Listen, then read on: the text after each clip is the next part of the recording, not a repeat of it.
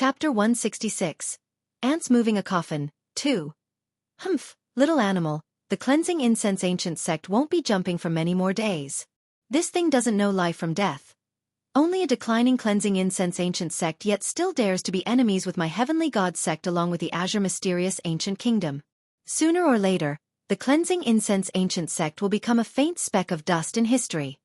In ancient Sky City at a congregation of young geniuses, when someone brought up that Li Chia was also here, Tao child Shengtian coldly snorted and contemptuously said without a care. Hearing this, many people shivered and glanced at each other.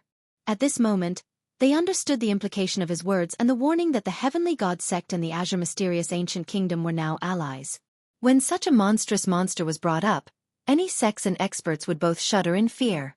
Without seeking death, it will not die. Why did a declining cleansing incense ancient sect mess with a monster like the azure mysterious ancient kingdom? After listening to Tao child Shengtian, a young genius lamented.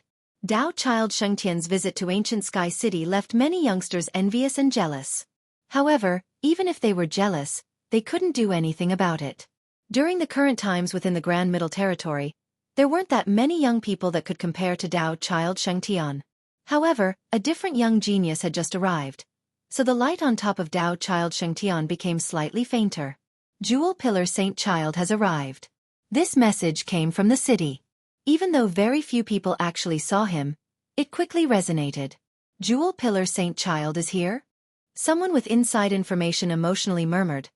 Jewel Pillar Saint Child is a grand completion sacred mountain physique. His arrival. Does this mean that an ancestor with a grand completion saint physique wants to be buried in the ancient heavenly corpse burial ground? What? A grand completion sacred mountain physique? The sacred mountain physique is one of the 24 king physiques. Hearing this information, one cultivator's mind was shaken while some others had to take deep breaths. A natural-born king physique and a grand completion king physique were two entirely different matters. Natural-born king physique. This meant that one had the chance to cultivate a king physique to completion. However, without a suitable physique law, even a natural-born king physique wouldn't necessarily be able to reach the grand completion of the king physique. A grand completion king physique was a very frightening thing to cultivators. Once a physique reached grand completion, to a large extent, cultivation no longer mattered. Normally when a grand completion king physique cultivator came out, no one would care whether he was a royal noble or an enlightened being. A grand completion king physique was sufficient as a deterrence to others. The Jewel Pillar Sacred School, truly unfathomable. They are worthy of being named the heritage with the most physique laws in the Grand Middle Territory. An older cultivator enviously exclaimed. Fate merits, longevity laws, and technique forms all could be created. For example, enlightened beings, ancient saints, heavenly sovereign, and heavenly kings could create their own fate merit, longevity law, and technique form. However, not everyone could create physique laws without a prior precedence. If one was not a natural-born king physique, even if they searched for millions of years, they would still not be able to create a king physique law. Without the same physique, one could not understand its physique law.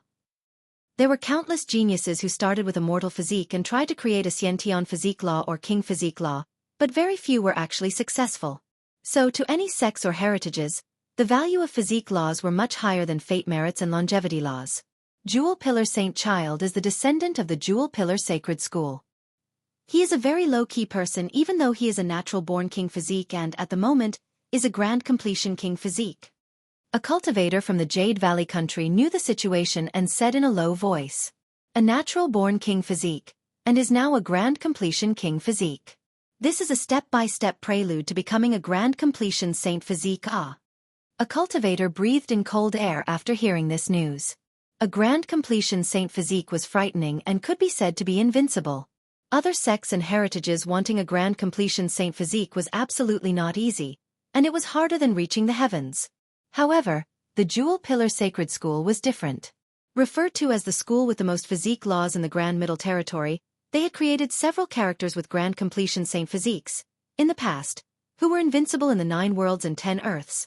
Very intimidating. Even immortal emperors' lineages and ancient kingdoms could not produce more grand completion saint physiques than the Jewel Pillar Sacred School.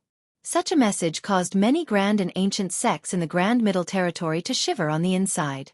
If it could produce another grand completion saint physique in this generation, then this was a chance for them to reach for the invincible immortal physique or shoulder the heaven's will and become a generation of an immortal emperor. The appearance of the underworld river along with the underworld boat signaled a sky-shattering event, causing all of the sects inside the Grand Middle Territory and even the ones in the Eastern 100 Cities, the Southern Crimson Earth, the Western Desolate Wasteland, and the Great North Sea to depart towards the Grand Middle Territory. To many sects and nations in the Eastern 100 Cities and Southern Crimson Earth, traveling across a territory was an extremely difficult thing and required a large amount of refined jades to open the Tao Gateway. Ordinary sects could not afford such an expense, which was why any sects that could go to ancient Sky City were extraordinary existences with absolutely powerful strength. In the last few days, cultivators from the Eastern 100 Cities and Southern Crimson Earth began to appear in ancient Sky City. There was even the immortal ghost race along with the blood race, that were usually hard to find in the mortal emperor world, appearing in the city. However, even with the grand sects and powerful nations from these external forces present, the Grand Middle Territory's cultivators still had the hometown advantage. For now, the powers within the Grand Middle Territory still controlled the whole situation. At this moment, countless grand sects and powerful nations and even immortal emperors' lineages were calculating the underworld boat's arrival time. Especially the ones that had predecessors who wished to be buried inside the boat, they were especially meticulous. Meanwhile, inside the ancient Heavenly Corpse burial ground, Li Qia's group climbed the mountains and traversed the rivers under Li Qia's accurate directions to finally leave the ancient Heavenly Corpse burial ground. Outside of the burial ground, Li Qia immediately took off the ragged clothing on his body, including the frightened corpse gong, and placed them inside the heavenly ancient treasure chest. Then, he garnered all of his strength and threw the treasure chest into the burial ground. The treasure chest was like a shooting star across the sky and it disappeared into thin air. Li Qia's actions stunned everyone, including Li Shuangyan's group. Big brother, it's a treasure With this thing, aren't we free to move in and out of the heavenly ancient corpse burial ground? Why throw it away? Nan Huairan was flabbergasted and couldn't help but to shout. If there weren't earth corpses walking around, he would have rushed in to find it. Heavenly ancient earth messenger, heavenly ancient corpse treasure, heavenly ancient frightened corpse gong. Only when you are the earth messenger would you have their effects. Li Qia looked at him once and freely said, "This group of treasures coming from the heavenly ancient corpse burial ground. With this sealed treasure chest, as long as you understand the rules and the ceremony of the transaction, even if you aren't an earth corpse, you would still be able to become a heavenly ancient earth messenger." Heavenly ancient earth messenger is assumed by earth corpses? Not cultivators? Hearing this, the group of Chu Daily got the creeps, especially Su Pei. As a young girl, she also got the shivers. Of course not. Li Qia said, to the earth corpses, if they had the opportunity to become free again and escape the heavenly ancient corpse burial ground, at that time, they would either become a treasure lord or an earth immortal, or they would truly rest in peace at this place, no longer being an earth corpse. Every generation, the ancient heavenly corpse burial ground will release some kits for heavenly ancient earth messengers. Earth corpses with fortune would obtain them and have the chance to trade for their freedom. Whether they could trade for their freedom in the end, this depends on their transactions. The transaction is very simple. Either find a treasure lord or an earth immortal. However, whether it is a treasure lord or earth immortal, once the transaction begins, only 3 trades are permitted at most for each person. During the transaction process, whenever it is unsuccessful, both sides will immediately stop. Even if both are still only in the first round of transactions, they still must stop immediately. Therefore, both sides taking out their corpse treasures or regular treasures require some wisdom. At this point, Li Qia pointed at his head. Then he smilingly continued, "If you are a capable gambler, then go to an earth immortal. Maybe with just one transaction, it will be heavenly frightening. However, many earth immortals don't care for corpse treasures. This means that you have a great chance for the transaction to fail, and this would completely waste the heavenly ancient earth messenger's kit. Earth immortals' treasures from the transactions can allow for freedom?" Li Shuangyan asked in surprise. Li Qia shook his head and said, "Not necessarily, it depends on what items you traded for. As long as it is heaven-shaking enough, then it really has the potential to trade for freedom." Oldest brother, from the past till now, were there earth corpses that traded successfully?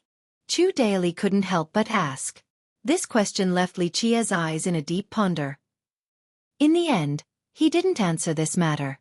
"Haha, big brother, even though we were finished with the trades, but, this heavenly ancient earth messenger's kit. Good or bad, it is still a treasure. How could you throw it away? Nan Huiran was still greedy and asked while laughing. Li Chia glared at him and lightly said, "These items do not belong to the outside world. If the kit was still sealed, then it would be easy to deal with. But if it was opened, whether you are finished with the transaction or not, or if there are still corpse treasures left over, if you take it out of the heavenly ancient corpse burial ground, then be careful of an ominous event taking place." How ominous? Even the quiet Zhang Yu asked. Possessed by ghost. Speaking of no good, you will become crazy and rush into the heavenly ancient corpse burial ground. These items do not belong to the outside world. Once opened, this is equivalent to accepting the laws of the burial ground. If you want to take it outside, then that would be provoking the ominous. Li Chia answered with a smile. Possessed by ghost, hearing this, the younger generation couldn't help but to change their expressions. Even Niufen took a look around. These words of Li Chia didn't seem to be a joke. So, even if there were cultivators who had picked up the heavenly ancient earth messengers kits before, how could they know how to use them? Why do you know the rules and the ceremony of the transaction? Seeing the Li Chia who was even younger than her in front, Chen Baojiao couldn't help but to ask this question. Calculated with my fingers. Li Chia replied with a smile. Chen Baojiao naturally was not satisfied with such an answer, but she could only grumpily glare at Li Chia once. Chapter 167, Jewel Pillar Saint Child, 1. Leaving the heavenly ancient corpse burial ground, the younger generation took a deep breath of relief. At this moment, they felt like birds flying freely in the sky. They then went home to ancient Sky City. However, as they were leaving, they met a person wandering under the mountains. This person, who was hovering outside of the burial ground, had the impulse to go in. However, he then thought about it again carefully and wandered outside instead, not daring to go in. This person's eyes became serious after seeing the group of Li Chia coming out of the mountain. Especially after seeing Chen Baojiao, his expression sank. He took a step forward and suddenly blocked the path of Li Chia's party. This person blocking the front felt as if empty Tai was towering right before them. With a majestic height, it rendered others unable to climb past and caused others to look upward, making breathing difficult. At this point, the group clearly saw the appearance of this person blocking the way. It was a young man older than 20 years of age. With a tiger-like forehead and cold eyes, he had a firm and resolute presence. Even though his stature was not especially big, it gave others a feeling of admiration like observing a tall mountain. It was as if he was particularly huge, causing others to uncontrollably look up at him.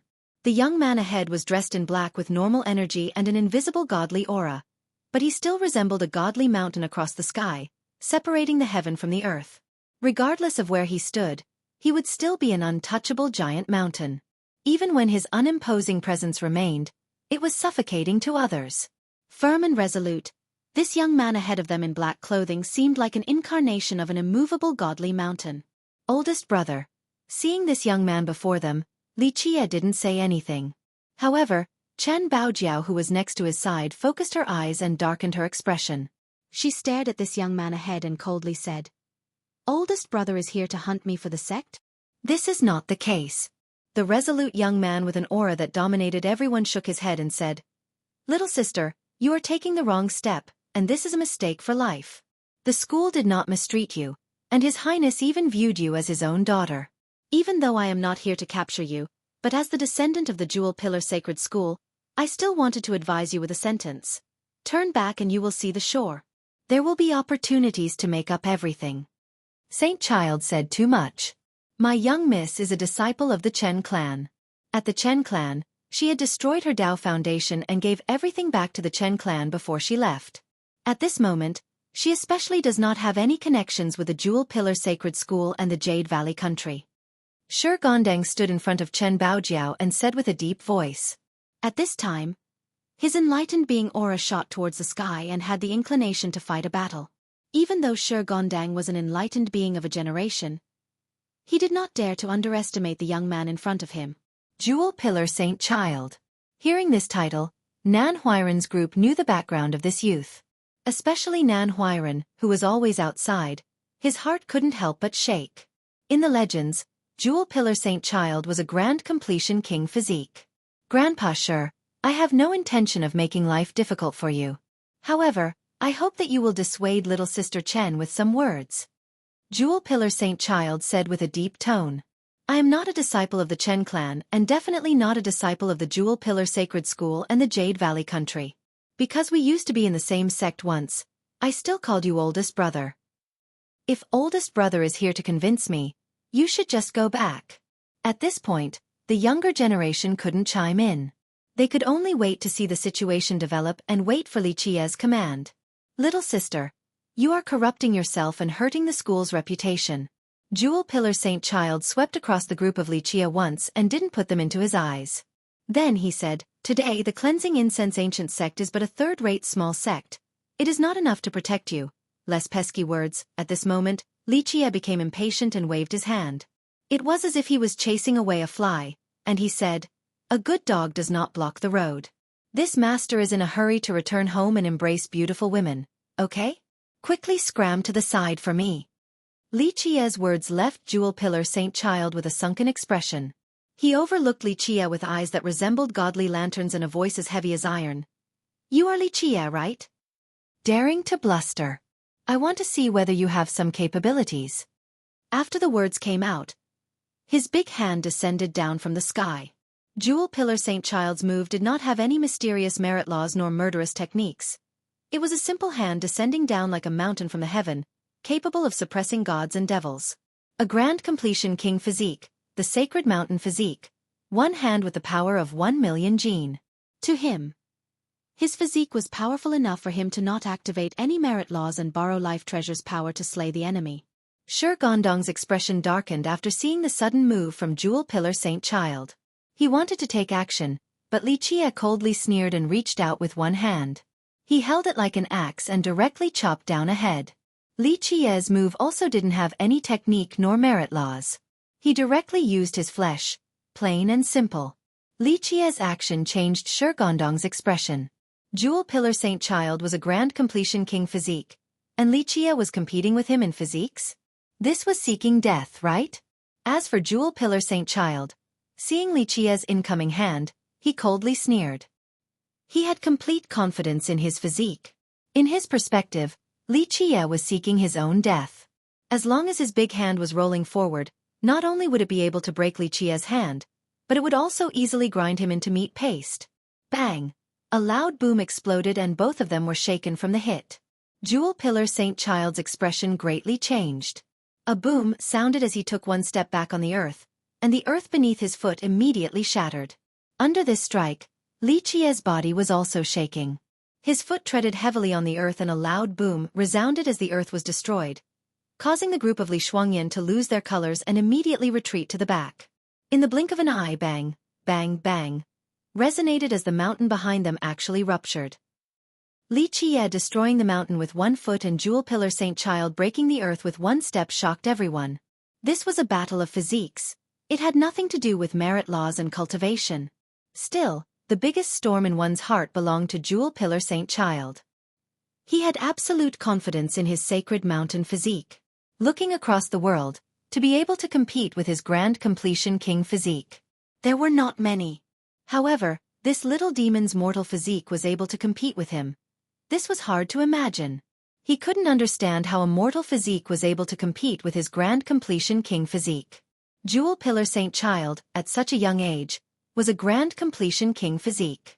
This was a great matter, however. He was underestimating Li Qia too much.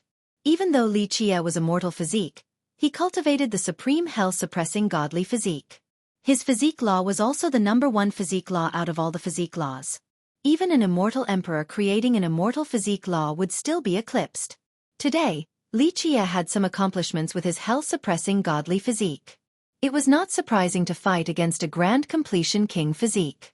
If this wasn't the case, then the physique scripture would not be worthy of being one of the 9 grand heavenly scriptures. Only a grand completion king physique, there is nothing great about it. Li Qia looked at Jewel Pillar Saint Child and calmly said, Wait until the day when you are a grand completion saint physique. Then you can come before me with a little posturing. Jewel Pillar Saint Child's eyes became serious and they shined like godly lanterns. He stared at Li Qia and was moved with amazement. Finally he slowly spoke. I didn't know that the cleansing incense ancient sect still had hidden dragons and crouching tigers. Today I was mistaken. The mountains do not move yet the rivers continue to flow. There is still time. We will meet again one day. Finished speaking, he turned around and left. Even though Jewel Pillar Saint Child was arrogant, he was also a clever man and was not proudly blind enough to consider himself to be invincible in this world. Under this one strike, he noticed that even a grand completion king physique didn't have any advantage, so he was determined to leave and not become entangled. This was also the intelligence of Jewel Pillar Saint Child. Regarding natural talents and cultivation, he was absolutely not weaker than geniuses like Dao Child Shengtian, but his fame was a lot smaller than Dao Child Shengtian because he had always kept a low profile. He knew when to advance and when to retreat. Actually a little bit smart. Li Chia was calm and carefree when he looked at the shadow of Jewel Pillar Saint Child leaving. He opened a smile and said, "But I do not know whether he can swallow this anger." As they were taught the supreme immortal physique laws by Li Chia, Li Shuangyan and Chen Baojiao were calm without any surprise regarding this matter. Li Chia being able to teach them supreme immortal physique laws. The level of physique he was practicing was obvious. However, the group of Shi Gondang and Tu Buyu was extremely shocked, especially Shi Gondang. He came from the Chen clan, and he understood the meaning of a grand completion king physique. Yet, today, Li Chia's mortal physique competed against Jewel Pillar Saint Child. How heaven-defying was this? Haha, when oldest brother mobilizes, he is invincible in this world. What is the big deal about a grand completion king physique? Was it not suppressed by oldest brother's mortal physique? Oldest brother's mortal physique is number 1 in the 9 worlds. Nan Huiran flattered with a smile. Even though Nan Huiran looked a bit exaggerated, this did not affect the younger generation's admiration towards Li Chia. At this moment, the eyes of the young group of Luo Fenghua were bright with worship as they stared at Li Chia. In their minds, oldest brother was unbeatable. A grand completion king physique was essentially nothing. Their worship towards Li Chia was approaching the point of blindness. Less patting the horse's ass here. Li Chia smilingly scolded and slapped the laughing Nan Huiran's back of the neck. When they returned to ancient Sky City, it was even more packed and bustling compared to when they left. Even a few cultivations from the eastern 100 cities and the southern chained earth could be seen. Returning to the 9 Saint Demon Gates courtyard, the group of Nan Huiran loudly cheered while the group of Tu Buyu took a sigh of relief. Going into the heavenly ancient corpse burial ground was like taking a trip through the gates of hell. Even with Li Chia's strategy, they were still scared and on edge. After they returned, there were no big characters arriving at the 9 Saint Demon Gate. The group of Tu Buyu was completely busy, especially Tu Buyu and Shi Gondang with their treasures. They were busy with figuring them out. Chen Baojiao was now serving Li Chia as he was settling down. Chen Baojiao, once the proud daughter of the heavens and a stunning beauty that affected all living beings, was now a maid by Li Chia's side with peace of mind. Chapter 168. Jewel Pillar Saint Child, 2. After Li Chia was comfortable after being settled, Li Shuangyan, from outside, brought back a message to Li Chia. The gate sent news. They have prepared the items you need, and the elders will bring them here in 2 days.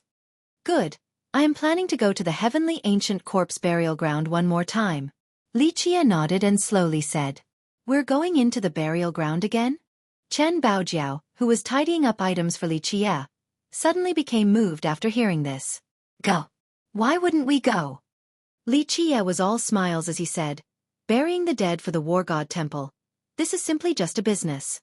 The good items in the heavenly ancient corpse burial ground aren't things that you guys can imagine. Since it is hard to deal with earth immortals, we should trick a few good things from them." Hearing Li Chia's words, the 2 great beauties, Li Shuangyan and Chen Baojiao, couldn't help but to glance at each other. Tricking treasures from earth immortals?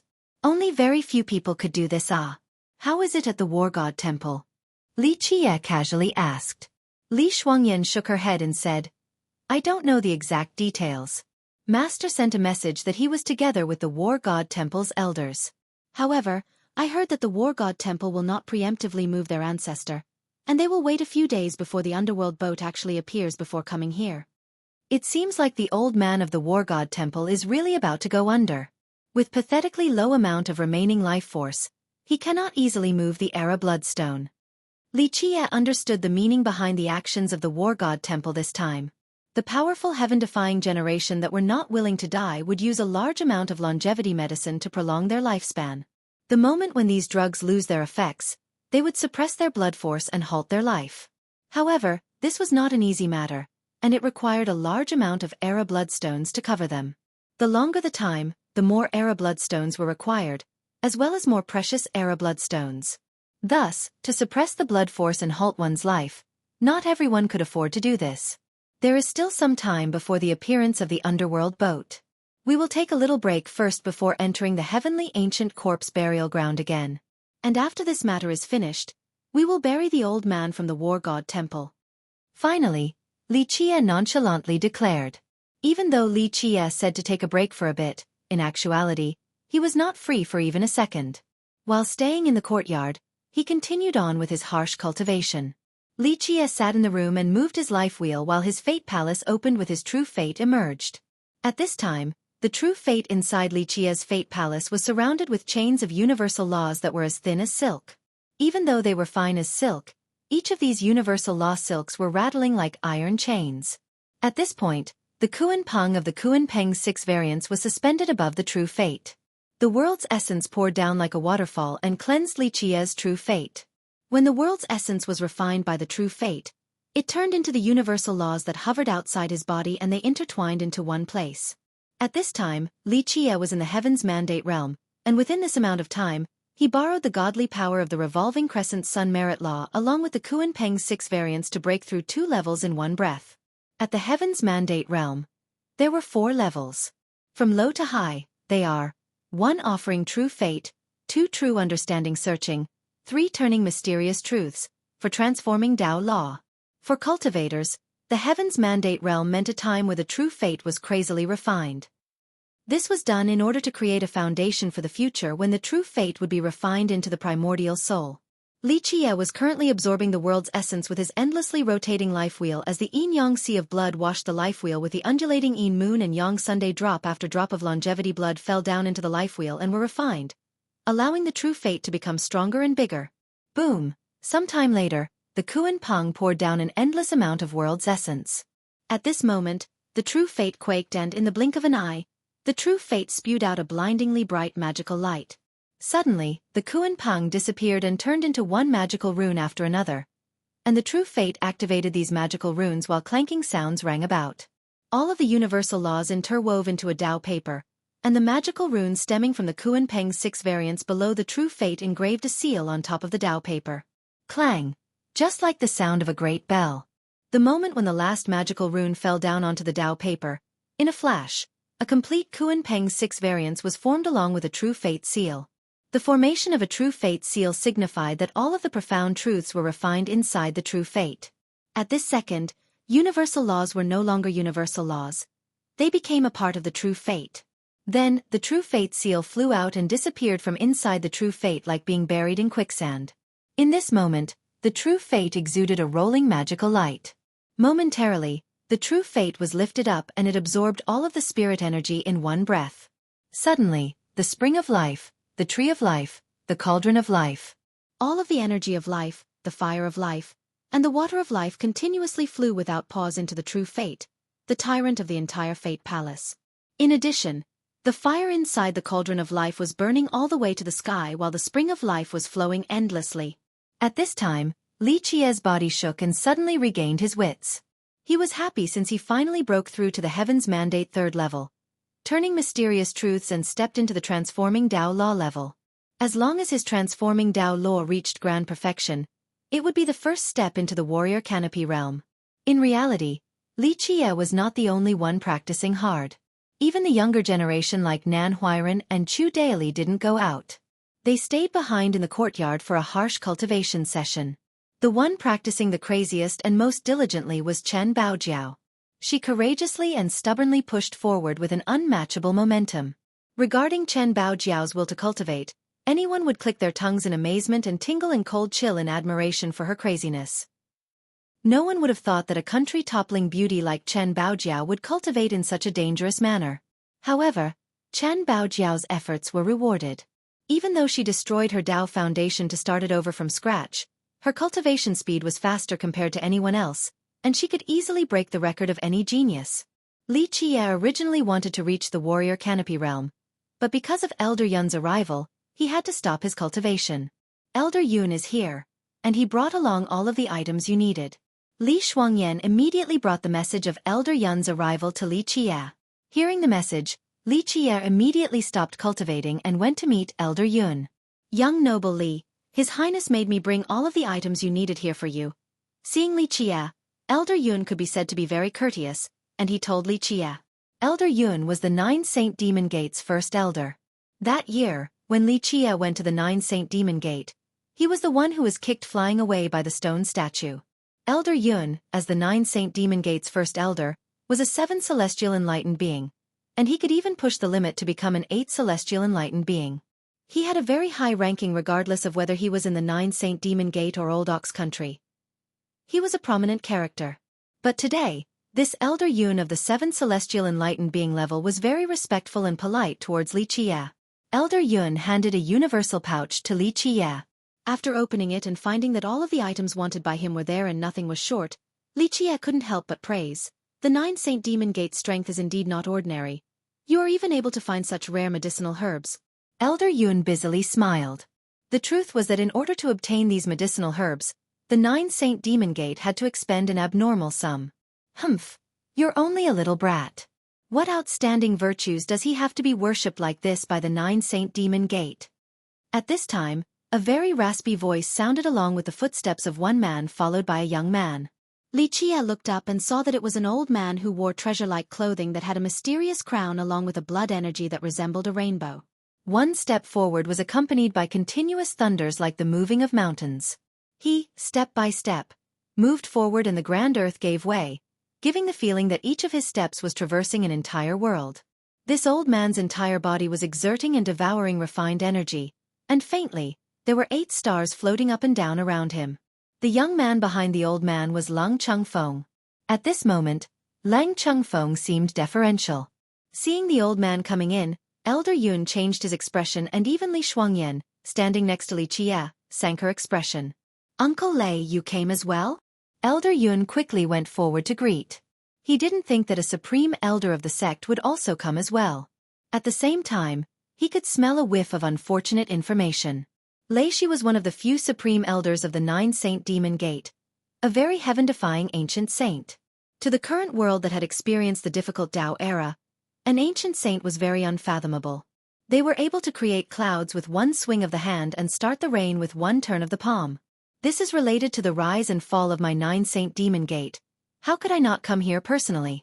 Humph, if such a grand matter was lost in the hands of a little child, where will my 9 Saint Demon Gate's face be placed at? The old man coldly spoke. From beginning to end, he didn't glance at Li Qie once. In his eyes, Li Qie, a junior of this level, was not enough to reach the apex. When seeing him, Li Qie must be respectful. Elder Yun did not know what to say. As the first elder of the 9 Saint Demon Gate, he naturally knew one of the reasons clearly. Lei Shi was not only a supreme elder, but also the Grand Master of Lang Chengfeng. Demon King Luan Ri was fond of Li Qie, and he even left Li Shuangyan to stay by Li Qie's side. This was opposed by a few elders of the 9 Saint Demon Gate, especially the first branch of Supreme Elder Lei Shi. Lei Shi had wanted for Lang Chengfeng to marry Li Shuangyan, and he even proposed this marriage to Demon King Luan Ri. In Lei Shi's view, Lang Chengfeng was the oldest brother of the 9 Saint Demon Gate, and he was also the favorite successor of his. And Li Shuangyan was a genius disciple and the future successor of the 9 Saint Demon Gate. The two of them becoming Tao companions. Nothing could be better. However, Lei Shi's marriage proposal was refused on the spot by Demon King Luan Ri, and Li Shuangyan herself did not agree to this marriage. Later, Demon King Luan Ri then wanted to leave Li Shuangyan at the Cleansing Incense Ancient Sect. How could Lei Shi not be strongly opposed to this matter? It was even more needless to say that he did not view Li Qie favorably. Lei Shi was identified as a supreme elder and an ancient saint. It could be said that he considered himself to be high above, and he essentially didn't place a junior like Li Qie in his eyes. He didn't glimpse at Li Qie at all from start to finish. However, Li Qie was even more unbridled and didn't even lift up his eyelids at all. He was too lazy to even give Lei Shi a glance. Chapter 169, Ancient Street, 1. Seeing Li Qie sitting calmly on the chair, Lei Shi's expression couldn't help but become cold. While looking down on Li Qie, he chillingly said, "His Majesty is becoming more careless. Such a great matter. Yet he left it to a junior not knowing the immensity of the heaven and earth in charge. Only a declining cleansing incense ancient sect. What kind of power would a junior have to change the tides?" At this moment, Li Qie finally batted his eyelids and slowly said, "Who do you think you are anyway? Running up in front of me and pointing your finger. If you are not convinced, then go talk to the old men of the War God Temple and accept this deal. I, your uncle, will not grab this deal from you. If you don't have the ability to accept the deal, then don't be clowning around in front of your uncle. If you don't have this ability, then quickly scram for your uncle." I heard that recently, Elder Lei Shi's first branch had been very close with the Azure Mysterious Ancient Kingdom. My master over there sent news that, not long ago, older brother Lung took a trip to the Azure Mysterious Ancient Kingdom and Elder Lei even had the intention of letting him join the Ancient Kingdom. I didn't think that your 9 Saint Demon Gates disciples could also join another sect. Li Qie couldn't help but to take another glance at Li Shuangyan. Li Shuangyan replied, "This type of matter is dependent on the situation. If the two countries were in an alliance, experts in my sect could become an ambassador and accept the title bestowment from the royal expert of the other country to become a royal noble. This sort of thing happened throughout the history of the 9 Saint Demon Gate. If the circumstances permits it, then the cleansing incense ancient sect disciples can also join other section. Looking for more powerful allies." Li Qie smiled and understood the policy of the 9 Saint Demon Gate. Sometimes, this is a matter with no other choice. Here, Li Shuangyan looked at Li Qie and continued. After the cleansing incense ancient sect's decline, as the most staunch ally of the sect, our 9 Saint Demon Gate also suffered a great impact. Without powerful allies, our 9 Saint Demon Gate would have found it difficult to stand. This was why, should the situation permit and both sides have an agreement, the geniuses of our sect can also join a different sect, such as the War God Temple. Li Qie slightly nodded while understanding the interests hidden within.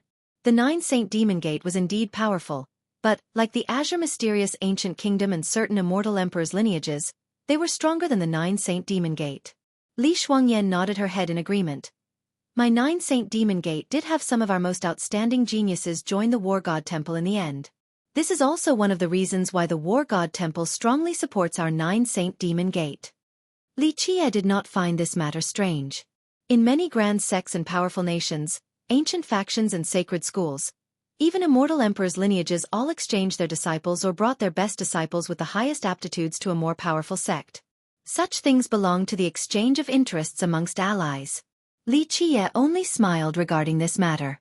This was an internal affair of the 9 Saint Demon Gate, and he did not bother to ask more. No matter what, the first branch of Elder Lei Shi still wants to rise using the Azure Mysterious Ancient Kingdom, especially older brother Leng. When he couldn't become the inheritor of the 9 Saint Demon Gate, he became even closer to the Azure Mysterious Ancient Kingdom. Elder Lei is not a simple ancient saint like he seems. He is an 8th celestial ancient saint, and some people even speculated that he has the chance to break through to the 9th celestial. You are better off being cautious of him. Li Shuangyan earnestly reminded Li Qie. The enlightened being realm goes up to the 7th celestial. Each level was 1 celestial. A 7th celestial enlightened being was the highest level of the enlightened being. A grand completion 7th celestial enlightened being would step into the ancient saint realm. However, there were always cultivators more talented than others. They could exceed the 7th celestial limit to form the 8th celestial, or even the 9th celestial. 8 celestial enlightened beings were heaven-defying existences while 9 celestial enlightened beings reached the true limit and broke through the chains of the Tao. They were even more unfathomable because the 9th celestial title was eternal. Once one achieves the 9 celestial enlightened being realm, this title would follow one throughout their entire life. From the ancient past till now, not many cultivators achieved the 9 celestial title. Regarding Li Shuangyan's earnest reminder, Li Qie couldn't help but laugh. He slowly looked at Li Shuangyan for a little bit and slowly smiled before he said, "Little Shuangyan, you are my maid, not my babysitter. You don't need to be so attentive like this. You go to Hela." Li Shuangyan's face turned red by his words, and she gritted her teeth from anger. No longer caring about the image of a lady, she rudely kicked forward. "It is only a joke. Do you need to be so excited?" Li Qie slid over and smilingly said. Li Shuangyan's soft chest swayed up and down from anger as her face blushed. This youthful girly attitude, like a liberating colorful peach plum, was movingly beautiful. She angrily glared at Li Qie, and she was clearly older than Li Qie by a lot. Yet, she was called Little Shuangyan by this little kid in front of her. How could she not tremble with anger? Be cautious, anger is bad for your health. Li Qie smiled and turned around to leave. I will be refining a Dan cauldron, don't bother me. Li Qie left, leaving behind the angry Li Shuangyan. After a long while, Li Shuangyan quelled the anger in her heart and thought about Li Qie's arrogance. She didn't know whether to laugh or cry and, ultimately, she had to let out a smile. In the room, Li Qie took out the wan heavenly cauldron and fueled the fire. The flames turned into individual medicinal cauldrons and Li Qie threw the spirit medicines that were well prepared by the 9 Saint Demon Gate, one by one, into the cauldrons. Chapter 170, Ancient Street, 2. Each step. Li Qie held his breath with extreme caution. He was refining a batch of mysterious Dan cauldrons. Even a minor effort would ruin his entire cauldron of medicinal Dan. Of course, he was refining mysterious Dan. Only, he had the Dan recipe, and this cauldron of mysterious Dan was a preparation to enter the heavenly ancient corpse burial ground. The alchemy god's grand canon had more written down than just the Tao of Dan. It also had a large amount of precious Dan recipes. Outside of the countless Dan recipes created by the Dark Crow and the alchemy god, there were also some ancient Dan recipes. They were so old that they were impossible to be tracked back through time, and some Dan recipes were even from the legendary era. In order to obtain these peerlessly supreme Dan recipes, he, along with the alchemy god that year, traveled throughout the 9 heavens and 10 earths and expended countless amounts of effort. Li Qie took 10 whole days in order to refine this cauldron. Li Shuangyan did not know what medicines he was refining, but she still uncomplainingly kept guard for Li Qie all the way until his Dan was successfully formed. Good, the first step is finally done. Li Qie withdrew his Dan and smilingly said to Li Shuangyan, Now, I have to calculate which earth immortal to begin with in order to trick them. Li Shuangyan couldn't help but to glare at him. She was always as cold as ice, so her little girl's expression truly had a different flavor. In reality, she did not personally agree with him taking such a risk. To fool an earth immortal? One could only imagine how dangerous this would be. You can calculate everything with your fingers. Rather than fooling earth immortals, why not go for a walk at the ancient street? Maybe you will be able to pick up something good. Li Shuangyan said. The ancient street opened? Hearing this, Li Qie felt surprised and asked. It has been open for several days now. The group of Nan Huiran all slipped out one day, and even older brother too went once. However, they came back home empty-handed. Li Shuangyan said, Come, we will go check out the ancient street. Call Chen Baojiao as well to see if we can pick up some treasures for you too. Hearing this news, Li Qie was excited and told Li Shuangyan. Chen Baojiao was practicing harshly and was happy to hear the news. Recently, she was only focusing on cultivation. Now was the chance for her to go outside and get some fresh air. Buying treasures at the ancient street. Do we have enough money? Chen Baojiao had an idea, but she still couldn't help but to ask first. Although Chen Baojiao had some savings, but to buy one treasure, it could be a price as high as the sky. This wasn't something that she could afford. In reality, Chen Baojiao also knew that Li Qie was a young master, but he didn't have much money. To be more frank, this brat was poor with empty hands. It was not even comparable to her savings. You can be at ease. Even if I, this young noble, doesn't have any money, your big sister Shuangyan has a lot of money. To take a step back and speak, even if Shuangyan doesn't have enough money, with the 9 Saint Demon Gate paying for us, what are you afraid of? Li Qie calmly said. Li Qie's words were actually the truth. Li Shuangyan was the descendant of the 9 Saint Demon Gate. She had a monstrous amount of refined jade. Compared to a young master like him, Li Shuangyan was a genuine wealthy woman. Li Qie speaking like this left Li Shuangyan angrily glaring at him, and she said, Spending a woman's money, how can you say so? Li Qie was unperturbed and slowly replied, Why can't I say so? As my maid, even you are mine, let alone your wealth. You, Li Shuangyan's cheeks flushed red and became hot while angrily glaring at Li Qie. Meanwhile, Chen Baojiao was pursing up her lovable lips. With her elegant and charming eyes along with an alluring style, it was enough for others to become crazy and lose their souls. In the end, the master and servant group of Li Qia left for the ancient street, and the old servant of Chen Baojiao, Xueqi, also appeared out of nowhere and followed them in a silent and transparent manner for protection. The ancient street was located inside ancient Sky City. Rather than an ancient street, it was more appropriate to call it an ancient pavilion. This was an ancient pavilion with hallways surrounded by water along with scattered stone mountains and lakes with very wide areas. The ancient street had always existed, and no one knew when it was created, or by whom. In short, from the impressions of everyone since the ancient past, the ancient street was always there. And, the ancient street at certain intervals would automatically open for some time. This attracted the big characters from the sects to come here to trade. One could say that the ones able to buy treasures at the ancient street all had great origins. If they were part of a heaven-defying generation, then they were the tyrants of One Direction. Of course, only the ones with pockets full of money and treasures would dare to come to the ancient street to buy items. Otherwise, even if they entered the ancient street, they could only watch the treasures while sighing in lamentation. Even though there were many crooks and little merchants in ancient Sky City, neither of these types of people were willing to come to a place like the ancient street. They were very clear that everyone who came to the ancient street were either from a grand sect or a ruler of One Direction. These types of people had eyes as bright as the torches, and the bargain items of the crooks would not enter the eyes of these people. Fooling these types of characters were seeking their own deaths. Before the group of Li Qia arrived, the ancient street was already very crowded and bustling with people that were busily entering and leaving.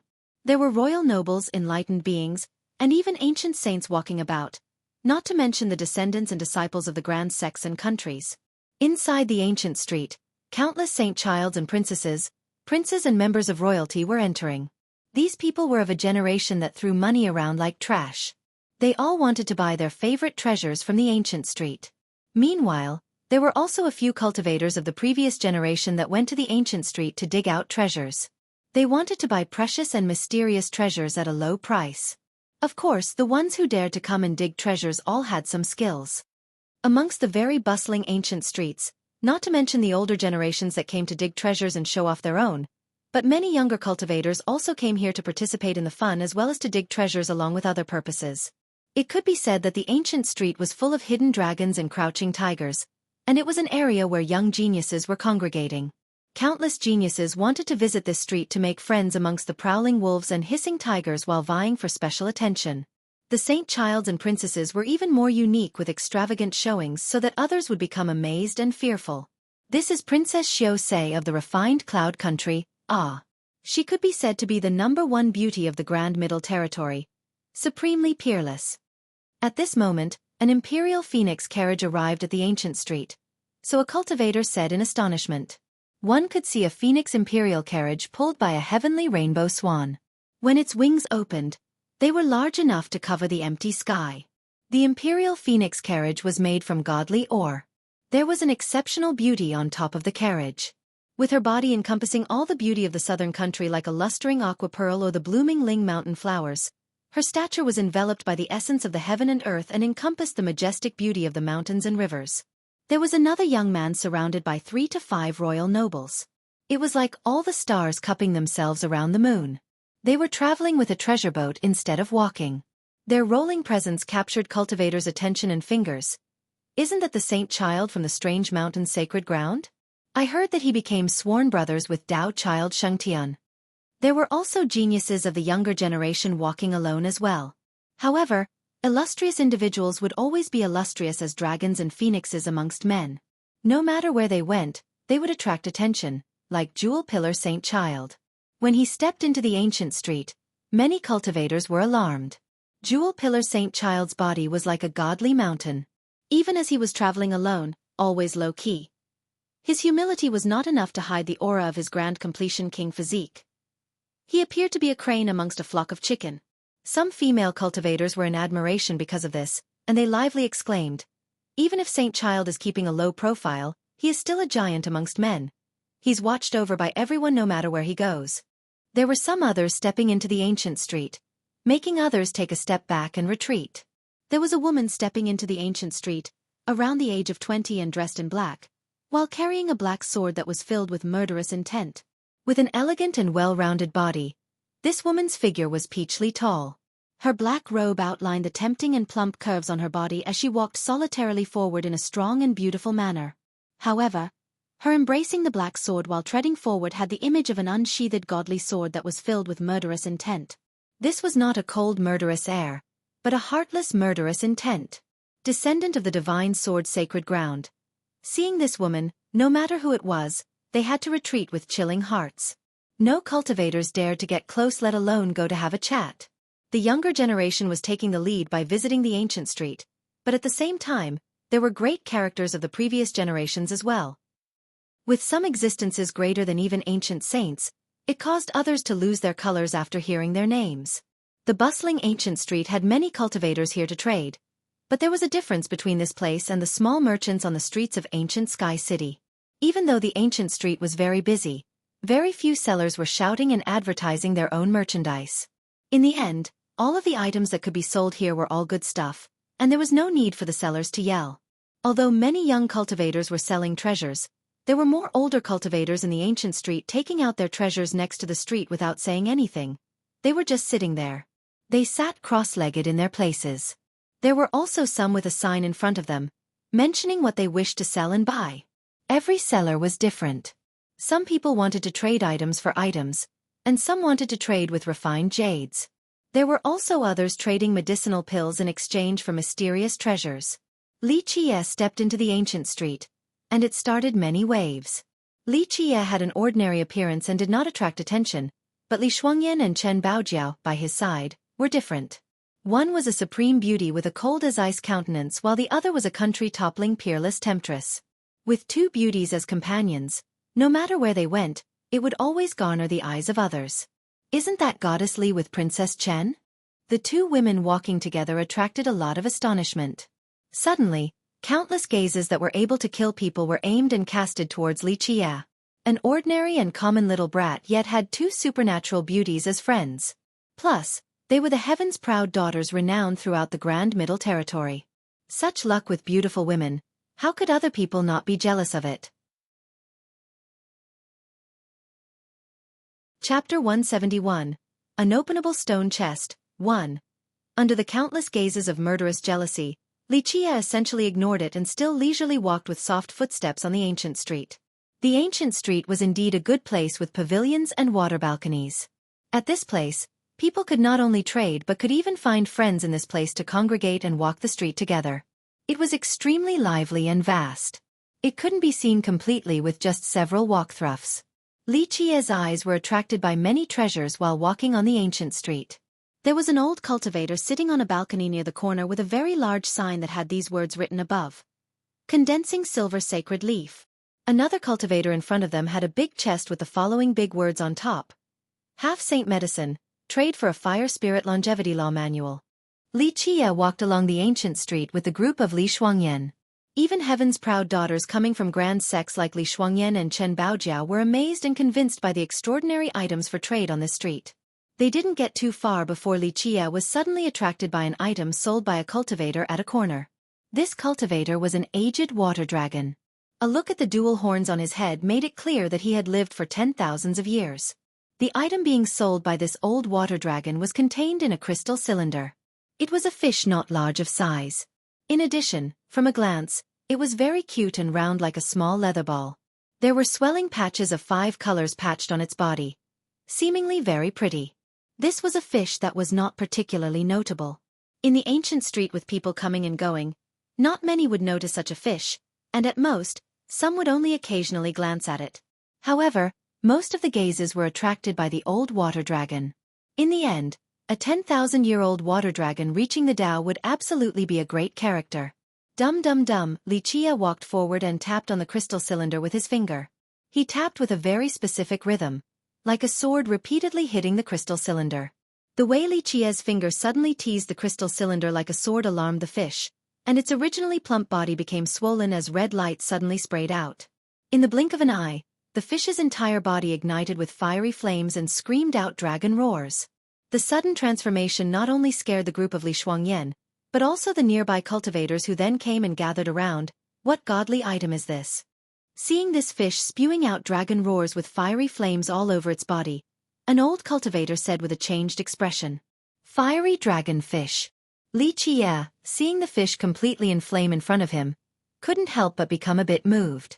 He wanted to buy the fish. The old dragon lifted his head up, revealing a bright and frightening light in his eyes.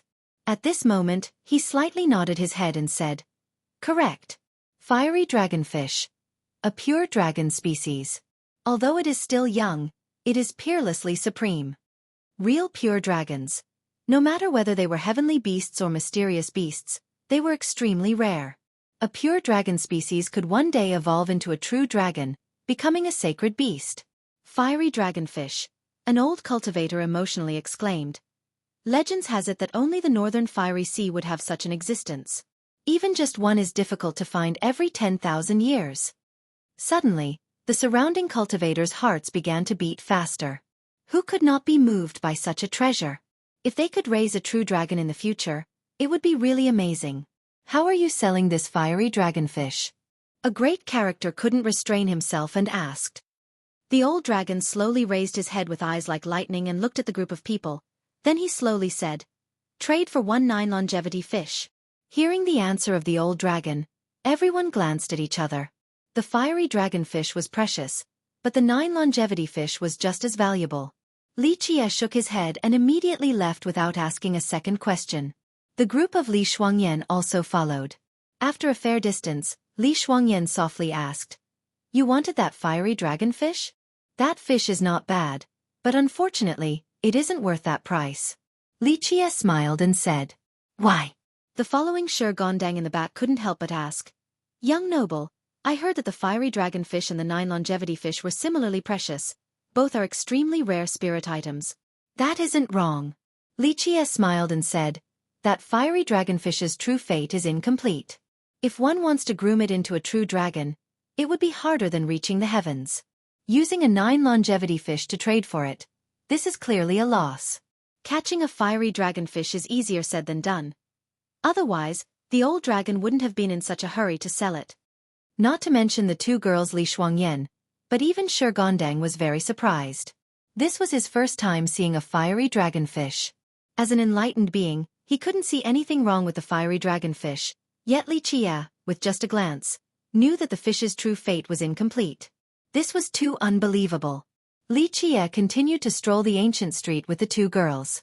One had to say that, although the items displayed on the ancient street were indeed treasures, there weren't many items that could be fancied by Li Qie. A virtuous paragon true treasure. As Li Qie was walking below a rocky hill, someone exclaimed up ahead.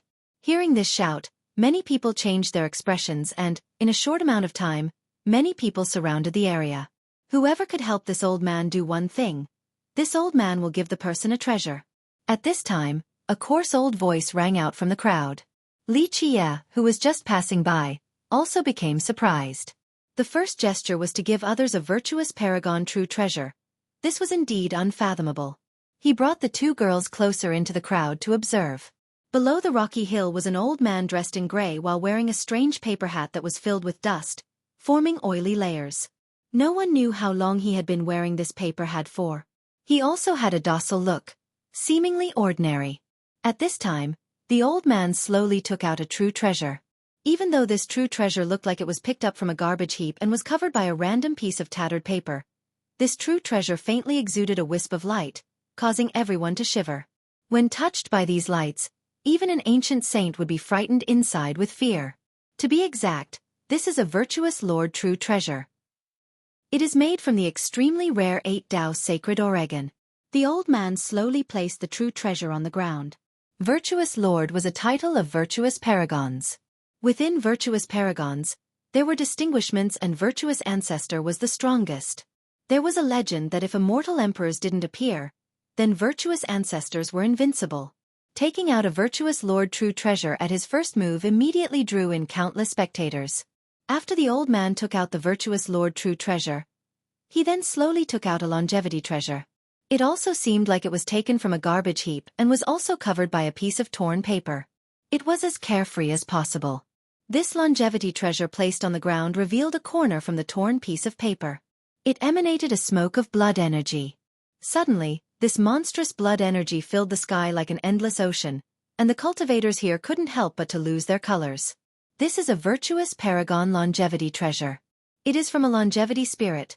A 4 million-year-old true fire beast's life ring was used to create it. The old man continued to speak slowly. Hearing this, everyone had to take a deep breath. A 4 million-year-old true fire beast. How frightening was this existence? Even a virtuous paragon would be sucked dry by it. Suddenly, the observing crowds looked around in amazement. This old man was too heaven-defying, taking out one virtuous paragon true treasure and one virtuous paragon longevity treasure. Either one was enough to destroy a sect or a lineage. What on earth was this old man's origin? What drove people even crazier was that the extremely precious virtuous paragon true treasure and longevity treasure were wrapped in pieces of torn paper by the old man. It was as if they were picked up from the garbage heap. After taking out the two items, he reached inside his chest again and fumbled around as if he was finding another treasure. Everyone suddenly became worried, and they felt itchy inside. They were curious about what the third item taken out by the old man would be. Old man, hurry up and take out the treasure. Don't torture us, ah. A great character saw that the old man was searching inside his chest for half a day but didn't take out anything, so he couldn't help but to yell. Don't bother this old man searching stuff. The old man didn't even lift his head and only waved his hand. It seemed as if he was chasing away a fly. Pop, a noise sounded, and this great character didn't even have time to react before being thrown outside of the ancient street while spewing a mouthful of blood. Everyone took a cold breath. The great character who talked earlier was an enlightened being, but now he was like a fly being driven out of the ancient street. This caused all of the spectators to take a step back while shuddering in their hearts. Everyone then realized that this old man before them could not be bullied. Otherwise, he would not easily take out a virtuous paragon true treasure and longevity treasure. As the saying went, one cannot easily show your wealth. A person easily taking out two treasures that incited eye-reddening greed. This meant that he was not afraid of being robbed by others. With this interrupting event, all of the spectators at this place didn't dare to speak. They all held their breath as the old man ahead of them was looking for something. Finally, he found a very old-looking ancient scroll from his chest. This scroll was tied up by a rope made out of grass. The old man placed it on the ground and slowly said, "This is a six-beast formation." Hearing this, many people looked at each other. They had never heard of this six-beast formation. However, the old man just took out a virtuous paragon true treasure along with a longevity treasure. This thing called the six-beast formation must also be of an extraordinary origin. The old man, at this time, seemingly wanted to do something fun, and he took out a stone trunk from somewhere. This stone trunk was not big nor small. It was simple and unadorned, and it did not garner much attention. Li Chia, in this crowd while watching the lively event, became serious as he saw this stone trunk and his heart shook. He didn't think that he would be able to see this item again. At this moment, he stared intensely at the old man ahead. Chapter 172. Unopenable Stone Chest. 2. You have seen this item before? After following Li Chia for so long, Li Shuangyan understood Li Chia more than anyone else. She felt that changes in Li Chia and softly whispered in his ear. Li Chia didn't speak and only stared at the old man with the corner of his lips slightly perched, revealing a faint smile. This old man wants everyone to do a very simple thing. At this moment, the old man raised his head and cheerfully smiled at everyone. Then he said, "To anyone who can open this chest, they can pick any one out of these three treasures." Finished speaking, the old man's eyes narrowed from having laughed so hard as he patted the stone chest beneath his feet. Such words from the old man left everyone in an uproar. Such a thing was too incredible. It was as if there was a big pie falling down from the sky.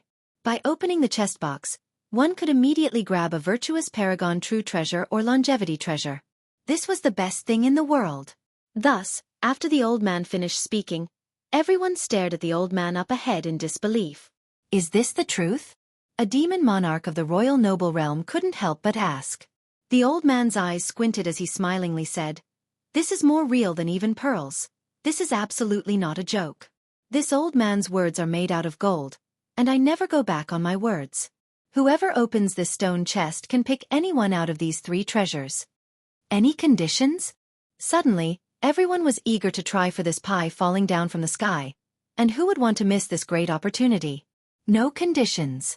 It doesn't matter if you hit, split, or use fire. Anything is possible as long as you can open this stone chest. The old man happily smiled and said, I'll go, I'll go, I'll go. Suddenly, everyone was scrambling forward, wanting to immediately rush up to open the stone chest. Don't worry, no rush, take your time, everyone will have a chance. The old man casually waved his hand and stopped everyone from rushing up. He smiled and said, Those who want to try will need to make a line first. One at a time. Earlier, the old man easily threw an enlightened being outside, so when he opened his mouth at this moment, everyone didn't dare to be presumptuous. They immediately went silent. A clever person immediately got in front and shouted, We'll form a line. In this moment, everyone rushed forward to form a long line. Amongst the line were ordinary disciples. There was also royal nobles of one direction, and even enlightened beings and ancient saints. However, Li Qiye did not line up. He dragged Li Shuangyan and Chen Baojiao to the side and calmly observed the fun. In just a short moment, there was a long line with a huge and spectacular crowd. Go ahead. You need to be quick when it is someone's turn. Only 3 shots at the most. Don't waste other people's time. The old man smiled. Open. Standing at the very front was a demon monarch. He quickly rushed up and reached out with his hand, grabbing the stone chest's buckle. He firmly lifted up as his demon monarch's blood energy was flowing and the demon aura pierced the sky. The muscles on his body constricted and exerted a power capable of vibrating the mountains. However, regardless of how much power he used, even if he mustered up all of his strength, he was not able to open this stone chest. Open for me. The demon monarch did not give up and transformed back to his real body. This was a great ape with extremely sharp dual claws. He ferociously held onto the top of the chest, but the stone chest was still like before and didn't move a single bit. You can't do it next. The old man shook his head and said. The demon monarch was reluctant, but he exerted all of his strength yet was still unable to open this stone chest. Even if he was not willing, he couldn't do anything about it. Thus, he angrily retired and stood to the side to enjoy the bustling scene. Break. The second person was an enlightened being. He opened his mouth to spit out a long bony and sharp blade that was surrounded by Yin energy. This bony blade was very frightening, and its Yin energy could devour everything. Clang, however, no matter how terrifying this bony blade was, as it struck the top of the stone chest still didn't move and was not damaged. Not even a blade mark was left behind. Clang, clang, clang. This big character cut 3 blades in a row. Each of them was able to split the rivers and mountains, but it couldn't damage the stone chest even a little bit.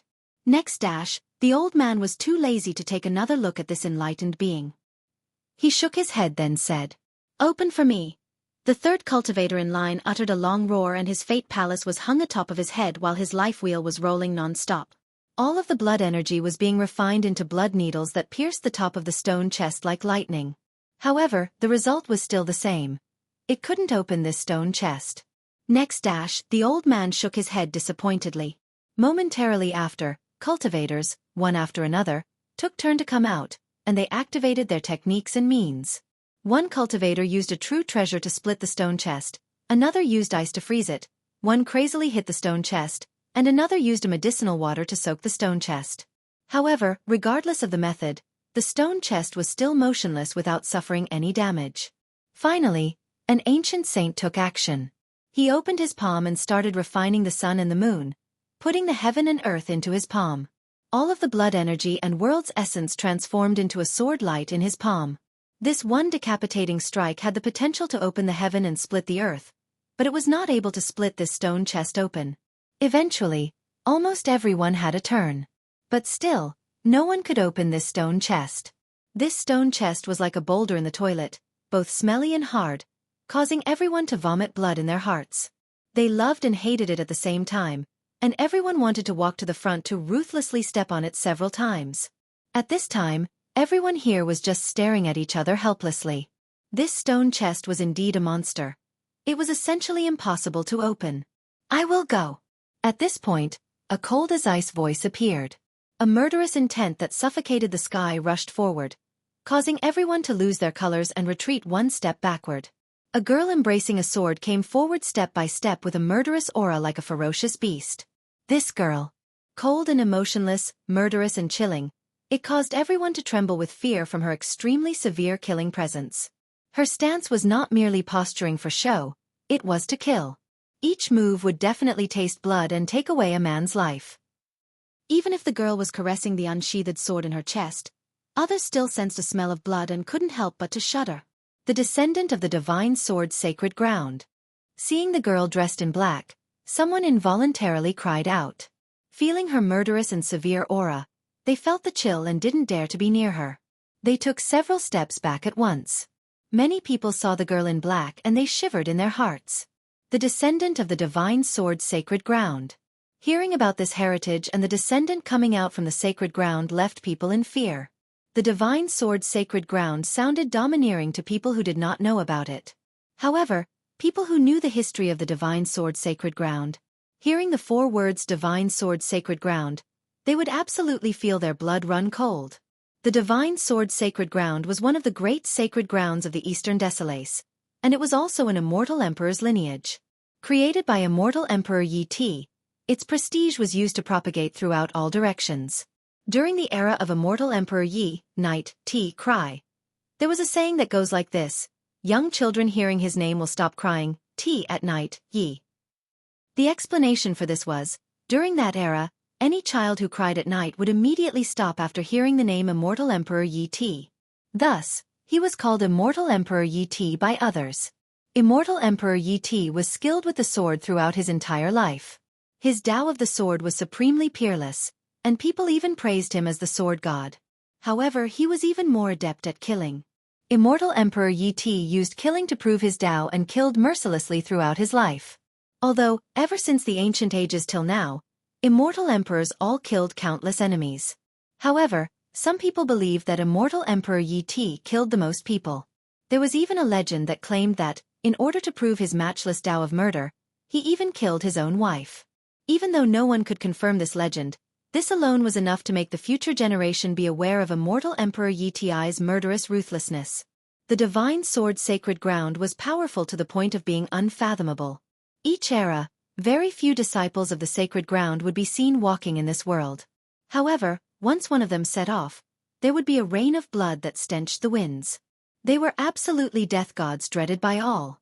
The girl in black ahead of them came from the divine sword's sacred ground. And to top it off, she was the descendant. How could people not lose their colors and courage after hearing this news? The girl in black was as cold as the sword, chilling like the steel. She stood in front of the stone chest with her beautiful eyes focused and unleashed 2 murderous lights in a flash. Clang, between the lights and fire she made a move. No one knew how she unleashed her sword, but with one swing that encompassed unbeatable murderous intent, it was seen by everyone. As this sword edge swung down, it was enough to show its murderous invincibility, causing everyone to faintly shiver. Everyone felt chilly all over, and their necks were as cold as ice. It was as if fresh blood was flowing out. At this very second, everyone felt that this one sword did not slash the stone chest, but ended on their necks instead. The cowards fell to the ground on their butts and peed in their pants. They were frightened by this terrifying killing intent. Clang, however, this invincible killing intent was not enough to cut open this smelly and hard stone chest. The stone chest was not harmed even the tiniest bit under this one sword. Even the girl in black couldn't believe it. She had extreme confidence in her one sword. Not to mention this stone chest, even a godly or would be cut under this one descending sword. However, the stone chest in front was without any damage, and this was simply unthinkable. The girl in black couldn't help but fiercely gaze forward. The gaze was seemingly capable of piercing through the stone chest with her killing intent. "You can't do it." The old man shook his head and said, "Your sword is indeed a good sword, and the sword technique is indeed unrivaled, but you still won't do." So many people already attempted to open the chest, but the old man did not evaluate them even once. At this moment, he finally spoke. This was sufficient to show that the girl in black was indeed exceptional. Even though the girl in black couldn't accept it and felt that it was inconceivable, she didn't make another move and retreated to the side without saying a word. As she was standing to the side, everyone else quickly took 3 steps back.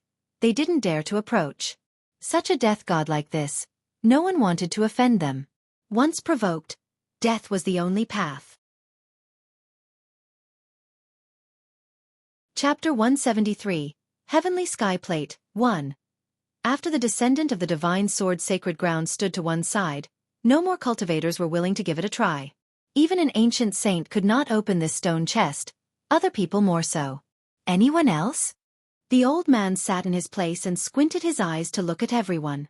At this point, many cultivators became silent. They finally realized that there was no such thing as a pie falling down from the sky. This old man took out the coveted virtuous paragon true treasure and longevity treasure, yet he threw them down like trash. One could only imagine how great his personal ability must be. If he couldn't open it and wanted to use treasures to seek the wise, how could they open it? I'll try a little bit. When everyone else was lost, a loud voice appeared.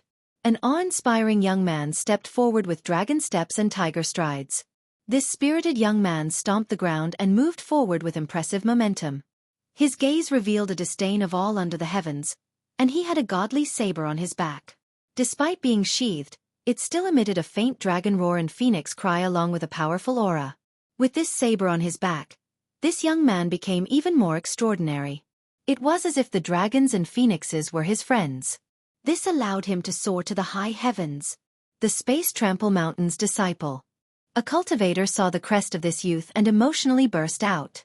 The expressions of many cultivators, after hearing the name, Space Trample Mountain, secretly drew a cold breath. The Space Trample Mountain's name was renowned in the current era, and any immortal emperor's lineage would be careful in dealing with them. The Space Trample Mountain was a heritage created by immortal Emperor Ta Kong. Immortal Emperor Ta Kong was the most recent immortal emperor. His influence in the current era was greater than the old ancient immortal emperors. In the current land under the heavens, anyone would be moved when the Space Trample Mountain was mentioned. 50,000 years ago, immortal Emperor Ta Kong shouldered the heaven's will and became invincible. 30,000 years ago, immortal Emperor Ta Kong then fought against the Black Dragon King until the entire 9 worlds ruptured. Even though immortal Emperor Ta Kong already vanished, but in contemporary times, his prestige was still enough to render the gods frightened and retreat. Today, when immortal Emperor Ta Kong's disciple appeared here on the ancient street, how could the expressions of the people here not greatly change? In everyone's mind, the Space Trample Mountain was an unreachable existence up in the 9 heavens, unfathomable with endless emperor's power that could not be challenged by anyone. Jikong Jian, disciple of the Space Trample Mountain, ah. A royal noble recognized the young man ahead, and he muttered in a moved tone. Jikong Jian stepped forward and looked at the stone chest before him. He then lightly snorted and solemnly took out an item. He lifted an inkstone in his hand. The inkstone was not big and was like a coiling dragon. However, as he held the inkstone in his hand, it was like a sacred mountain with supreme majesticity. It pillared the sky above and suppressed the 9 underworlds below, which rendered others amazed. From just a glance, it was obviously a godly item. There was not a lot of ink left inside the inkstone as it was still rolling inside. Yet, it was derivating its own grand world with all sorts of strange and amazing scenery. Emperor's possession. Noticing the Emperor's aura faintly exuding from the inkstone, an enlightened being involuntarily cried out. Hearing the 2 words Emperor's possession, many cultivators unconsciously took a step back in astonishment. An immortal Emperor's possession. This was an item that could suppress the 9 heavens and 10 earths. Seeing everyone moved like this, Jikong Jian, who held the inkstone in his hand, was very pleased and slowly said, "This is the inkstone used by my ancestor. Ancestor grinded this ink here to write imperial proclamations to order the 9 heavens and 10 earths, and to reign over all existences." Jikong Jian couldn't be blamed for being so proud of himself. This inkstone was not only simply used by immortal Emperor Ta Kong, he grinded the ink to write imperial proclamations and order the world. The Emperor's power and immortal intent inside was truly very powerful. Open! At this time, Jikong Jian uttered a long roar and unleashed a palm with the inkstone. The ink inside was sent rolling like a parading true dragon. The little amount of ink left formed a floating drop, turning into an Emperor's word, the word open. When the Emperor's word formed, strands and strands of the immortal Emperor's universal laws emitted clanking sounds. Even though this immortal Emperor's universal law was as fine as silk, the Emperor's power and immortal intent suddenly exploded and jumped to the high sky, causing everyone present to shiver and unconsciously want to prostrate themselves in worship. But at this moment, when everyone thought this would be able to open the stone chest, the Emperor's word fell on top of it and only a popped sound occurred, it was not able to open the stone chest. The stone chest was still motionless and unharmed. It was as if nothing could ever move it. Impossible. Jikongjian couldn't help but scream. He couldn't believe this impossible matter. Everyone's eyes became bigger in complete disbelief. An emperor's possession was heaven-defying. A bit of emperor's power was enough to slay an ancient saint. However, this emperor's word was not able to open this stone chest contrary to everyone's expectations. How is this possible? Jikongjian took a deep breath. Even though an emperor's possession wouldn't dare to claim invincibility, a powerful emperor's word would still be at a level of unimaginable power. However, this emperor's word was still unable to open the stone chest. This was the first time Jikongjian witnessed such an unbelievable matter. In his eyes, there was nothing an emperor's possession couldn't do. An emperor's possession is not bad. The old man squinted his eyes, but he laughed and said, "However, compared to the black sword of the little lady over there, it is not even close. That black sword was used by immortal Emperor Yi at a young age, and it bathed the sky with an ocean of blood. It slayed the gods up above and decapitated the ferocious devils down below. Of course, if you want to try again, then continue, you still have 2 more chances." The old man's words frightened everyone present, and they all glanced at the black sword caressed by the girl in black before taking a step back from fear. No one thought that this black sword was a godly sword used by immortal Emperor Yi. Even if it was only during his youth, it was still extremely frightening and was a dreadful thing. Since the origin of the black sword was revealed, the girl in black's gaze chilled into a murderous sword intent that seemed as if it could annihilate the sky. "Little girl, you are still far too lacking. Even if your ancestor came, he would still have to walk the long way around me." The old man leisurely spoke and did not put the girl in black's killing intent in his eyes. Her killing intent fell upon reaching his body as if it was the spring breeze. Not enough to reach the apex. Even though the girl in black's killing intent was monstrous and absolutely fierce, she knew that she had met a powerful person this time, and she didn't dare to make a reckless move. "Still want to try?" The old man took away his gaze. Then he looked back at Jikongjian, standing in front of the stone chest, as he asked. Jikongjian angrily stomped his foot and retracted his inkstone. Even though he was unwilling, he still retreated to the sideline. His inkstone was indeed heaven-defying, but as an emperor's possession, the ink left in it was very little and couldn't be used many times more. He naturally would treasure it since such an item could save his life in a dangerous predicament. "Anyone else want to try?" The old man laughed and stared at everyone, then he slowly spoke. "This old man will have this stall out here until the ancient street ends. If anyone wants to give it a try, feel free to do so. Of course, I also welcome everyone to call your friends. Tell this good news to your friends and seniors. No matter who it is, as long as they can open the stone chest, then they can freely choose any one of the 3 treasures." The old man's words left everyone speechless. Someone even wanted to jump up and curse at him. This was just deception, right? Even an emperor's word was not able to open this stone chest. How could anyone else open it? Unless an immortal emperor's life treasure or true treasure came. Otherwise, what item would be able to open this toy? Even though any of the 3 treasures up ahead was coveted by all, but when even an emperor's word failed, others couldn't even dream about opening it. What was considered an easy pie falling from the sky was now a dead thought to all of these people. Opening this stone chest was harder than ascending the heavens. Opening this stone chest, this matter is by no means difficult, just a breakfast meal. But when everyone was silent, a leisurely and comfortable voice rang. As these words came out, everyone glanced at its origin and saw a mundane kid. They immediately became unhappy. Then they saw the 2 supreme beauties by this ordinary kid's side and became even more annoyed. Even Jikongjian coldly snorted. Little brother's words are truly confident. The old man lifted his head and squinted his eyes, staring at this ordinary-looking young man. Li Qie, who was always standing at the side to watch the fun, slowly walked forward at this time and looked at this stone chest as he calmly said, "To me, opening this stone chest is just an easy meal." Humph, boasting doesn't rely on just words but also experience and ability. Li Qie's words made many people present upset. There were royal nobles, enlightened beings, and even ancient saints, dreaded by all, here. They could not open this stone chest, but this 15-year-old little boy in front of them dared to boast.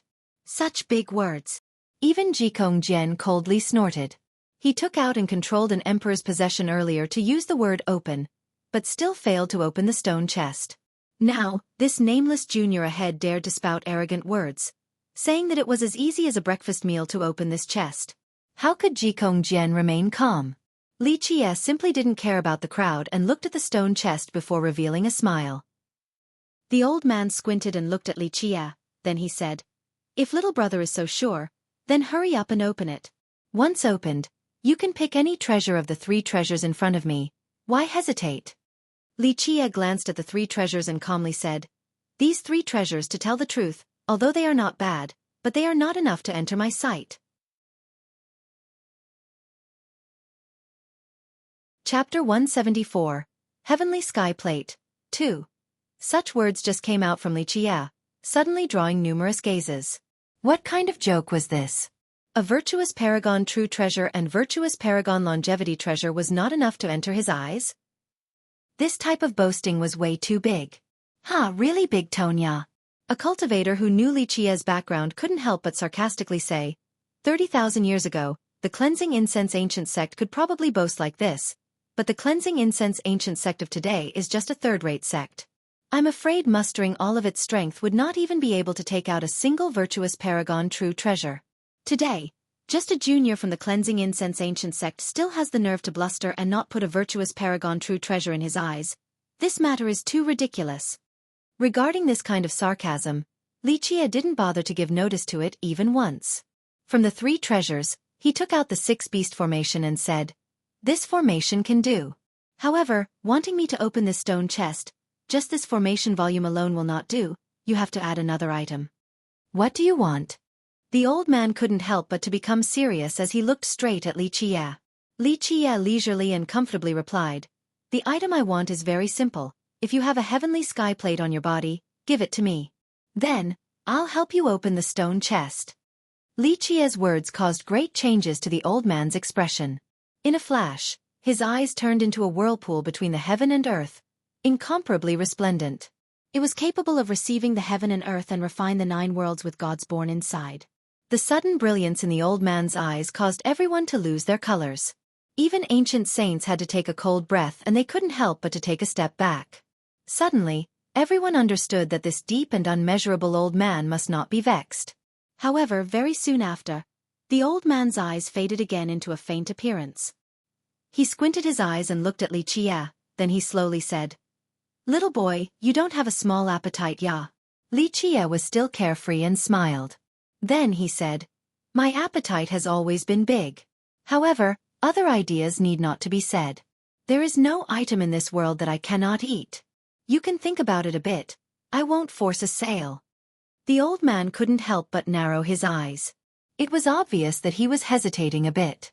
Other people here didn't know what the heavenly sky plate in Li Qie's words was, but this was the old man who easily took out a virtuous paragon true treasure and longevity treasure, yet he was hesitating at this moment. This sufficed to say that the heavenly sky plate was absolutely incredible. Li Qie gently patted on the stone chest and leisurely said, "Wanting to obtain the item in this, how can it be possible without paying a little price? Missing this opportunity, I'm afraid no one else will be able to open it." The old man paused for a bit, and he finally made a decision as he said, "Good boy, I'll lose money this one time. As long as you can open this stone chest, the 6-beast formation is yours. The heavenly sky plate will also belong to you."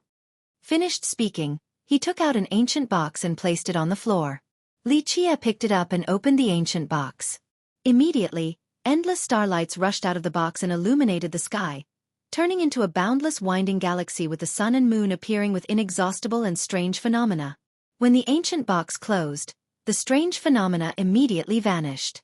Although no one clearly saw what the heavenly sky plate was, but seeing such a strange phenomenon like this, everyone knew that the thing called heavenly sky plate was absolutely great. It really is the heavenly sky plate. Li Qie was satisfied and slowly nodded his head as he said. The old man narrowed his eyes at Li Qie, and he slowly said, "Little boy, it's your turn. However, you better not be boasting to the high heaven. If you can't open the stone chest, watch out or else I will beat all of your teeth down to the ground." "What is difficult about this?" Li Qie smiled and reached out to gently stroke the stone chest. His touch was very soft. It was as if he was rubbing a lover's shoulder. "Humph, even if you touched it 10,000 times, It is still impossible to open this stone chest. Seeing Li Chia stroking the stone chest, someone was annoyed and coldly sneered. However, Li Chia ignored him and crouched down. Then, he whispered softly next to the stone chest. It was as if he was intimately whispering to his lover. No one could hear these soft words that were being said. Crack, a clear and crisp sound appeared right when Li Chia was standing up.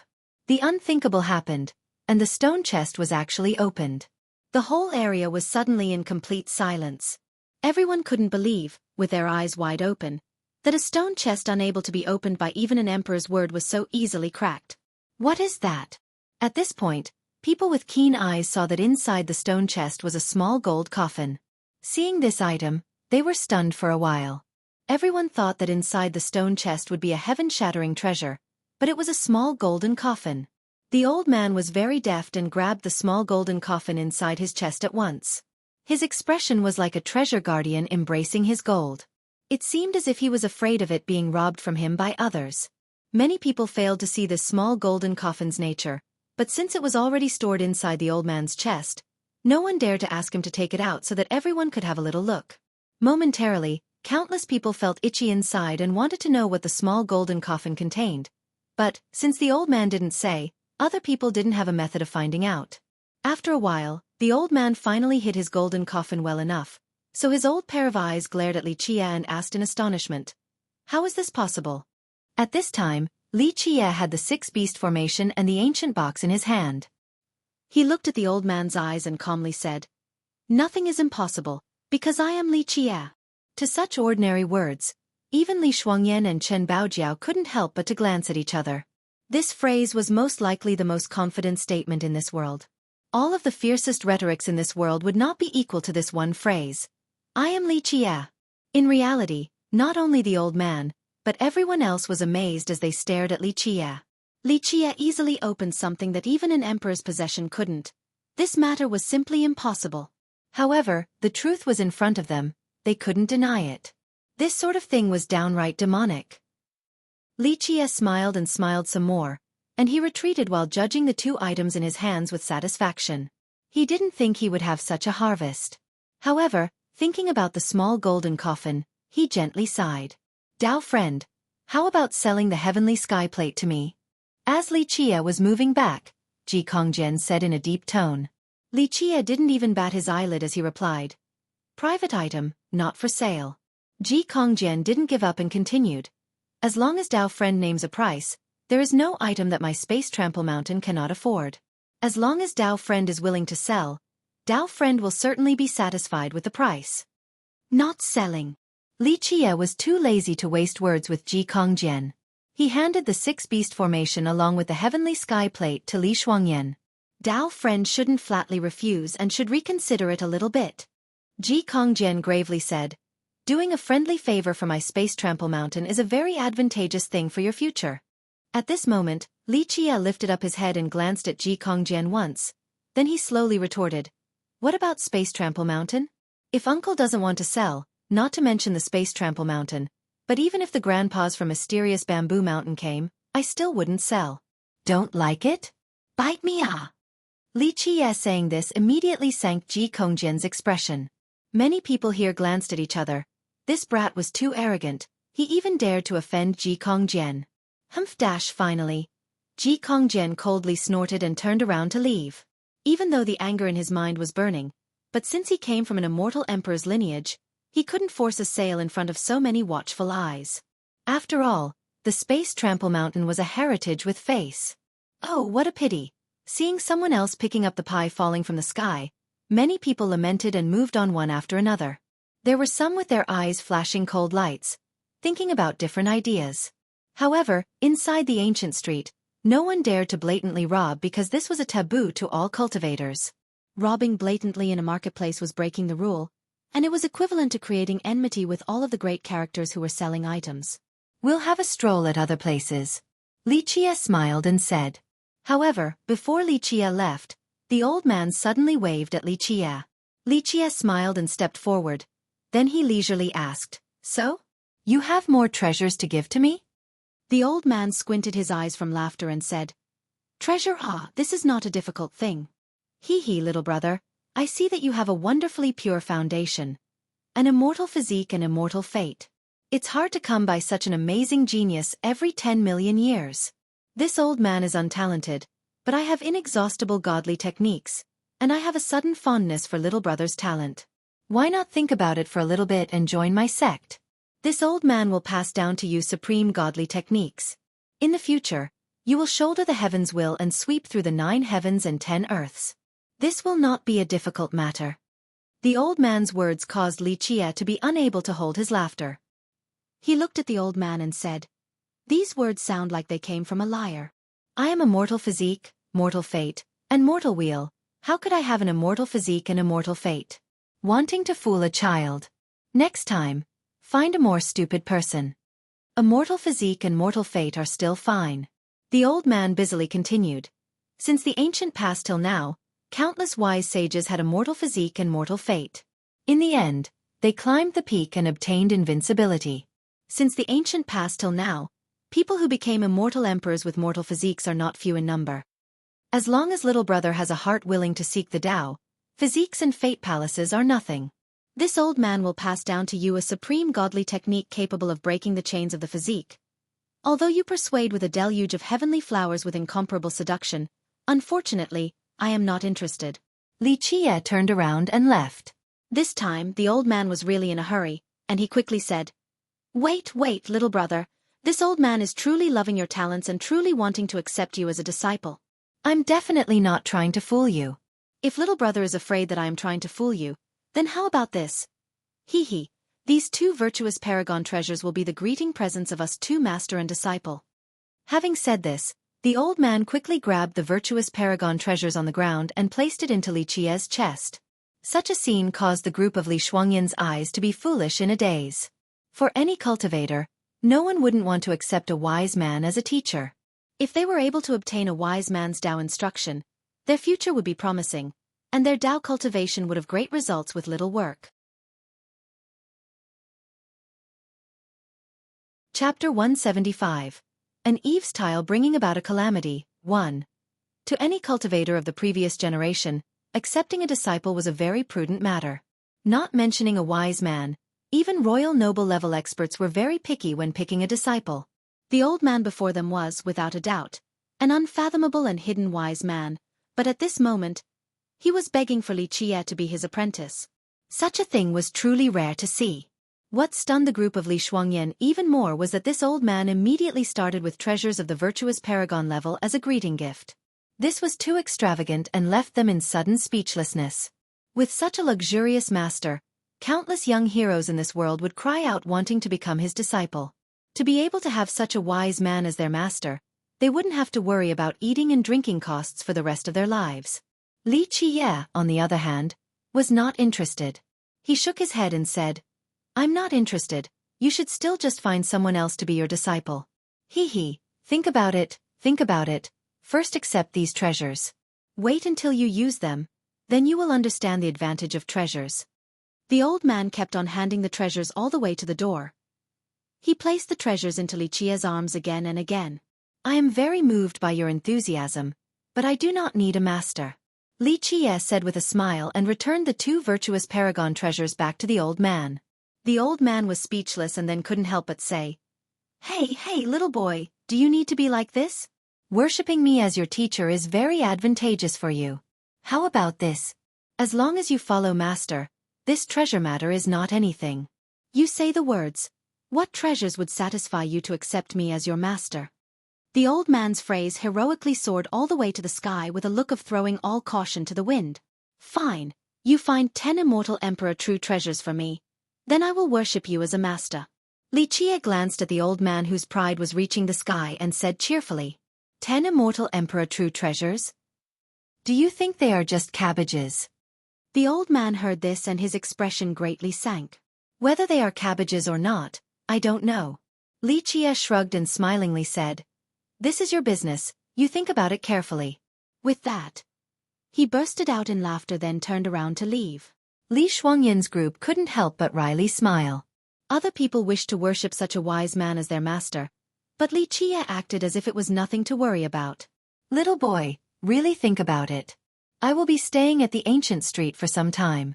Once you've figured it out, you can always come back and find me. As long as you worship me as your master, you will be able to eat well and drink extravagantly. This is not a big deal." The old man did not give up and yelled after Li Qia's back as he was leaving. Li Qia only shrugged and smiled from afar with an uninterested appearance. With such enthusiasm and sincerity from the old man, even Chen Baojiao couldn't help but ask, "Why is young noble so reluctant?" In my perspective, this old man is unfathomable. He absolutely has a great background. The 9 worlds might be big, but there is still no one qualified to be my master. Li Qia leisurely said. Worshipping other as a master? What kind of joke was this? He even groomed immortal emperors. He couldn't even count all the existences that he taught to be capable of sweeping through the 8 decimalaces and 6 directions. Someone able to be his master in this world. One truly could not be found. However, Sect Master Su is your master. Li Shuangyan wanted to crack down on Li Qia, and she leisurely said with her always cold as ice demeanor. Li Qia glared at her once and said, "That is a coincidence, a coincidence." Do you know what a coincidence is? This demeanor of Li Qia's made Li Shuangyan and Chen Baojiao chuckle for a moment. The 2 supreme beauties smiling coyly was so pretty, causing countless people's souls to become crazy as they walked into the walls, unaware. Shi Gondang, who had always been following in the back, could only lightly sigh. This was a gap. If it was him, when such a wise man was accepting a disciple, he could even let go of all face and immediately kowtow to worship him as a master. This luxurious master would be hard to find in millions of years. However, Li Qia didn't even think that it was a thing. Even when virtuous paragon treasures were used as a greeting gift, he didn't even bat an eye. This was a gap of life that he could not catch up to. Why is it that you can open the stone chest? Thinking about the matter from earlier, Chen Baojiao couldn't help but to ask about such an unbelievable matter. Even though she had seen many amazing things while following Li Qia, she couldn't help herself. Li Qia paused a bit after hearing her question. He gently sighed in his heart. How could he not know how to open this chest? If he couldn't open it, then could there be someone else in this world that was able to? One had to know that he personally buried this stone chest that year. This was an old tale. This is a secret. Once revealed, it will no longer be mysterious. In the end, Li Qia answered Chen Baojiao like this. Chen Baojiao was, of course, dissatisfied with such an answer and angrily glared at Li Qia. However, Li Shuangyan understood Li Qia better. At this moment, she realized that the stone chest reminded Li Qia of some old matters. But as for what was on his mind, it was impossible for her to know. Li Qia said to Li Shuangyan, "The 6 beast formation and heavenly sky plate. You take them and do a good job at cultivating. These 2 items will hold many good things for you." Li Shuangyan loved formations, so Li Qia wanting the 6 beast formation and the heavenly sky plate was tailored for Li Shuangyan. Otherwise, he wouldn't open the stone chest for the old man. What about little sister Baojiao? Li Shuangyan conversely asked this question. She was not lacking in treasures. Plus, she also had the 6 Dao sword. However, Chen Baojiao, after leaving the Chen clan, did not get any treasure. These 2 treasures are not suitable for her. Li Qia shook his head and said, "Wait until there are suitable treasures, I will help her find 1 or 2. Chen Baojiao had a sense of propriety and didn't ask Li Qia for a treasure. Even though even the group of Nan Huiran was given treasures, only she was without one, but she still didn't ask. She knew that Li Qia had an order to those who followed him. The time she had followed him was much shorter than the group of Li Shuangyan, so being shared treasures after them was no surprise. What thing was in that small golden coffin? After walking a short distance, Li Shuangyan, who had always understood Li Qia, couldn't help but quietly ask. She saw the item inside the stone chest, and it was clear that the old man greatly valued this small golden coffin. Just to open the stone chest and obtain this coffin, the old man did not mind using great virtuous paragon treasures to trade. This meant that the item inside the small golden coffin was extremely heaven-shaking, or the small golden coffin itself was a heaven-shaking treasure. Referring to the small golden coffin, Li Qia gently sighed and finally said, "The thing that no one in this world could expect." Li Qia's answer was the same as not having answered at all, but Li Shuangyan did not inquire any further. In reality, Chen Baojiao was also very curious regarding the item inside the small golden coffin. Since Li Qia didn't answer, She couldn't ask again. The ancient street was very lively with people coming and going with non-stop trading. Some people sold godly medicines while others acquired treasures. Then there were some who wanted to find their fated ones. There were all kinds of people in this place. Compared to the street hawks in ancient Sky City's roads, the sellers on the ancient street simply didn't yell. If they wanted to sell treasures, they simply placed them on the ground and waited for buyers to come and inquire about them. However, there were exceptions. In a corner of the ancient street, there was a stall set up. This was a medicine shop with two people. One was an old man, and the other was a young girl. The old man shouted to attract customers while the girl had her head down, seemingly displaying the herbal medicines. Old Xueqi's Pharmacy. 3 million years of golden reputation. Friends traveling by, you absolutely cannot miss it. Soul medicine, beast marrow, longevity blood, everything needed is here. Longevity medicine, life pill, golden paste. Nothing is missing. One medicine to extend 100 years, one dan to satisfy all 9 needs, one golden paste to save a dead person. The price is just right, the price is fair. Throughout the entire Grand Middle Territory, no, throughout the entire mortal emperor world, there is no cheaper medicine shop. The old man at the stall mustered his throat and raucously yelled. With a goatee, eyes the size of mung beans, and a face filled with wrinkles, this old man was a bit funny in appearance. When he smiled and shouted, the wrinkles looked like undulating waves. However, his business was very booming. To many cultivators, longevity medicines and life pills were both necessary expenditures. Plus, the alchemy masters of each sect were limited. Inside the great sects, disciples able to be given these medicines were not many, so many cultivators could only purchase these items outside. Of course, the medicines sold outside were not cheap.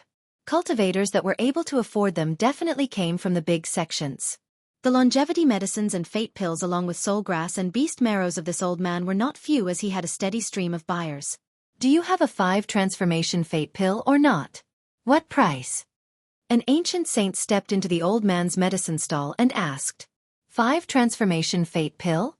Yes, however, only 3 pills are left. The old medicine man laughed and said, 1 fate pill sells for 600,000 heavenly sovereign refined jades. 600,000 heavenly sovereign refined jades? Hearing the answer of the old man, the ancient saint jumped and said, Old man, you are too shady, you might as well go rob people. A 5 transformation fate pill is mainly used by ancient saints, yet you are selling it for heavenly sovereign refined jades. 600,000 ancient saint refined jades is more reasonable. This Tao friend, you are already an ancient saint, a rare expert in this time, you should also be aware of this. To an alchemy master, fate pills are the hardest to refine. My fate pills are 6 transformation and 7 attainments. These are definitely popular. It takes a very long time for me to refine just 1 pill, and collecting the dan grass along with the spirit medicines are not easy. Plus, my probability of 7 attainments. This medicine Grandpa Xueqi can bet that across the entire ancient Sky City, not many places can sell 7 attainments. If this type of fate pill were to be sold with ancient saint refined jades, then wouldn't everyone be here to rob them? This ancient saint immediately became silent. Even though this price was not of common sense, but what he said was true. To cultivators, physique pastes and longevity medicines were easier to come by while fate pills were harder. Especially ancient saint-level fate pills, they were even more difficult to find.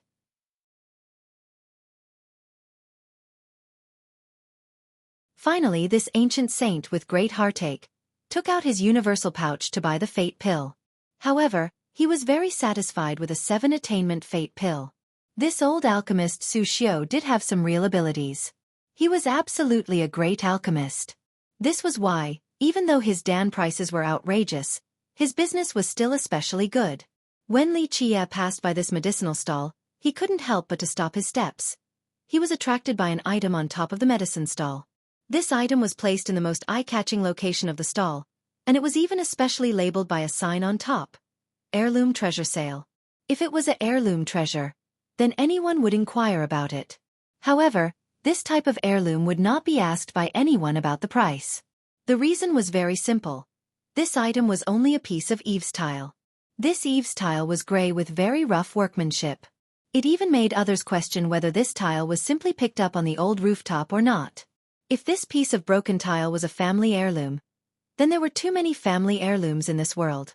Old alchemist Xueqi especially set up his stall in such a position, wanting to sell the heirloom, so even his guests coming to buy the spirit medicine couldn't help but look at him strangely. Others even asked, "Such an item can also become a family heirloom?" Hee, this is absolutely our family heirloom. It cannot be fake. Then, old alchemist Xueqi smiled and asked, "Does Dao friend want to buy it? Am I sick or something? Buying a broken tile back to do what?" An angry customer replied to old alchemist Xueqi.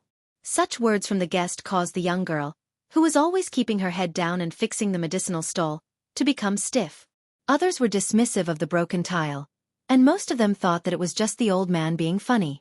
However, Li Qie was attracted by this Eve's tile. Li Qie went over to pick up this tile and meticulously gauged it again and again. It was as if this piece of Eve's tile was a rare treasure in this world. He carefully analyzed the tile in his hand. It seemed that he was unwilling to miss a single small detail. Hee, this brother is someone who knows his stuff. You absolutely have insight as bright as a torch. Old alchemist Xueqi saw Li Qie's immediate interest in this tile once he arrived, then loudly exclaimed, "It seems like you are destined with this treasure, hurry and buy it." Li Qie carefully looked at it again with the most minute detail, then he looked up at old alchemist Xueqi and asked, "This is your family heirloom?" Hee, not right, not right, this is my disciple's family heirloom. Old alchemist Xueqi told the young girl who was tidying up the medicine stall and said, "Silly girl, we found someone with an insight for treasures. A guest wants to buy your family heirloom." When the girl lifted her head, everyone's eyes became brightened. The girl in front, although was not equal to Li Shuangyan or Chen Baojiao, these peerless beauties, but she had an aura as if she was the amalgamation of heaven and the earth's mountains and rivers. Looking at her eyes, one was met with a direct spirit energy. Her extremely vivid, beautiful pair of eyes seemed to know how to talk and were able to go straight to the deepest part of the heart. The girl's complexion was pale and she was dressed in gray clothing without any cosmetics, as if she was a farmer's daughter. But her spirit energy was still threatening. "This is your family heirloom?" Li Qie looked at the girl in front and asked. The girl didn't say anything as her pair of spiritual threatening eyes were looking at Li Qie. Then she gently nodded. "Your surname is Wu?" Finished speaking. He stared intensely at every move of the young girl. Hearing this, the girl went stiff for a moment while her spirited eyes stared strangely at Li Qie, because Li Qie got her surname right. Li Qie was sure after seeing this girl's reaction. Brother is really amazing with insight as bright as a torch. Hi, this treasure and brother are destined. Brother should buy it now. Old alchemist Xueqi, seeing Li Qie liking this piece of tile, immediately urged him to buy it. As for Li Shuangyan and Chen Baojiao, they couldn't help but to look at each other. To tell the truth, no matter how they looked at it, they couldn't see what was so special about this Eve's tile.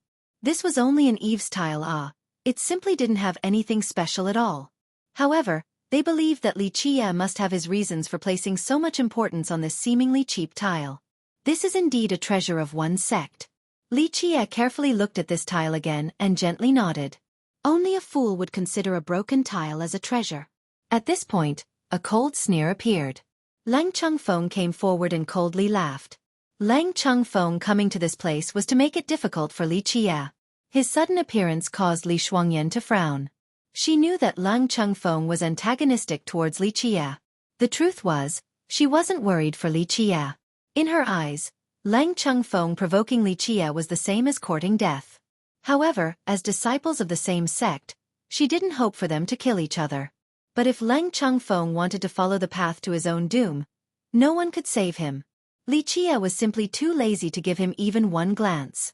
He looked at the young girl and asked, "If this is your family heirloom, why sell it?"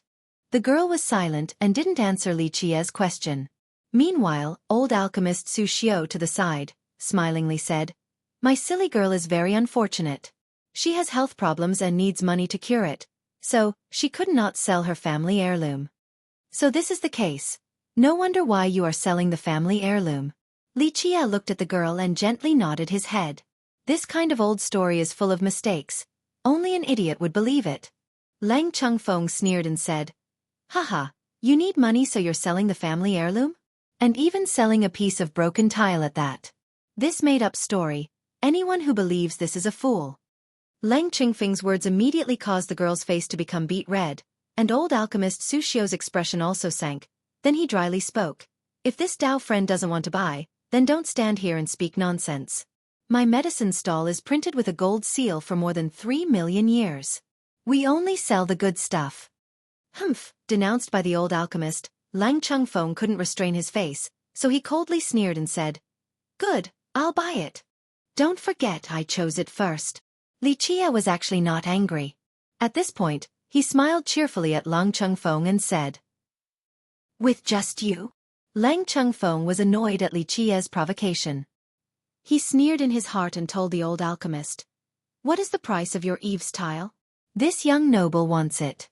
Even if he bids, I will double his bid to buy it. Lang Chengfeng's intention was to antagonize Li Qie. He actually wished to kill Li Qie, so he naturally didn't give Li Qie any face. The hatred of having his dream lover stolen. He vowed that he would not stay a human if this hatred was not recompensed. This Dao friend wants to buy it? It was clear that old alchemist Su Xiu also wasn't pleased with Lang Chengfeng, and he cheerfully asked, Less nonsense. Hurry up and name a price. This young noble is lacking everything, but not money. Since Li Shuangyan was here, Lang Qingfeng's blood was upwelling even more, and he put on an outspoken and straightforward style. He wanted to suppress Li Qie till he was short of breath, wanted Li Qie to lose all sensibility in front of people, and wanted for Li Shuangyan to know that he was really the one who has abilities. Not expensive, not expensive. I trust that this Dao friend can buy it. Old alchemist Su Xiu smiled and said, This family heirloom only needs 10 virtuous ancestor refined jades. Hearing old alchemist Su Xiu's words, Lang Chengfeng became frozen in place and couldn't react in time. In fact, all of the cultivators who were buying fate pills at this place couldn't help but to take a cold breath. 10 virtuous ancestor refined jades. This was an amount that would scare people to death. Looking at the world, many cultivators hadn't even seen such an item throughout their entire life. Virtuous ancestor refined jades. In this world, besides immortal emperor refined jades, there were no other items that were worth more money than it. Refined jades could be said to be the currency between cultivators. Each piece of refined jade was condensed from the essence of the heaven and earth. Moreover, refined jade outside of being currency had a wide amount of usages. It could be used to build a Dao platform, open a Dao gate, form a grand formation, and create a heaven cave. Virtuous ancestor refined jades were in existence, only losing to immortal emperor refined jades. It could be said to be the second largest currency denomination for cultivators. Not to mention a cultivator, even a sect would not necessarily be able to dig out 10 virtuous ancestor refined jades. It was simply too precious. Are you kidding? 1 Eve's tile for 10 virtuous ancestor refined jades? You might as well become a robber. A cultivator here couldn't help but exclaim. This matter was beyond reasonable limits. However, old alchemist Su Xiu's expression became stiff as he coldly said, This is not a joke. 10 virtuous ancestor refined jades. I definitely will not sell below this price. What made the cultivators here flabbergasted was that the old man before them was able to sell 5 transformation fate pills, so he was absolutely not a crook. Moreover, the spirit medicines and dan grass in his stall were all good stuff. Since he said so, it was absolutely not fake. What is this Eve's tile? At this time, even others who were only here to buy spirit medicines also became frustrated. They simply did not see how this tile was worth this price. What now? Does great master Lang of ours, not lacking money, still want to buy it or not? Li Qie, at this time, leisurely asked. When others antagonized him, he did not mind ruthlessly stepping on their face. Lang Chengfeng suddenly turned red, especially under the situation where so many people were watching. He didn't have a stair to step down on. Earlier, he didn't hold his words. Now, they were like water spattered outside and he couldn't withdraw them. As the oldest disciple of the 9 Saint Demon Gate and favored by his grandmaster, he had a huge amount of refined jades. Plus, he recently went on a diplomatic mission to the Azure Mysterious Ancient Kingdom and had lucrative profit. However, he really couldn't take out 10 virtuous ancestor refined jades. Moreover, wasting 10 virtuous ancestor refined jades to buy an Eve's tile. Only if he was crazy would he do so. No matter what, he couldn't buy such a tile, and he couldn't afford to buy it in the first place.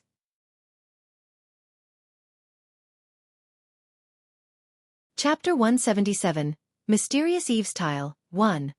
Seeing Lang Qingfeng's face flushed red, Li Qie had an exaggerated expression as he said, "Is this right? Didn't our young master Lang say he wasn't lacking money? Only 10 virtuous ancestor refined jades. To young master Lang, this is nothing. It is only losing 1 hair from 9 oxen. If young master Lang doesn't lack money, then just buy it."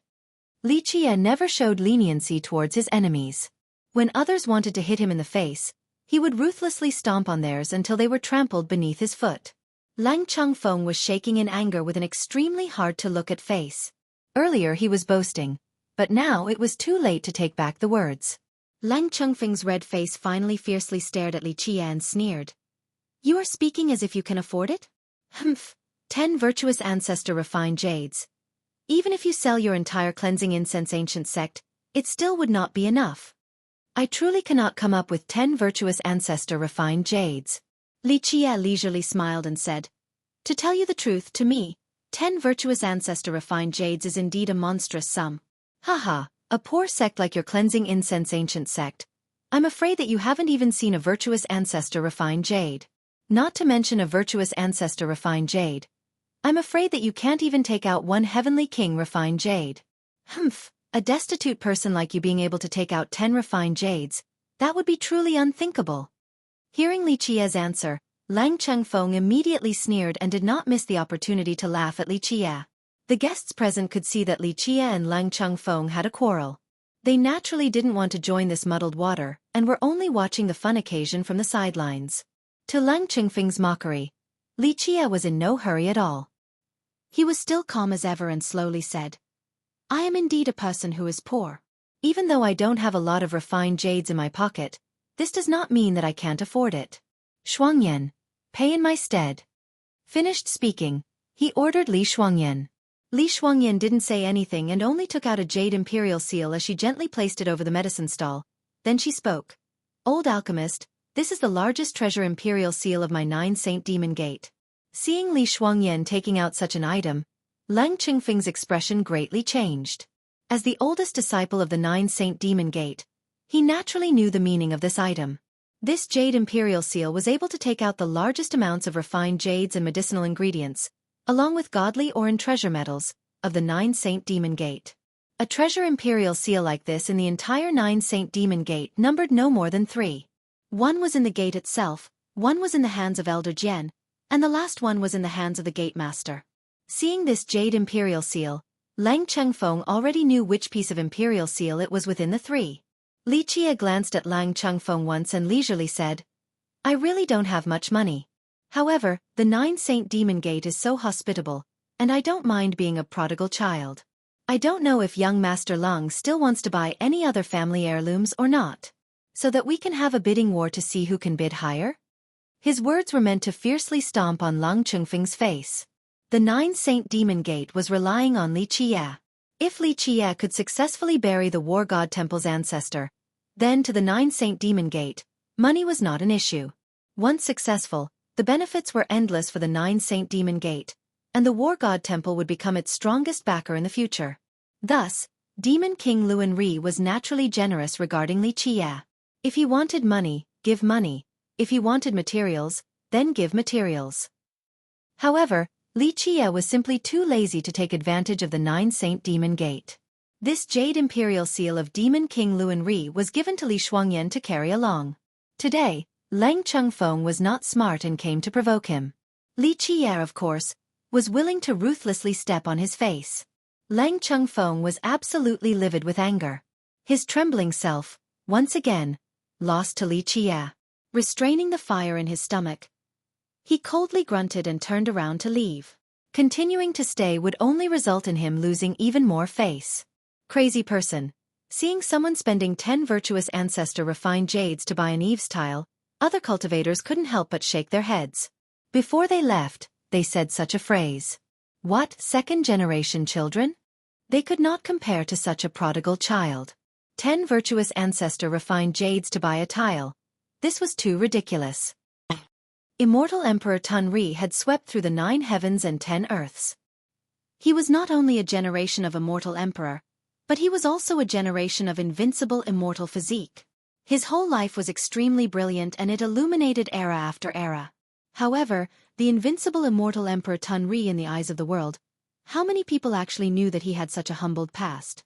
Immortal Emperor Tunri's past couldn't have been passed down, and it was impossible for the world to know. How was it that Li Qiye, time after another time, knew all of these secrets that no one would ever know?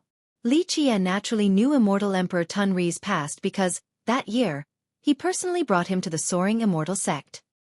He originally wanted to keep Tunri by his side to groom him but, unfortunately, he had owed a favor to the soaring immortal sect so he had to give this great seed away. Are there any other uses for this Eve's tile? Li Shuangyan did not give up and couldn't help but to inquire further. This was 10 virtuous ancestor refined jades. Even if it was not her money, it was the sect's money.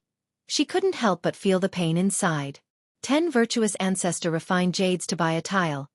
Too extravagant, too luxurious to the point where she wanted to vomit blood. Only an ordinary tile that could not be more common. If you think that this is a rare treasure, then you are wrong. It has no effect for cultivators. Li Qiye smilingly shook his head and said, "You are crazy now." Chen Baojiao couldn't help but to complain. 10 virtuous ancestor refined jades to buy a tile. Simply put, this is crazy. This is a new degree of wasting money.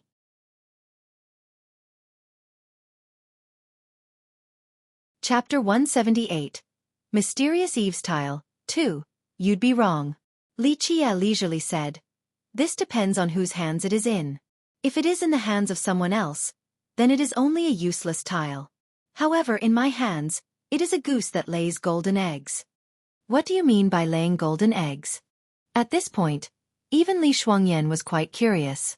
What could a common tile be used to do? Even though it came from immortal Emperor Tunri, this was not the era of immortal Emperor Tunri. If he was still here, then carrying this tile to see him could be useful. Li Qiye smiled and said, I initially wanted to make some fake antiques and bring them to the heavenly ancient corpse burial ground to fool the earth immortals and swindle the treasures in their hands. But with this tile, I don't need to waste so much effort to make the fake stuff. Using fake items to fool the earth immortals? Hearing Li Qiye's idea, Li Shuangyan and Chen Baojiao couldn't help but to roll their eyes. This idea was truly too crazy. If this came from other people's mouths, then they would surely think that it was a crazy person. But time after time, these words came from their young noble. It was as if this idea was not crazy at all. This is possible? Even Li Shuangyan, who believed in Li Qiye the most, was skeptical, and she said, Earth immortals buried inside the dragon veins were all invincible existences at the highest pinnacle. Using fake items to swindle their treasures? This doesn't seem to be possible, Such an idea was too crazy. No one else would think of it. It depends on who is doing it. Li Qiye leisurely said, making fake items, I was 7 parts sure. Now with the tile in my hand, I am 10 parts certain. Plus, I already have a target in my mind. Li Shuangyan and Chen Baojiao glanced at each other once before becoming silent. No matter when it is, they would think that this idea was too crazy. Fooling earth immortals. Even virtuous paragons would have to avoid earth immortals, not to mention coming to fool them. However, their young noble time after time kept coming up with these crazy and outrageous ideas that would be considered suicidal by others. Xueqi, following in the back, also gently sighed. What is called a genius? This is a genius. It had nothing to do with talents and nothing to do with physiques. With crazy thoughts and performing the most outrageous tasks, being able to do impossible things, this was a true genius. The ancient street was very wide with many sellers coming from the Grand Middle Territory. Some came from the eastern cities, and some from the southern barren earth. There were human and demon cultivators in this place. One could say that, at the Grand Middle Territory, these two races could be seen anywhere. Outside of the human and demon races, there was the heavenly devil race, stone golem race, and one could even come across 1 or 2 cultivators from the ghost immortal and blood races. Seeing the cultivators from the ghost immortal and blood races, Xueqi couldn't help but marvel at the sight. Ancient Sky City is truly one of the biggest ancient cities in the Grand Middle Territory. Even ghost immortal and blood cultivators also appear in this place. Inside the mortal emperor world, there were already very few cultivators from the heavenly devil and stone golem tribes. They originally do not belong to the native races in the mortal emperor world. Ever since the Black Dragon King fought with immortal Emperor Ta Kong and destroyed the Tao paths between the 9 worlds, the interactions between the 9 worlds were stopped for 30,000 years. So since then, to be able to see races outside of humans and demons was not a common occurrence. Li Qie, along with Li Shuangyan and Chen Baojiao, strolled through the ancient street. Even though there were many sellers inside, items that could get into the sight of Li Qie were truly few in number. After going through half of the ancient street, there were no desirable treasures. However, as they were walking before they knew it, there were a few people beginning to point fingers at them. The majority were young cultivators. In the beginning, Li Qie's group didn't mind. However, the matter exceeded their imagination. Slowly, the cultivators next to them were not only pointing, but were also quietly whispering. Is she the Jewel Pillar Sacred School's Chen Baojiao? As Li Qie's group was walking past, a young cultivator especially slowed his pace and stared at Chen Baojiao with a strange gaze. Bah! Who else could it be besides that shameless woman? A female cultivator friend said with disdain. In fact, the cultivators' gossip was not limited to just this, and it was not just this one group of cultivators. It was as if there were quite a few doing it on purpose. The Jewel Pillar Sacred School is a famous great sect of the Grand Middle Territory. But today, its face is completely thrown away because of this shameless woman. A young cultivator purposely whispered when he saw Chen Baojiao. Right. She's clearly betrothed to the Tao child Shengtian yet still tried to seduce people from the cleansing incense ancient sect. Truly shameless. A female disciple coldly sneered with some jealousy in her tone. Hearing this, Chen Baojiao, Li Shuangyan, and Li Qie's gazes became cold. From the start, Chen Baojiao didn't pay it any mind. However, this was started on purpose by a few cultivators time after time, attacking them with these rumors, causing Chen Baojiao to be flushed red from anger. Bah, shameless lowly girl, to be able to marry Tao child Shengtian, this is her karma from the past 10 lives. She was clearly blessed yet did not appreciate it and still wants to seduce another man behind Tao child Shengtian.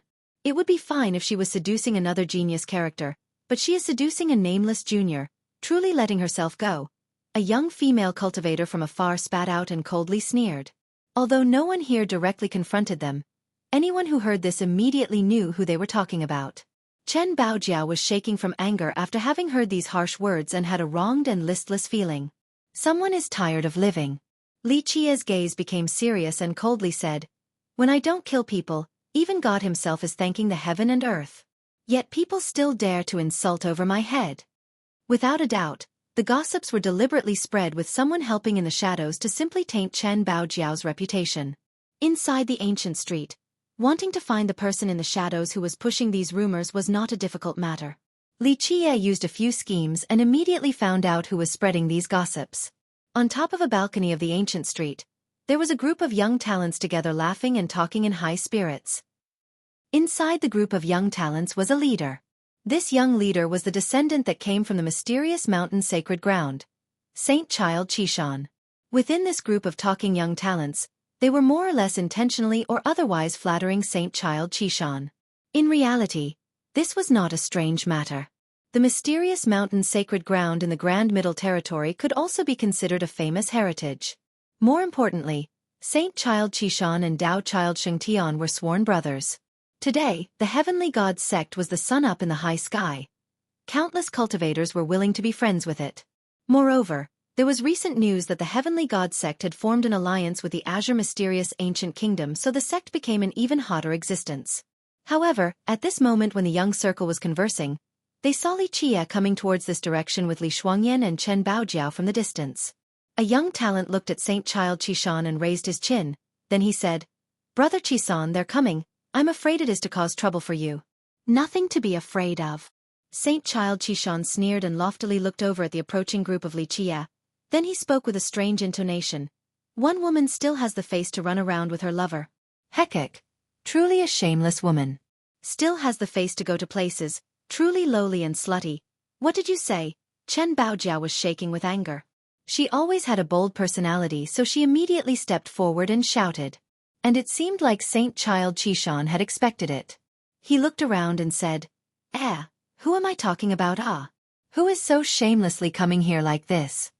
Saint Child Qishan's retort immediately brought about a storm of laughter as Chen Baojiao was flushed red with anger and still shivering. Seeking your own death. Li Jie took one step forward and reached forward with his hand. Where did this bastard come from? This thing not knowing life from death. Seeing Li Jie's hand approaching, Saint Child Qishan presumptuously laughed. He sneered, then unleashed a thunderous fist with an extremely powerful force. One had to know that Saint Child Qishan had the power of a named hero. In his eyes, this unknown junior, Li Jie, was not enough to reach the apex. Under his one fist, it was more than enough to take Li Jie's life. A bob sound exploded as the two fists collided. However, the result was not to Saint Child Qishan's expectation. Crack crack sounds appeared, and under the suppression of Li Jie's hand, Saint Child Qishan's hand shattered on the spot. Li Jie's hand had the power of millions of jin, and it easily crushed Saint Child's arm. A poof sound resonated as Saint Child Qishan's bellowed horrifically and was struck flying away by Li Jie.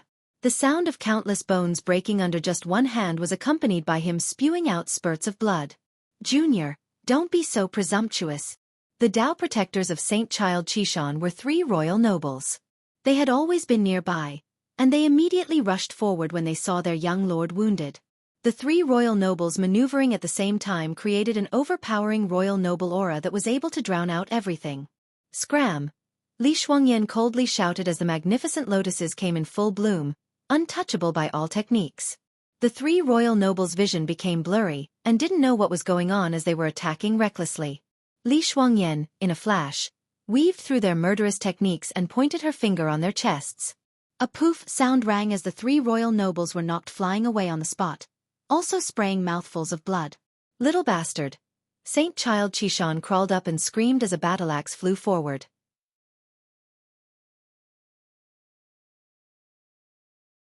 Chapter 179. Slay Genius, 1.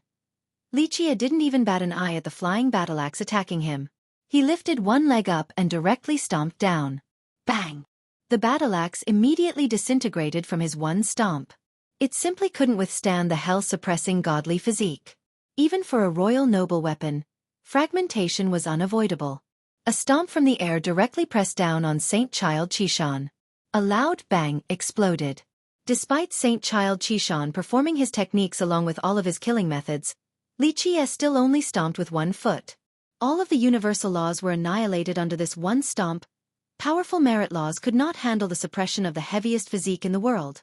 Saint Child Qishan dived to the ground under this one heavy kick. Crack crack. The sounds of bones breaking appeared as blood painted the soil red. Under one kick, Saint Child Qishan's countless bones shattered as he crazily sprayed out blood. The sound of broken bones was piercingly deafening, giving others the chills as they felt their scalps tingling. Little child, you dare! Seeing their young lord trampled underneath Li Jie's foot, the 3 royal nobles let out a loud roar and spat out 3 ancient saint life treasures to kill Li Jie in the air. Kill them all!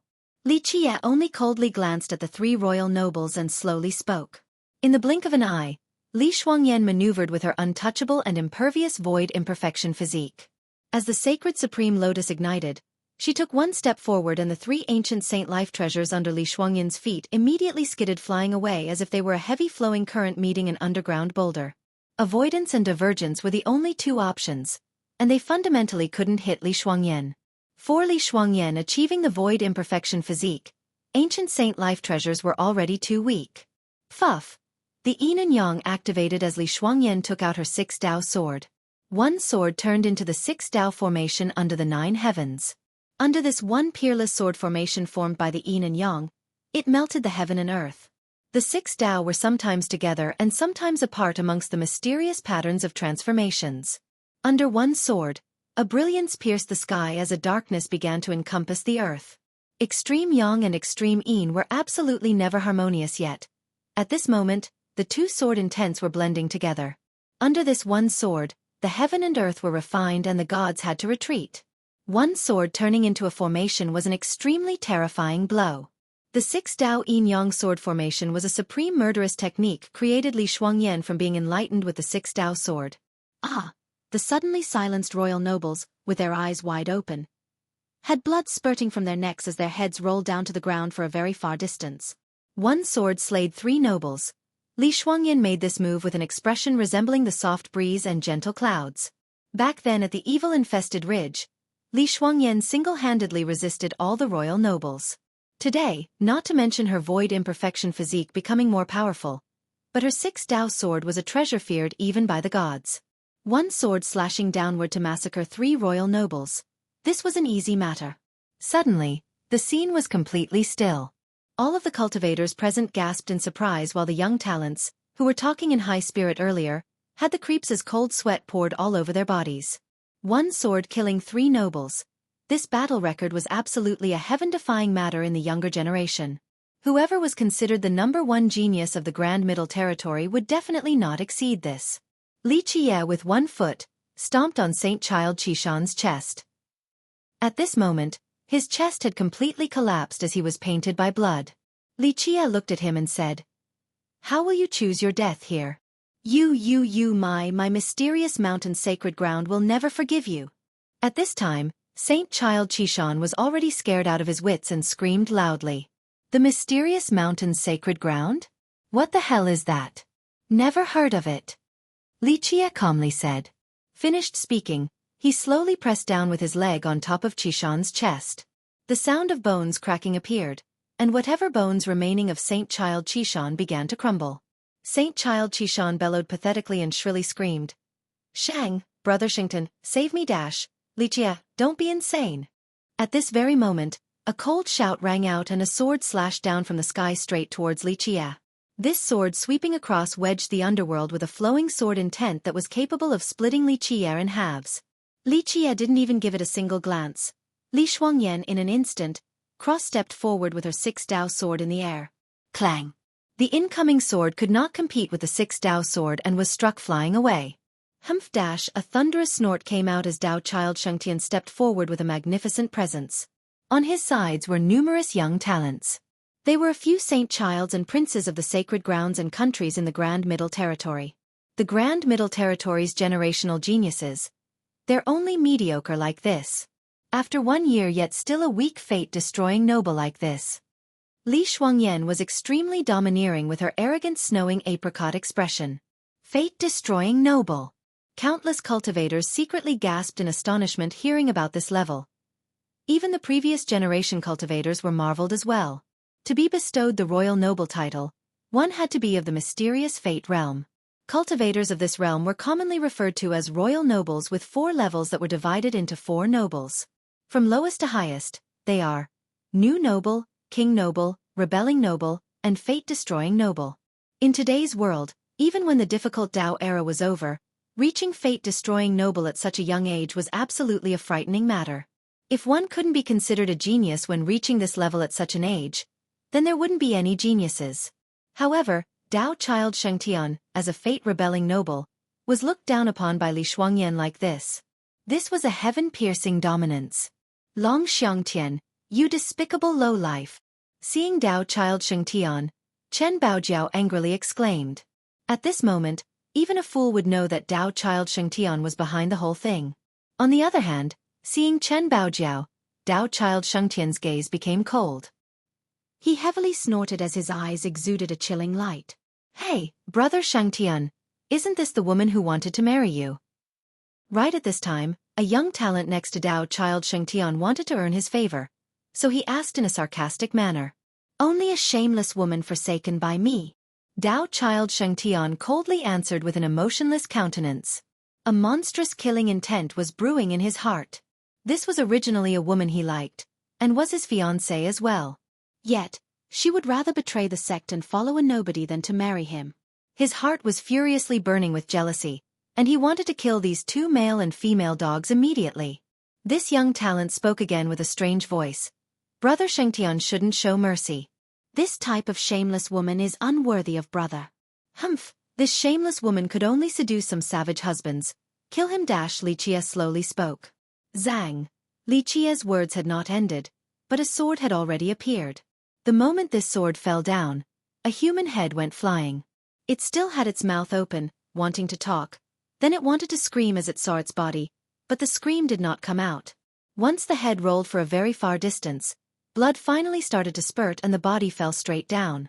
Dao Child Shengtian was shocked. Everything happened so fast that even he couldn't rescue him in time. "Shang, Brother Sheng, help me," At this point, Saint Child Qishan, who was stepped on by Li Qie, only had one breath remaining as he bellowed out a cry for help. Little brat Li, spare him and I will spare you from death. Dao Child Shengtian stepped forward and unleashed his undulating royal presence like a qilin stomping the ground.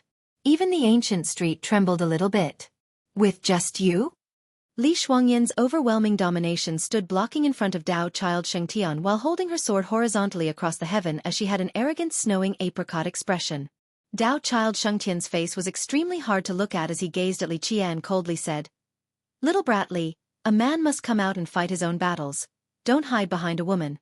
Come out and fight my own battles? Li Qie smiled and stomped down. A snapping sound resonated as Saint Child Qishan's head was crushed by one foot. It was too late for him to even scream. You! Dao Child Shengtian's gaze was ferocious with anger, and it suddenly turned into two strands of killing swords that slashed towards Li Qie. Li Shuangyan swung her sword horizontally and clang, cut down the two sword edges. Li Shuangyan, do you want to fight? Dao Child Shengtian was livid. Boom! In an instant, a virtuous paragon aura rushed out of his body and slightly swept through the entire ancient street, emotionally moving many cultivators. At this time, everyone here knew that there was a virtuous paragon treasure on Dao Child Shengtian's body. Whether it was a life treasure or true treasure, this was unknown. No wonder why Dao Child Shengtian was so full of confidence. We shall fight then. Li Shuangyan was still completely domineering. Even if Dao Child Shengtian was wielding a virtuous paragon life treasure, she was not afraid. The 6 Dao sword in her hand was countless times stronger than a virtuous paragon life treasure. The two sides waging against each other was a scene that caused astonishment to surge in many cultivators. A genius's showdown was definitely full of arrogance. Little sister, you cannot recklessly fight. Lang Chengfeng appeared out of nowhere and gravely said, Our 9 Saint Demon Gate cannot create animosity with the Heavenly God sect. Little sister cannot ruin the friendship between the two sections. If the elder's punishment comes down, little sister won't be able to bear it. My business doesn't need advice from older brother Lang. In this moment, Li Shuangyan already lost her patience with Lang Chengfeng as she coldly responded. Li Shuangyan's words made Lang Chengfeng's expression sink, causing his heart to be filled with jealous animosity. Then, he suddenly glared at Li Qie. Humph! But at this time, a thunderous scowl appeared as an old man approached. This was the 9 Saint Demon Gate Lei Shi. When Lei Shi stepped on the stage, many cultivators watching on the sidelines were surprised. One person even quietly spoke. A 9 Saint Demon Gate Supreme Elder, an 8 Celestial Ancient Saint. Seeing Lei Shi, Dao Child Shengtian sneered and said, Elder Lei, this is not my Heavenly God sect wanting to become enemies with your 9 Saint Demon Gate, but this is your 9 Saint Demon Gate being disrespectful to my Heavenly God sect. If my Heavenly God sect declares war on your 9 Saint Demon Gate, don't blame me for not reminding you. Shuangyan, back down for me. How is this acceptable in any way? Lei Shi coldly shouted. Big matters for our sect. How could a junior like you take charge? If you ruin the sect's grand matter, I will capture you for questioning me. The matter today, you go apologize to Dao friend Shengtian.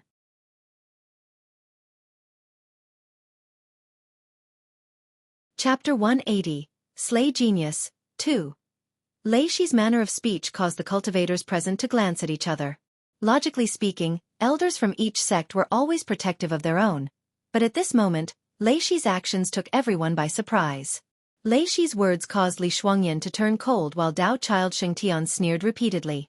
Shuangyan, make him scram, otherwise, don't blame me for not respecting Demon King Luan Ri as I kill all of them. Li Qie slowly spoke with a chilling gaze. Lei Shi immediately angrily exclaimed, Thing that doesn't know life from death. Today, I will carefully teach you a lesson. Finished speaking, his grand palm created a faint 8 celestial and reached out towards Li Qie. Pop! The grand palm did not touch Li Qie since it was repelled by someone. This person then appeared in the same spot. Little brother Lei, you don't need to meddle with the matters here. Qi Yun appeared out of nowhere and coldly spoke. As the older brother at this moment, he was not courteous towards Lei Shi and directly showed a cold countenance. Qi Yun's sudden appearance and words did not leave Lei Shi any face. Lei Shi's complexion turned cold and gravely replied, Big brother, you are interfering outside of your boundaries. Qi Yun lost his patience and gently waved a royal order in his hand, and he said, "Little brother Lei, the order of His Highness is here. Am I bringing you back, or will you go back yourself?" Qi Yun was exasperated to the extreme. Because of the war god temple's matter, His Highness basically begged Li Qie, and he treated Li Qie like a grandfather deserving of worship. If this matter was successful, then the Nine Saint Demon Gate would have great benefits. Lei Shi, for his own gains, caused trouble for Li Qie time and time again. This was purposely hindering the great plan of the Nine Saint Demon Gate. How could Qi Yun not be wrathful? Seeing this royal order, Lei Shi's face was extremely difficult to look at. In other sects, the Supreme Elder position might be special, but this was not the case in the Nine Saint Demon Gate. Demon King Luan Ri's aptitude towered to the heavens, and his cultivation in the gate was the highest outside of Elder Jian. One could say that his position could not be questioned by anyone. The matter was a foregone conclusion the moment the royal order came out, as Lei Shi, with his ugly appearance, did not speak another word and left. Lang Chengfeng also didn't want to linger behind and followed as well. This sudden change caused the cultivators who were enjoying the rowdy scene to secretly gasp. This meant that the Nine Saint Demon Gate had decided to support Li Qie, even if it meant being enemies with the Heavenly God sect. "Anyone else backing you up?" After Lei Shi left, Li Qie glanced at Dao Child Shengtian and slowly asked. Dao Child Shengtian snorted and chillingly said, "Little brat Li, one-on-one, I am enough to kill you." He really didn't have any confidence fighting against Li Shuangyan. Being knocked away by Li Shuangyan last time had always been a shadow in his heart. "You truly think that your father only relies on women to eat?"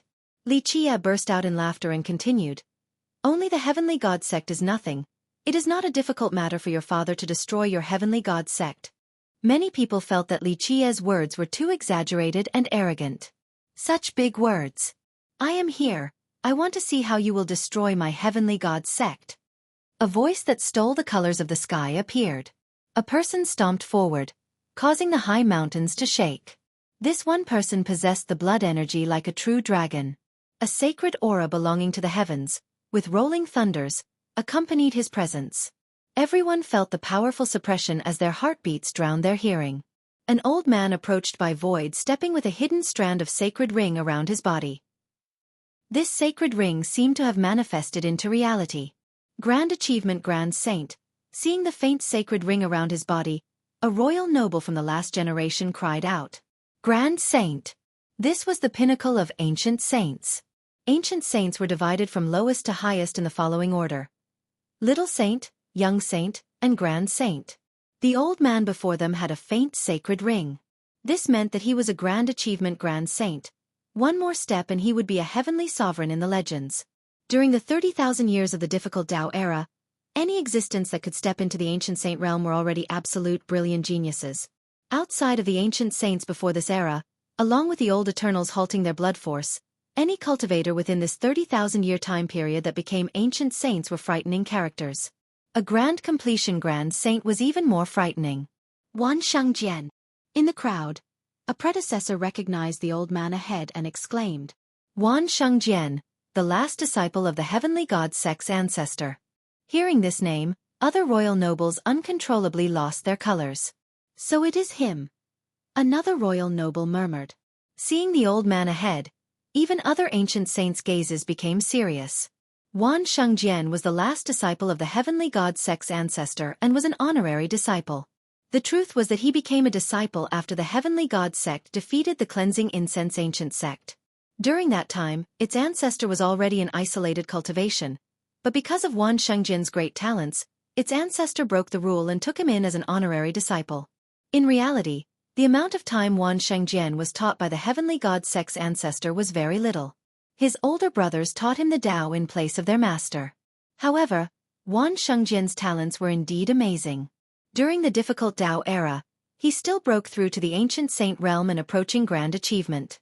If it was not for the horrible nature of the difficult Tao era, he would have been an unfathomable heavenly sovereign.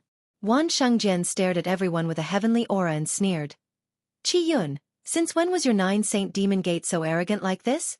As a disciple of the Heavenly God sect, and as a Grand Achievement Grand Saint, Wan Shangjian truly had the ability to look down on all beings. Facing Wan Shangjian, even someone like Supreme Elder Qi Yun greatly changed their expression. Regarding cultivation, He really was not Wan Shengjian's opponent. When the Nine Saint Demon Gate was truly arrogant, I don't know where your heavenly god sect was.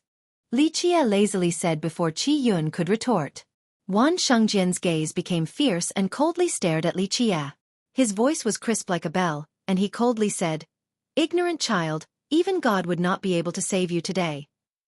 Finished speaking, his grand palm headed straight to grab Li Qie. Wan Shengjian's move was extremely terrifying. The thunders covered the heaven and earth as the universal laws poured down, like a waterfall that was capable of collapsing the ancient street, causing others to shiver. As this great palm was coming, both Li Shuangyan and Qi Yun were greatly alarmed. However, Li Qie was very calm. He embraced his ancient zither and began to play. Zhang, a group of emperor's powers, like a sword tip, soared to the sky. Pluff! Blood poured down like the torrential rain.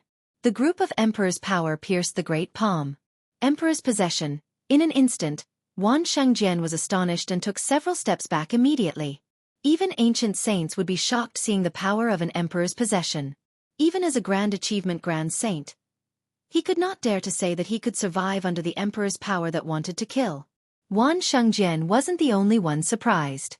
All of the observing cultivators here knew the meaning behind an emperor's possession, and they all aghastly took a few steps back.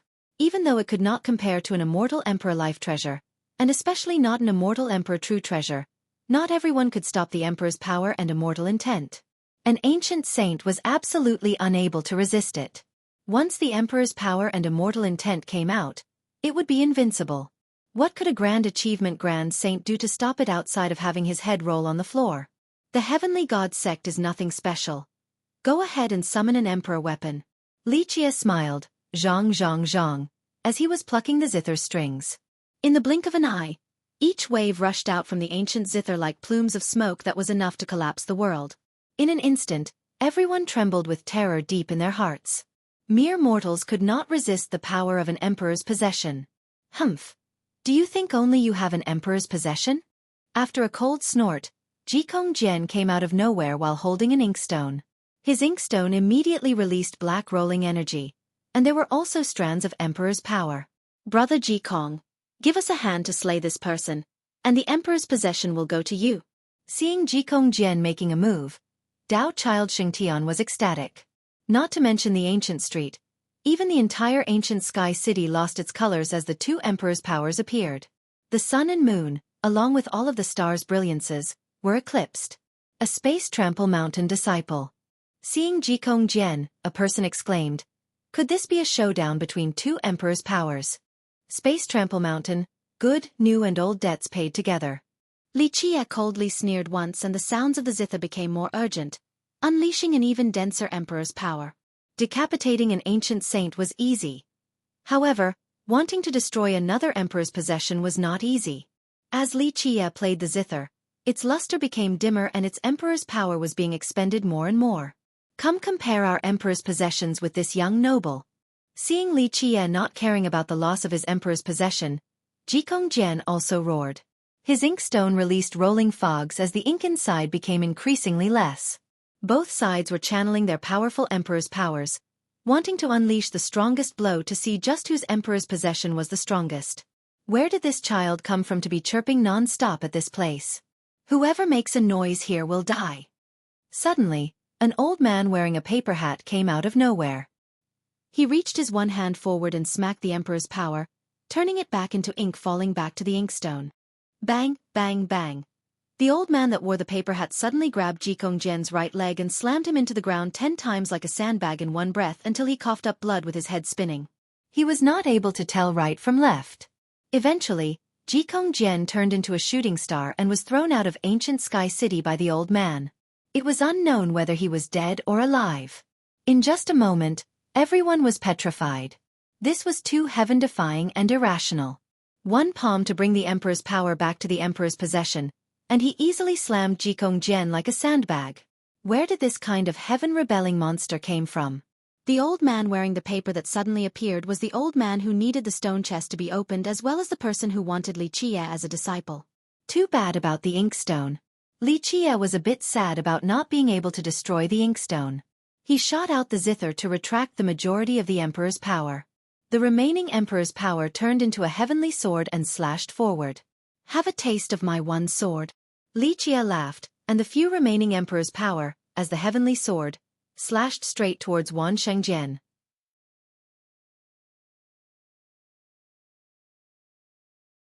Chapter 181. Stomping Genius Beneath. 1. Emperor's power transformed into a sword that, with mighty power, swept through the sky. Strand after strand of Emperor's power that descended down was enough to snap the back of all living things. No one could resist the moment when the Emperor's power went by, causing them to lie down on the ground. One sword sweeping through the sky caused countless people to become pale. The bright sun itself fell down, creating a dull darkness. Under this one sword, the order of the six Tao shattered. It was simply impossible to stop. Wan Shengjian immediately lost his expression the moment he saw this great sword. Even as a disciple of the heavenly god Sek's ancestor, he couldn't stop this sword unless his master was personally present. Open. As the sword was being swung down, Wan Shengjian went for broke and summoned his most precious treasure. This was his fate-protecting treasure. He spread his palms and took out an emperor's edict. Boom! A loud explosion resonated as the immortal light shot straight to the sky. The emperor's edict opening caused the heavens to lose their colors while all existences trembled. There was only one word in the emperor's edict: amnesty. This one word naturally blended with the heaven and earth as its emperor's power pierced the sky like a giant standing on top of the emperor's edict. Emperor's edict. Many people exclaimed loudly after seeing this edict. This edict was personally written by an immortal emperor as a symbol of his will. Clang! One sword slashed on top of the emperor's edict like two planets slamming together, causing imperial lights to shot up to the sky. Wisps of imperial lights rushed into the sky dome all the way to the deepest part of the horizon. It illuminated the endless black sky as these shooting star imperial lights crossed the sky with a blinding light that dazzled the sky. Two forces of emperor's powers colliding shook all of ancient Sky City. Under the powerful emperor's aura, no matter whether one was an enlightened being or ancient saint, they couldn't help but shiver in fear. The emperor's power disappeared after the sword cut down, and the light of the emperor's edict also became much fainter. The word amnesty had lost the majority of its spirit. Even though it blocked the one sword, it also suffered heavy losses. Despite successfully blocking the blow, Wan Shengjian's heart was aching. This was his emperor's edict that he obtained from the azure mysterious ancient kingdom with much effort. This was his precious treasure, a life-saving treasure. Only a common emperor's edict of immortal Emperor Qingxian, not a heaven's will emperor's edict. Li Jie held his zither and laughed. If you want to compete with my emperor's possession, you should be bringing a heaven's will emperor's edict.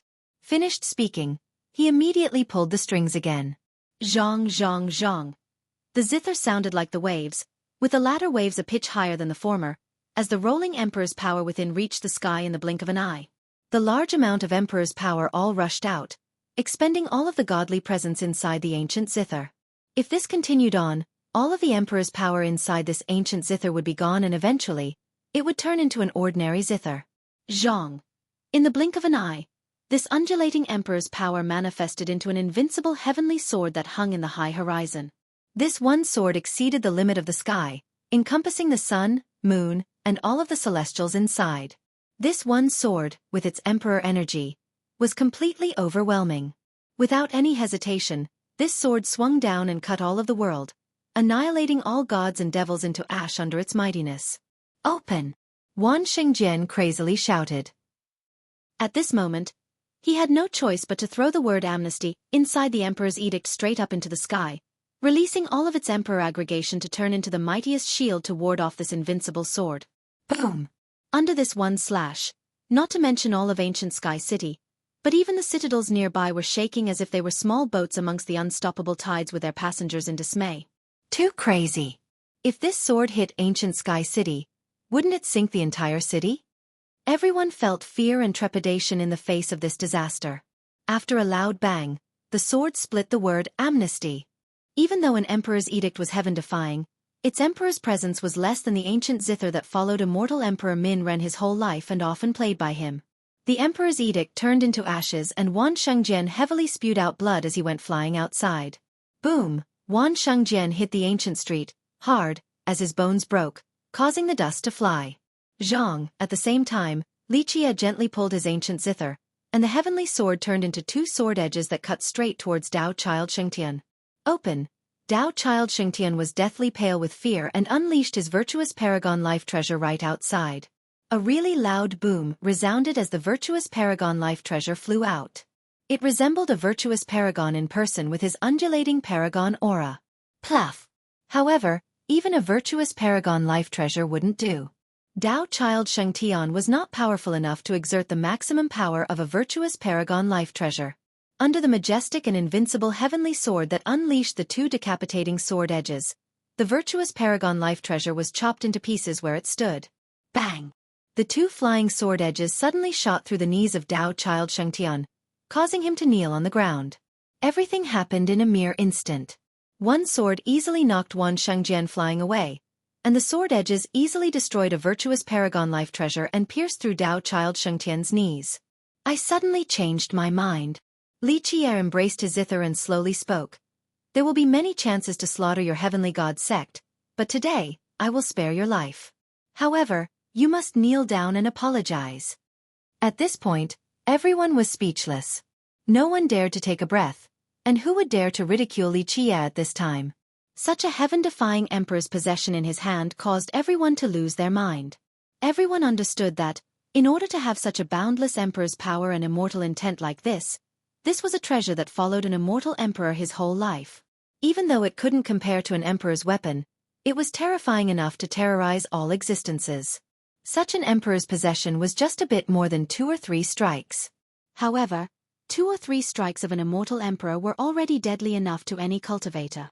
In your dream, at this juncture, Tao Child Shengtian struggled to get back on his feet. The 2 knees pierced by the emperor's edges were absolutely fatal. If it wasn't for the fact that he was a royal noble capable of reshaping his flesh, he would have been a cripple.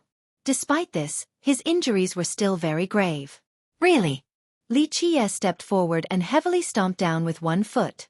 Tao Child Shengtian changed his colors as his 2 hands slightly performed merit laws, wanting to stop this one kick from Li Qi'er. However, no matter how many methods he tried, he still couldn't stop this one kick that was like the towering mountain.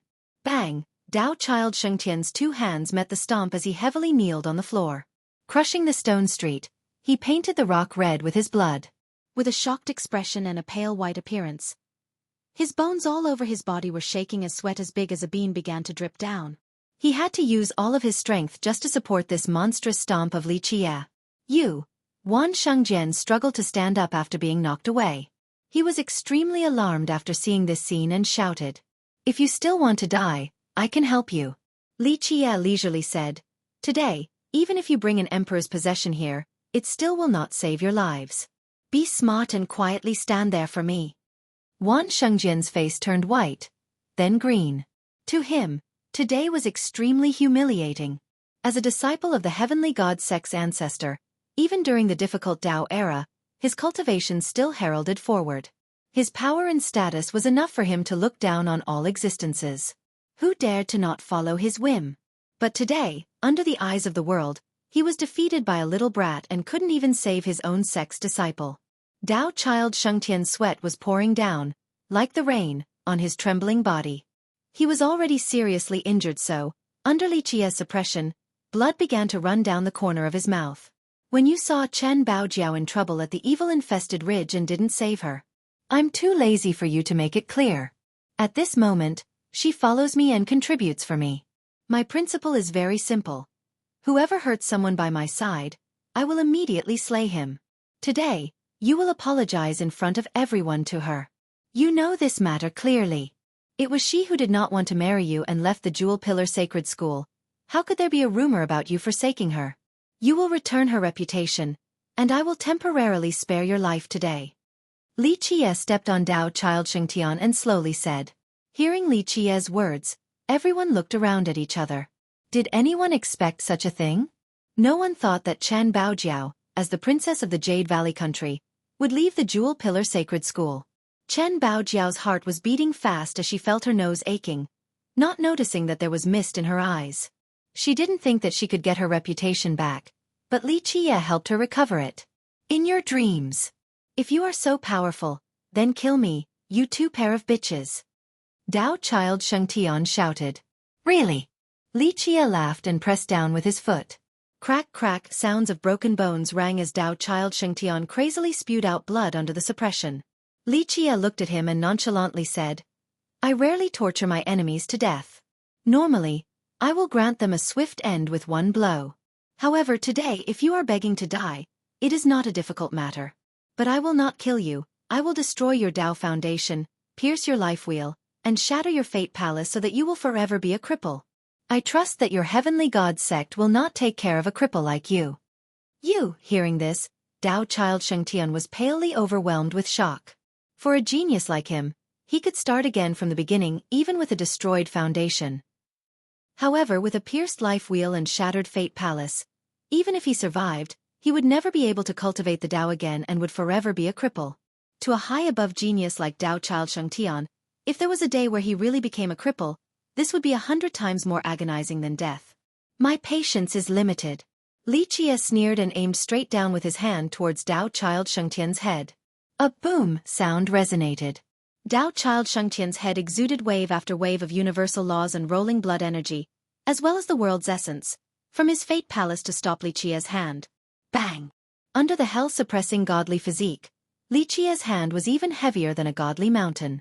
It essentially couldn't block it and, under the pressure, these universal laws shattered along with his blood energy and world's essence. The hand continued towards his fate palace. Tian'er, while the green hills last, there will still be wood to burn. Seeing this scene, the aghast Wan Shangjian immediately yelled. Even an immortal emperor had moments of defeat and lost their face, let alone you. If we don't make it past today, how could there be a tomorrow?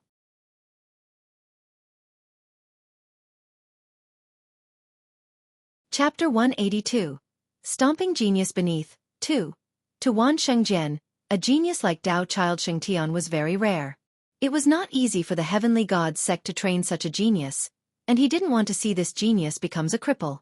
Dao Child Shengtian gritted his teeth and mustered all of the strength from his muscles to resist Li Qie's suppression. However, no matter how hard he tried, it was not enough to repress Li Qie. You wouldn't even able to stop my suppression before you were wounded, let alone now. Unless you are a saint physique or an ancient saint, there might be a chance. Now, either you apologize, or I will destroy your fate palace. Li Qie comfortably said with a smile. Boom! At this time, Li Qie's hand was placed on top of Dao Child Shengtian's fate palace. Under his pressure, this fate palace was creaking and it could crack at any moment. Dao Child Shengtian sprayed out a mouthful of blood. At this time, even his eyes were dripping blood. It felt as if he was a man fighting against the heavens. Fine, I lost. Finally, Dao Child Shengtian chose to bend as he shouted. He tightly gritted his teeth and finally said, You are right, this is the Jewel Pillar Sacred School withdrawing the marriage proposal. It is the Chen clan not accepting this marriage. After the words came out, Dao Child Shengtian's body couldn't help but shiver. To a genius like him, yielding was the extreme humiliation of one's life. Today, in front of so many people, being forced to kneel on the ground and accept his wrongs, to him, will forever be a shadow in his heart.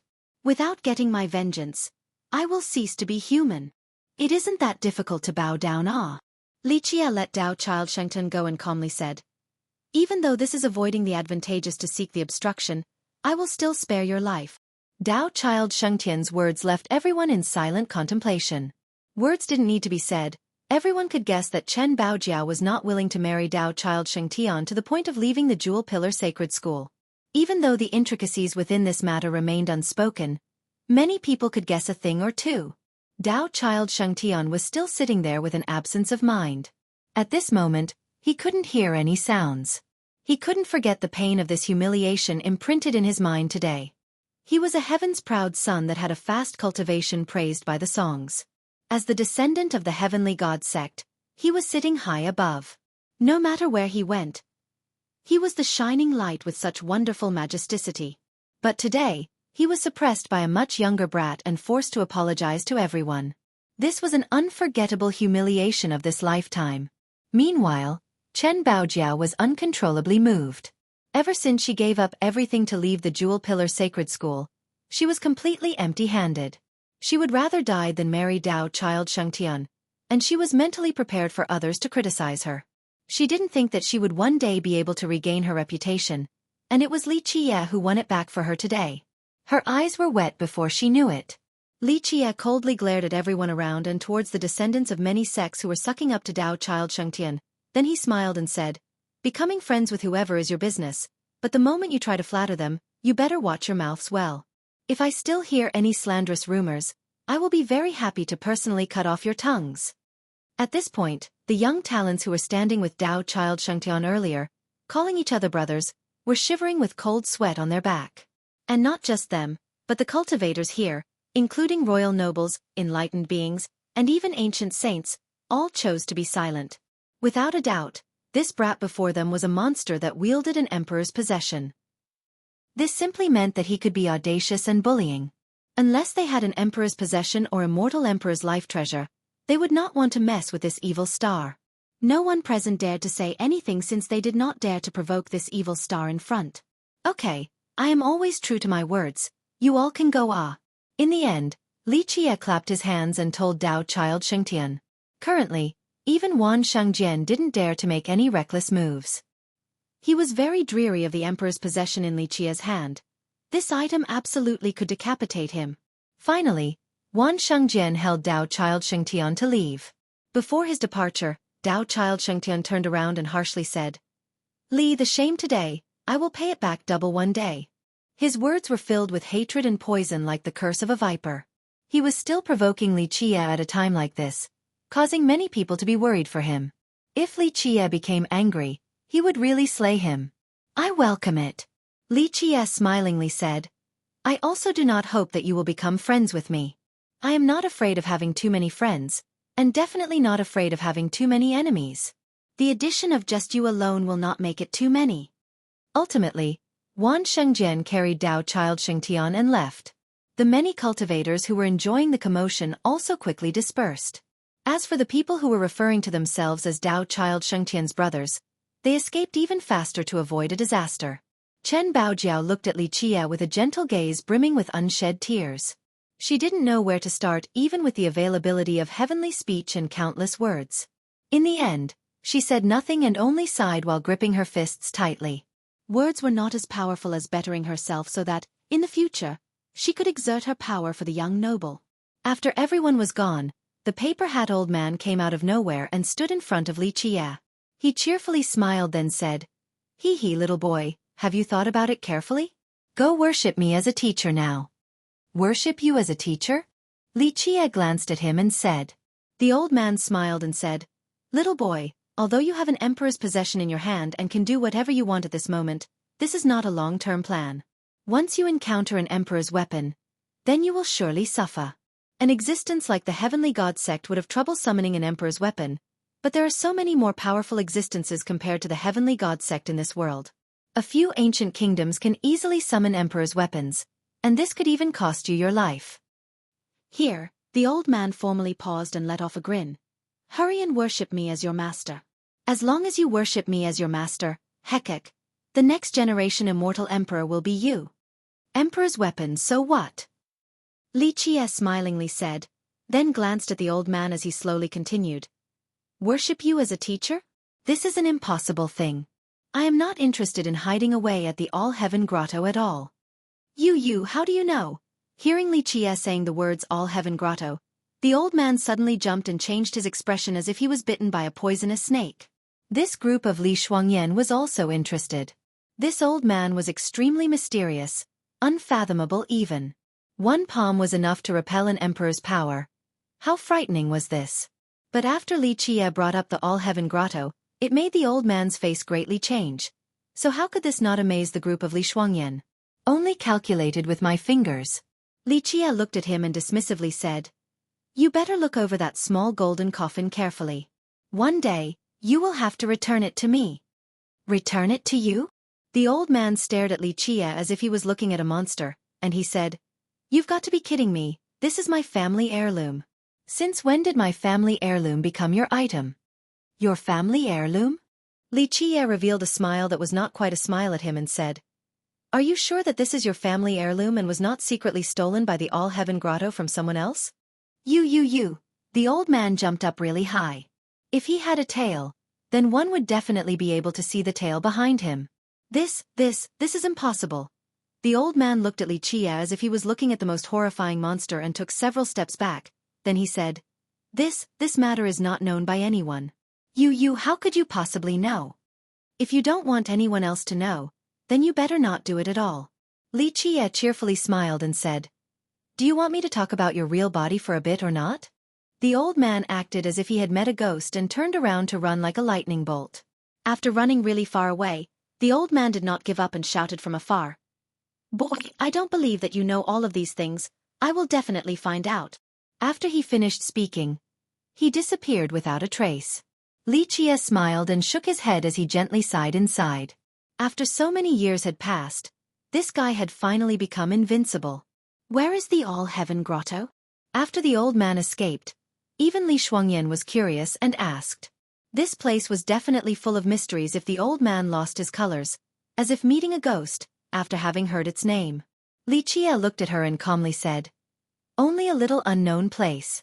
The All-Heaven Grotto. He naturally couldn't say that this used to be his territory. The people who knew this fact were lesser than few. Li Shuangyan stopped asking after hearing Li Qie's answer. She knew that this was a fruitless endeavor. After this storm, the group of Li Qie no longer wanted to stroll through the ancient street and headed back home. Meanwhile, throughout the ancient street, many cultivators couldn't help but to talk about Li Qie and the cleansing incense ancient sect. In reality, very few cultivators before this knew who Li Qie was, especially cultivators who came from a different part of the world. After the sudden commotion at the ancient street, many people understood that although this kid was young, he was a completely audacious evil star. The cleansing incense ancient sect an insect losing its 100 feet yet still isn't completely vanquished. Even though it was almost destroyed, it still has the secret power to make others dread awe. In the end, it still is an immortal emperor's lineage. Someone lamented while talking about the events today. 30,000 years ago, the cleansing incense ancient sect was defeated by the heavenly god sect and declined from then on. People considered that it had become a third-rate sect that wasn't enough to reach the apex.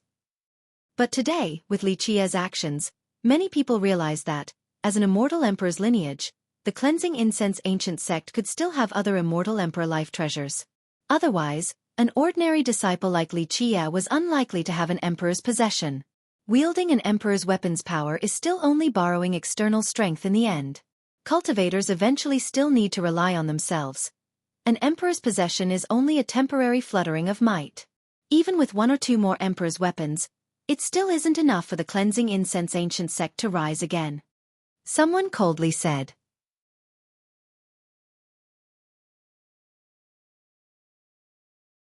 Chapter 183, 9 Sun Locking Heaven Law, 1.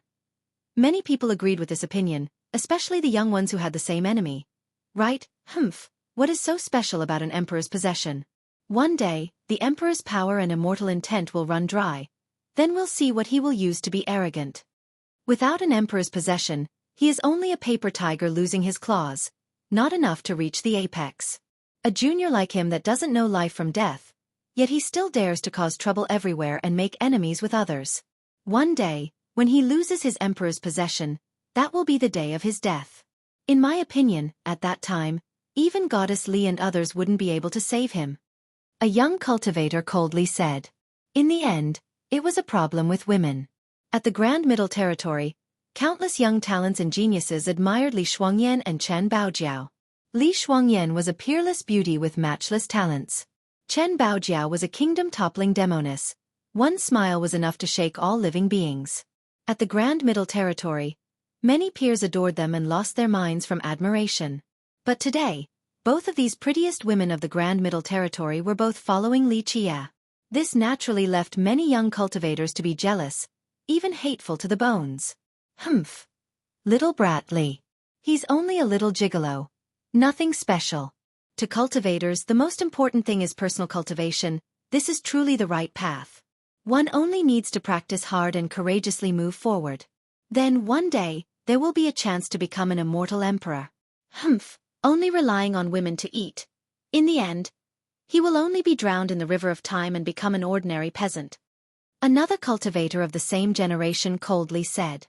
Of course, he said this with a lot of jealousy. What they couldn't understand was why these heavens-proud daughters like Li Shuangyan and Chen Baojiao chose an unknown junior like Li Qie.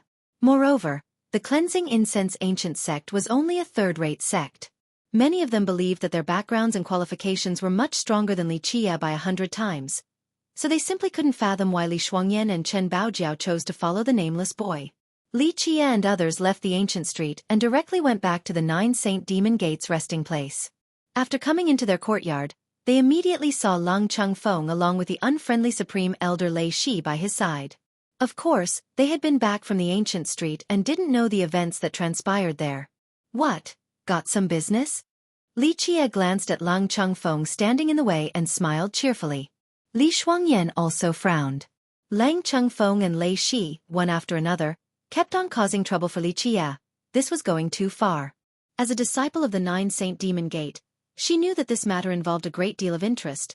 But Elder Lei Shi kept on interfering even though this was clearly defiance against the Gate Master's will and his grand plan.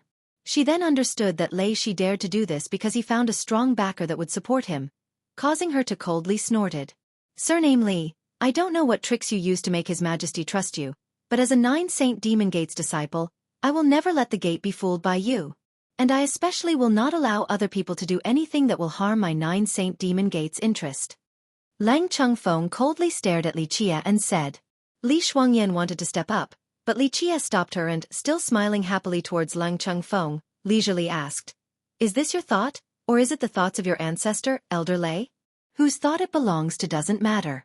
Lang Chengfeng drily said, Any 9 Saint Demon Gate's disciples would not allow anyone to harm the gate. At this moment, bearing the intense sun on his back and not hiding his undulating enlightened being aura, he proudly said, I am a good personal friend of Heavenly Prince Qingxian, so he passed me the Azure Mysterious Ancient Kingdom Supreme Ancient Law. Once this law comes out, decapitating enlightened beings and fighting ancient saints are possible. Shuangyan, don't intervene with this matter, otherwise, if Fenger hurts you, I'm afraid it will destroy your Dao foundation. The Azure Mysterious Ancient Kingdom Supreme Ancient Law has been invincible since the ancient time. Lei Shi standing by the side coldly warned. Li Shuangyan's eyes became chilling and her expression was even frostier. These words had overtones. It was not just a simple warning. Seeing Lang Chengfeng bearing the sun behind his back, Li Qie's eyes condensed and right after, he lost his colors and exclaimed in horror. The 9 Sun Locking Heaven Law, a legendary attacking method that has been invincible since the antiquity. After his words came out, he immediately took 3 steps back. Li Qie's countenance was too realistic, letting other people know that he was startled by this peerless supreme method. You truly know the good stuff. You even know the Azure Mysterious Ancient Kingdom Supreme Ancient Law. Today, if you die under the Supreme Ancient Law of the Azure Mysterious Ancient Kingdom, at least you can still rest in peace from the honor. Lang Chengfeng chillingly glared at Li Qie. Impossible! Li Qie shouted and angrily exclaimed. How could this be a supreme technique of the Azure Mysterious Ancient Kingdom? This is clearly the invincible attacking method of the Cleansing Incense Ancient Sect. The 9 Sun Locking Heaven Law, the scorching sun in the sky swallows the 9 Sun True Flame. When facing the enemy, it absorbs the sun's energy from the sky and leads it to the Dew Meridian, then transforms this energy into the True Flame to activate the True Fate. It is capable of unleashing a power more than 10 times the norm and slay the enemy 3 realms above. After bursting into an angry speech, he quickly covered his mouth and acted like he didn't say anything. He then looked around, seemingly afraid that other people had heard it. Li Qie, losing his self-control this way, put Chen Baojiao into a daze. She wanted to reach out and pull him but was stopped by the head-shaking Li Shuangyan. Li Qie, forgetting himself as he spoke, made Lang Chengfeng and Lei Shi startled in their hearts. Lei Shi couldn't help but to take a step forward and coldly looked at Li Qie. Then he said, This is truly the supreme ancient law of the Cleansing Incense Ancient Sect? It used to be. However, my Cleansing Incense Ancient Sect had lost this art. Li Qie busily turned his head everywhere, then he smilingly said, We should talk about the 3 moves proposition, okay? However, Lang Chengfeng and Lei Shi clearly was drawn in by this matter. Especially Lang Chengfeng.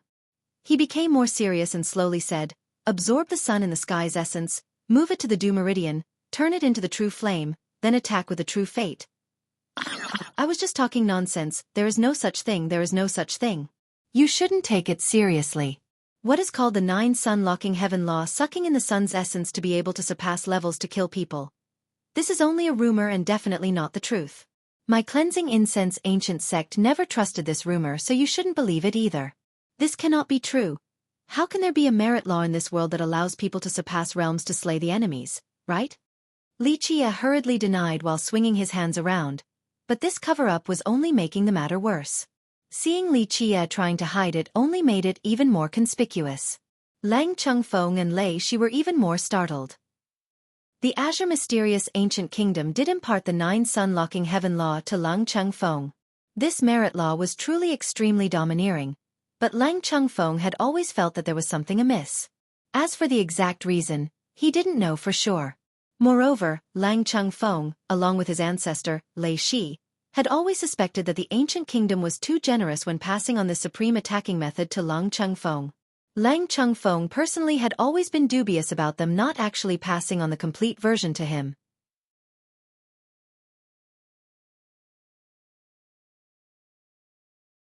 Chapter 184. 9 Sun Locking Heaven Law, 2. At this moment when Li Qie mistakenly blurted out the wrong things, this caused Lang Chengfeng and Lei Shi to be very doubtful. This supreme attacking technique might just be taken from the Cleansing Incense Ancient Sect by the Azure Mysterious Ancient Kingdom, and that they didn't impart the complete merit law to him.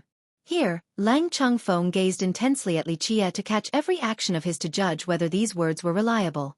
Catching Lang Chengfeng's gaze, Li Qie hurriedly shook his head and waved his hands to say, "This was just a joke, definitely not the truth. Even though our Cleansing Incense Ancient Sect lost the 9 sun locking heaven law, we never believed in this rumor." Seeing Li Qie's panicked expression, Lang Chengfeng became even more trusting of that one phrase. He sneered and said, "Whether it is true or not, we can find out after a shot." A clear and crisp sound rang. Finished speaking, Lang Chengfeng activated the 9 sun locking heaven law. In the blink of an eye, the sun behind him became even hotter as if it was the real sun. Gather. Following Lang Chengfeng's roar, the sun behind him turned into a vortex of fire that wanted to suck in the extreme sun true flame above. Many bursts of clear sounds arose, making Lang Chengfeng and Lei Shi believe that this was a success. The sunlight turned into many bundles as wisp after wisp of light, as fine as the silk string like the tiny flame sparks, flew into the fire vortex, causing Lang Chengfeng's fire to become even hotter. It really is true. Feeling the power of the true flame, Lang Chengfeng was ecstatic. No longer holding back, he exerted all of his blood energy to channel the 9 sun locking heaven law to crazily devour the extreme sun true flame in the sky. From Lang Chengfeng's frantic devouring of the extreme sun true flame, he then led it to the dew meridian and turned them into the true flame of life. In a flash, his body turned into a true flame cauldron, and his cauldron of life suddenly became ablaze with powerful fire. The very next instant, he felt that his cauldron of life was capable of burning the entire world as his fire of life burned. But he didn't stop fueling his life energy to become even stronger. He started to trust Li Qie's words more and more and started to devour the extreme sun true flame that descended down from above in a frenzy.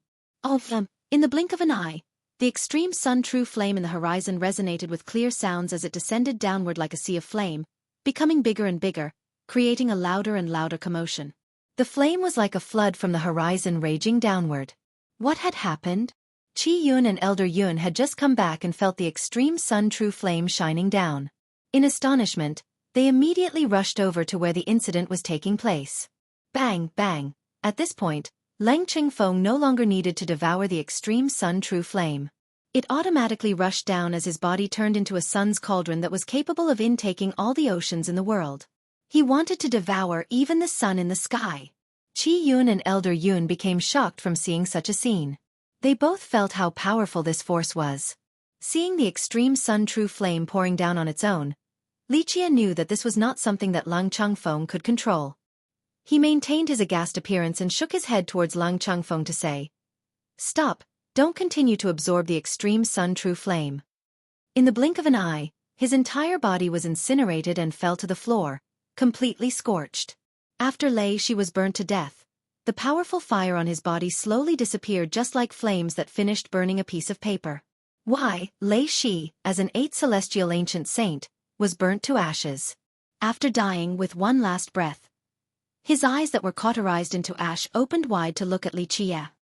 He was still lost at the moment of his death. Li Qie, who took the group of Li Shuangyan far away earlier, suddenly appeared next to his side. I already said that it was a rumor, yet you guys didn't believe me time after time. The Azure Mysterious Ancient Kingdom took the 9 sun locking heaven law from my cleansing incense ancient sect. Did they not tell you that this used to be an evil technique? Swallowing the extreme sun true flame. This was only meant to make your body become a cauldron. Li Qie slowly said. Regrettably, Lang Chengfeng and Lei Shi were already burnt to a crisp and couldn't hear Li Qie's words. Li Qie inched closer and looked at the ashes as he slowly continued. Sadly, you didn't listen to this old man and suffered just now. The extreme sun true flame is only the cauldron of life, incinerating the cauldron to refine the law of the true flame and nothing more. With that, his finger reached out. From the cauldron of life inside Li Qie's fate palace came a raging fire. Slowly, Li Qie's finger exuded a cluster of flames. At this moment, the unimaginable happened. From the ashes of Lang Chengfeng and Lei Shi were 2 tiny scarlet strands of fire. They were extremely red, like the steel metal being scorched in a furnace. Zhong, zhong, zhong. The sound of iron chains clanking together appeared. The 2 fire strands from the 2 ashes were dragged out. Li Qie's finger was like a magnet under the channeling of the cauldron of life. It sucked at the 2 fire strands. The 2 strands intertwined into one and turned into a true flame's law. At this moment, the true flame's law, like a spirit snake, suddenly drilled into Li Qie's finger and went inside his fate palace. When this true flame's law went inside Li Qie's fate palace, it turned into a large lock. When this lock fell down, it seemed as if it was locking the heaven and earth, rendering Li Qie's fate palace into an unbreakable existence. Slowly, magical runes were floating around the large lock. They were very small but extremely bright. It was as if each of these magical runes were created from melted steel metal. The moment that these magical runes finally woke up, an erased fragment within Li Qie's sea of memories resurfaced. One heavenly supreme art emerged. This was the complete 9 sun locking heaven law. 9 sun locking heaven law. You both will never be able to understand its true profoundness. Li Qie looked at the ashes of Lang Chengfeng and Lei Shi as he smilingly said. That's right. The 9 sun locking heaven law used to be a supreme offensive technique of the cleansing incense ancient sect. It could hurt the enlightened Ming above and punish the Devil King below. However, during the ancient ages, even the cleansing incense ancient sect did not know that this merit law used to be an extremely evil technique. During the immemorial time, the first branch of the charming spirit race had an extremely bright genius. He created this evil technique, the 9 sun locking heaven law. In reality, this offensive technique was not called 9 sun locking heaven law, but was referred to as 9 sun annihilating god law. Even though it sounded very nice, it was not annihilating gods but cultivators who were cauldrons.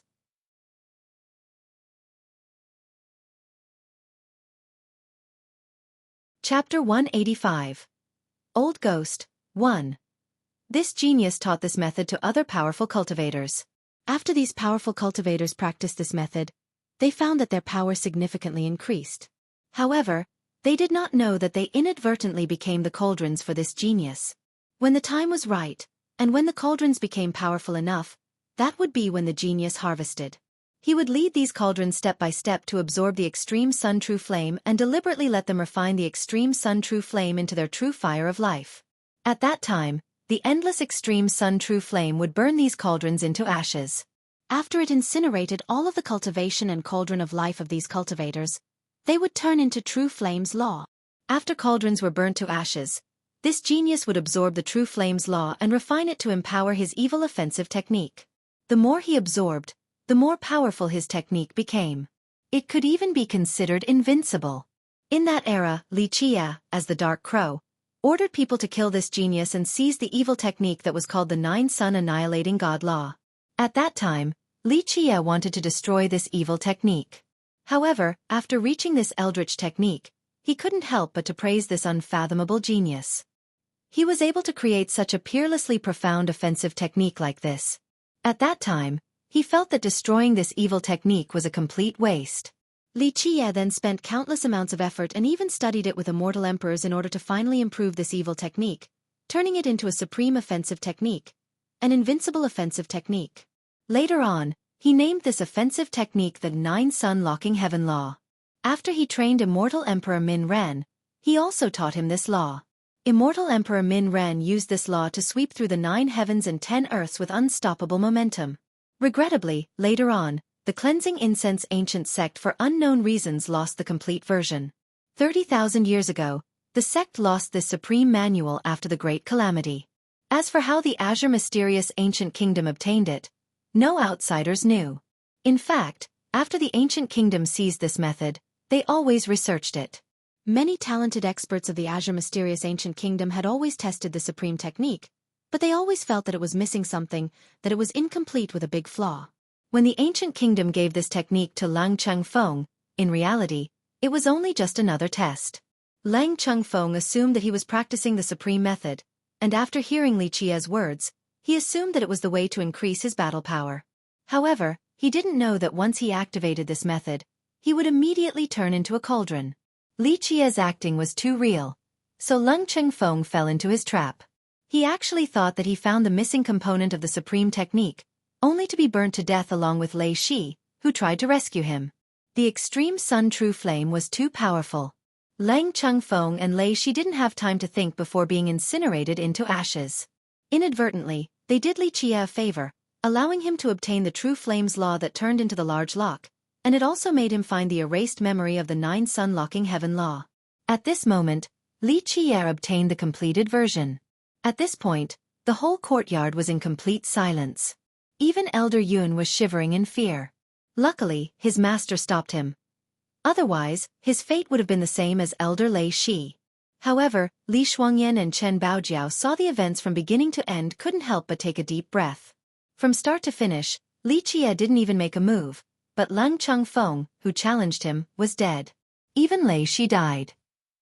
Moreover, they didn't even know what was going on at the moment of their deaths.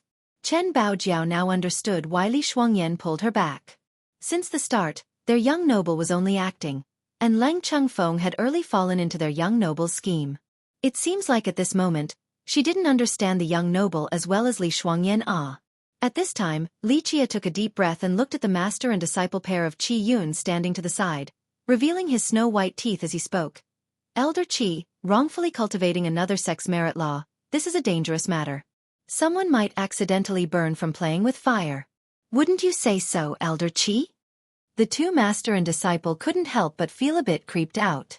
From beginning to end, Li Qia didn't even lift his finger, yet Lang Chengfeng and Lei Shi were burnt to ashes. They both felt that this 15-year-old little demon in front of them was an evil ghost sharpening its white fangs. One wouldn't know how and when they would die by being his enemy. At this point, Qi Yun gently sighed and understood why His Highness valued Li Qia so highly. This was not simply because Li Qia could control their heavenly protectors. In a few days, he suppressed Wan Shengjian and Dao Child Shengtian. At this moment, he burnt Lei Shi and Lang Chengfeng to death. It seemed like such an easy matter to this young man ahead. Enlightened beings, ancient saints, all would have a miserable fate if they provoked him. Li Qia smiled and smiled some more as he then took Li Shuangyan and Chen Baojiao inside.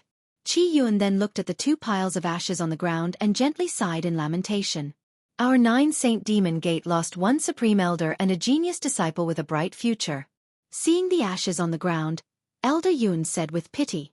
Qi Yun shook his head and replied, "This isn't necessarily a bad thing.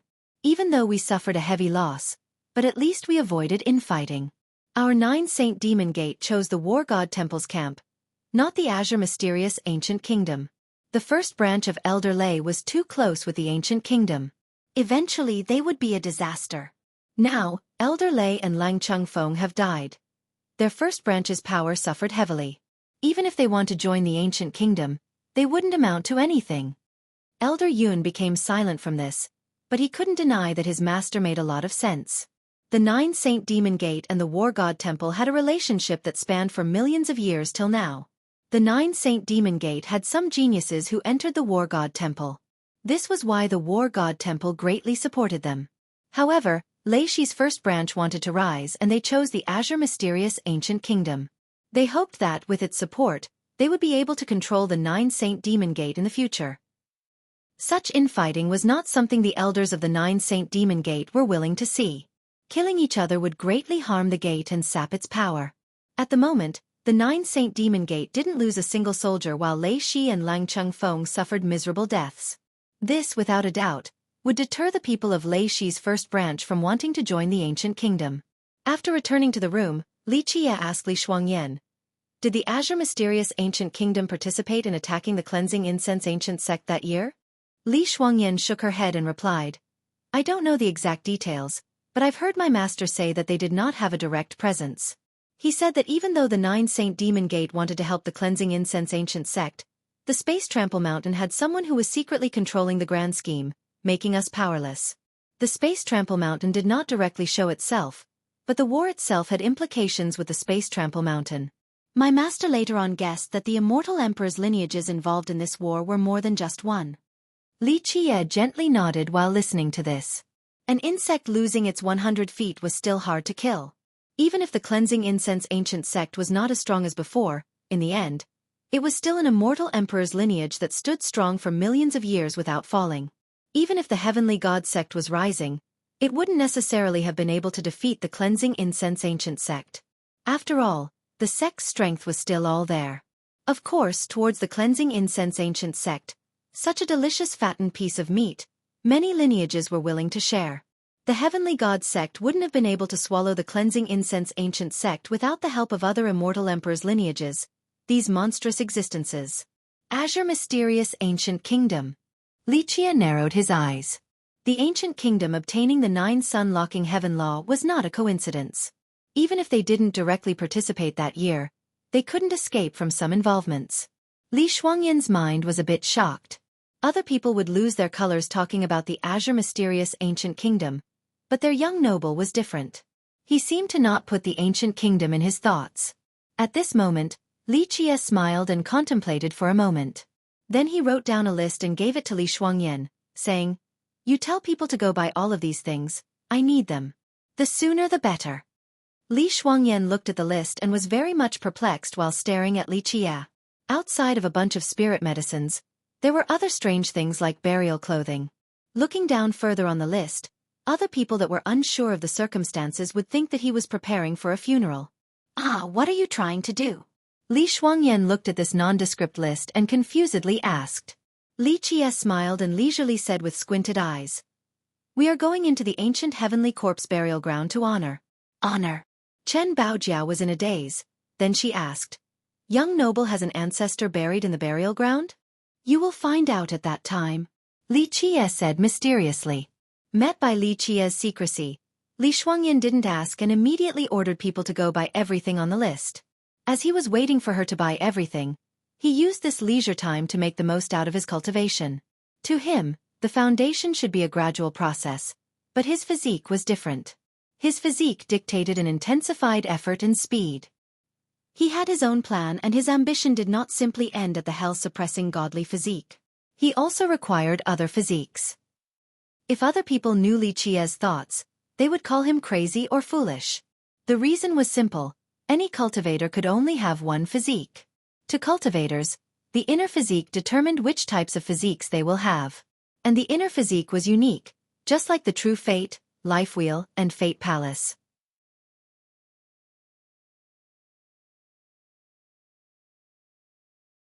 Chapter 186. Old Ghost, 2. A person only had one true fate, one life wheel, one fate palace, and will not have two true fates. Having two true fates would mean that the person had two lives, two souls. This was an impossible matter. The inner physique was also the same. One person could not have two inner physiques.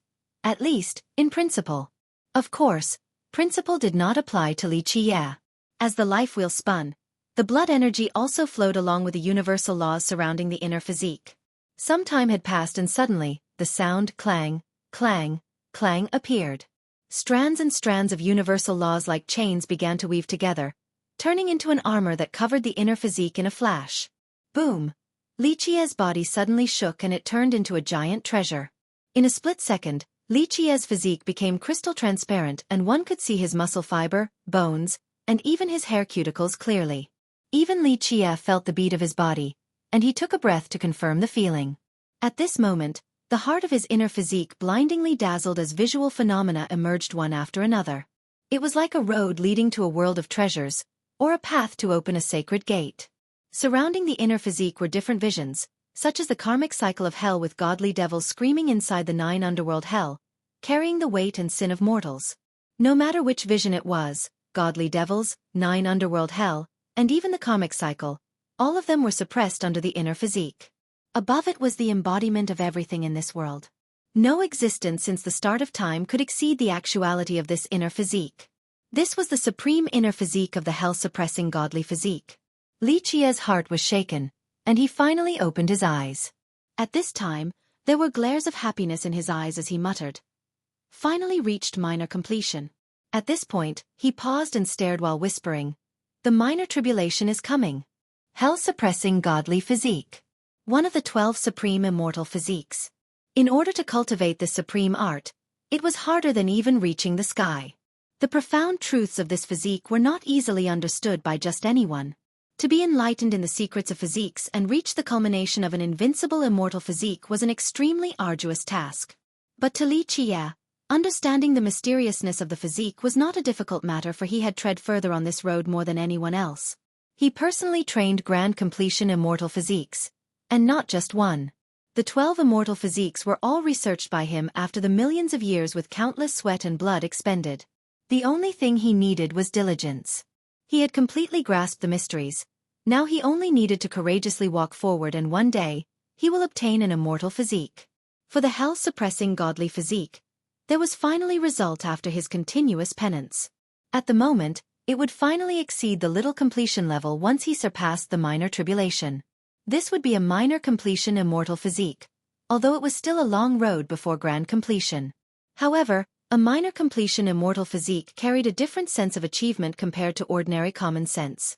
Since the immemorial times, minor completion immortal physique characters were still frightening. The suppression of these physiques was enough to horrify any cultivator. Li Qia took a deep breath. A minor completion immortal physique was an extremely exciting event for any cultivator. Once one reached minor completion, they would be a huge threat even to grand completion saint physiques. Even though Li Qia was happy, he was not overly ecstatic.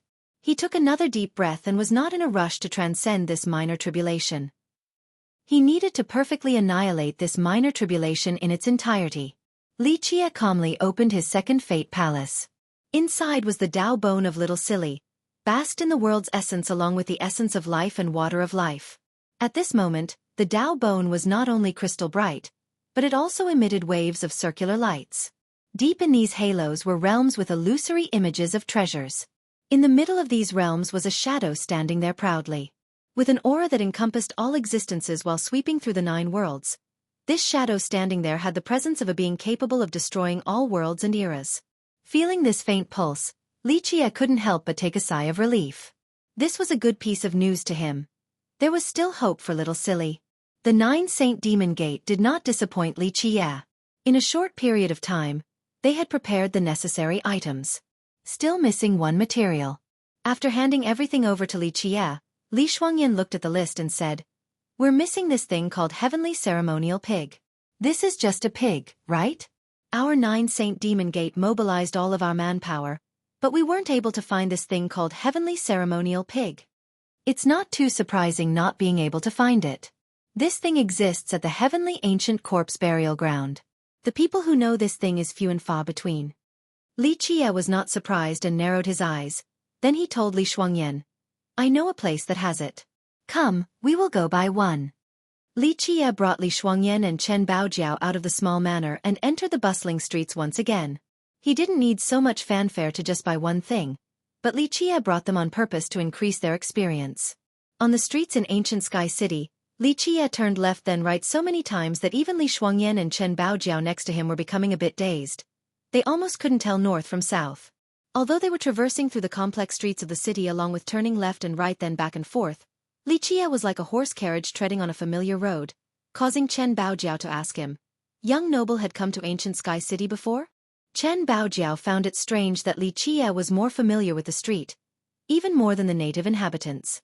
"Calculated with my fingers, so I knew the directions," Li Qia smilingly said. Chen Baojiao snappily glared at her young noble with an endless charm and bewitchment. Such a beautiful and provocative girl. It truly makes the human souls wonder. Eventually, Li Qie and the two girls went inside a very narrow street. This alley inside the large ancient sky city was like the deepest part of the slums. The four directions were all high walls with ancient pavilions and mysterious palaces, resulting in this small alley to appear especially ominous. At the end of the alley was a dead end. Not to mention a human figure, but even a ghost shadow would not be found here. If it wasn't for Li Qie leading the way, Li Shuangyan and Chen Baojiao would never be able to find a place like this. At the end of the alley, they saw a small shop with a tattered wooden door. The tattered wooden door was creaking as if it would fall over at any time once a gust of wind blows by. Old Ghost Small Shop. On the small shop was an old and rotten sign, hanging there. This sign had not been swept for who knows how many years as it was covered in spider webs.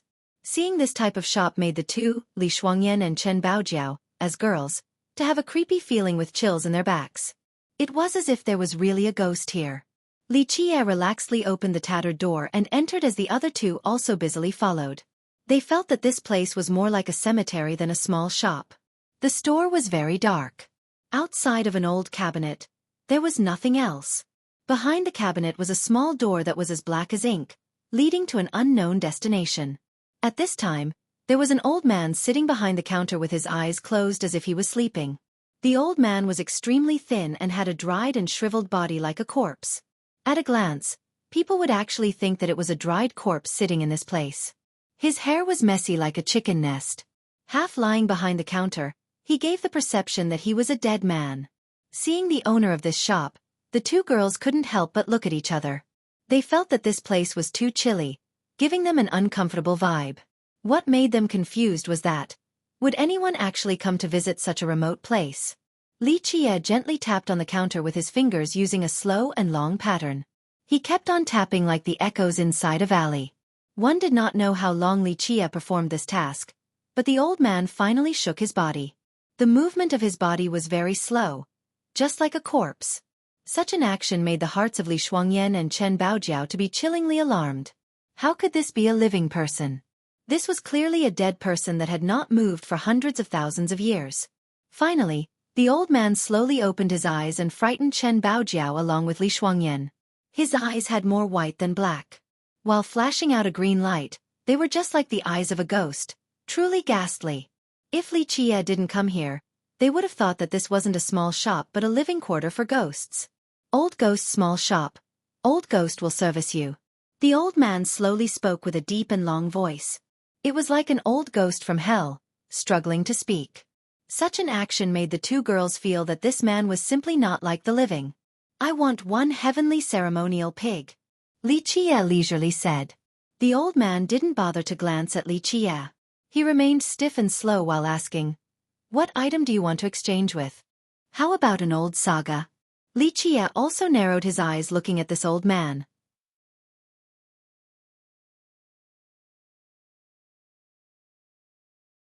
Corpses that could catch his eyes are absolutely unimaginable and were definitely capable of becoming existences like Earth immortals. Of course, you can also trade for the most amazing things out of this place with them. Come, don't let him wait too long. Li Qie then smiled and walked towards a narrow path to the dark door. Li Shuangyan and Chen Baojiao glanced at each other once before they busily followed him inside.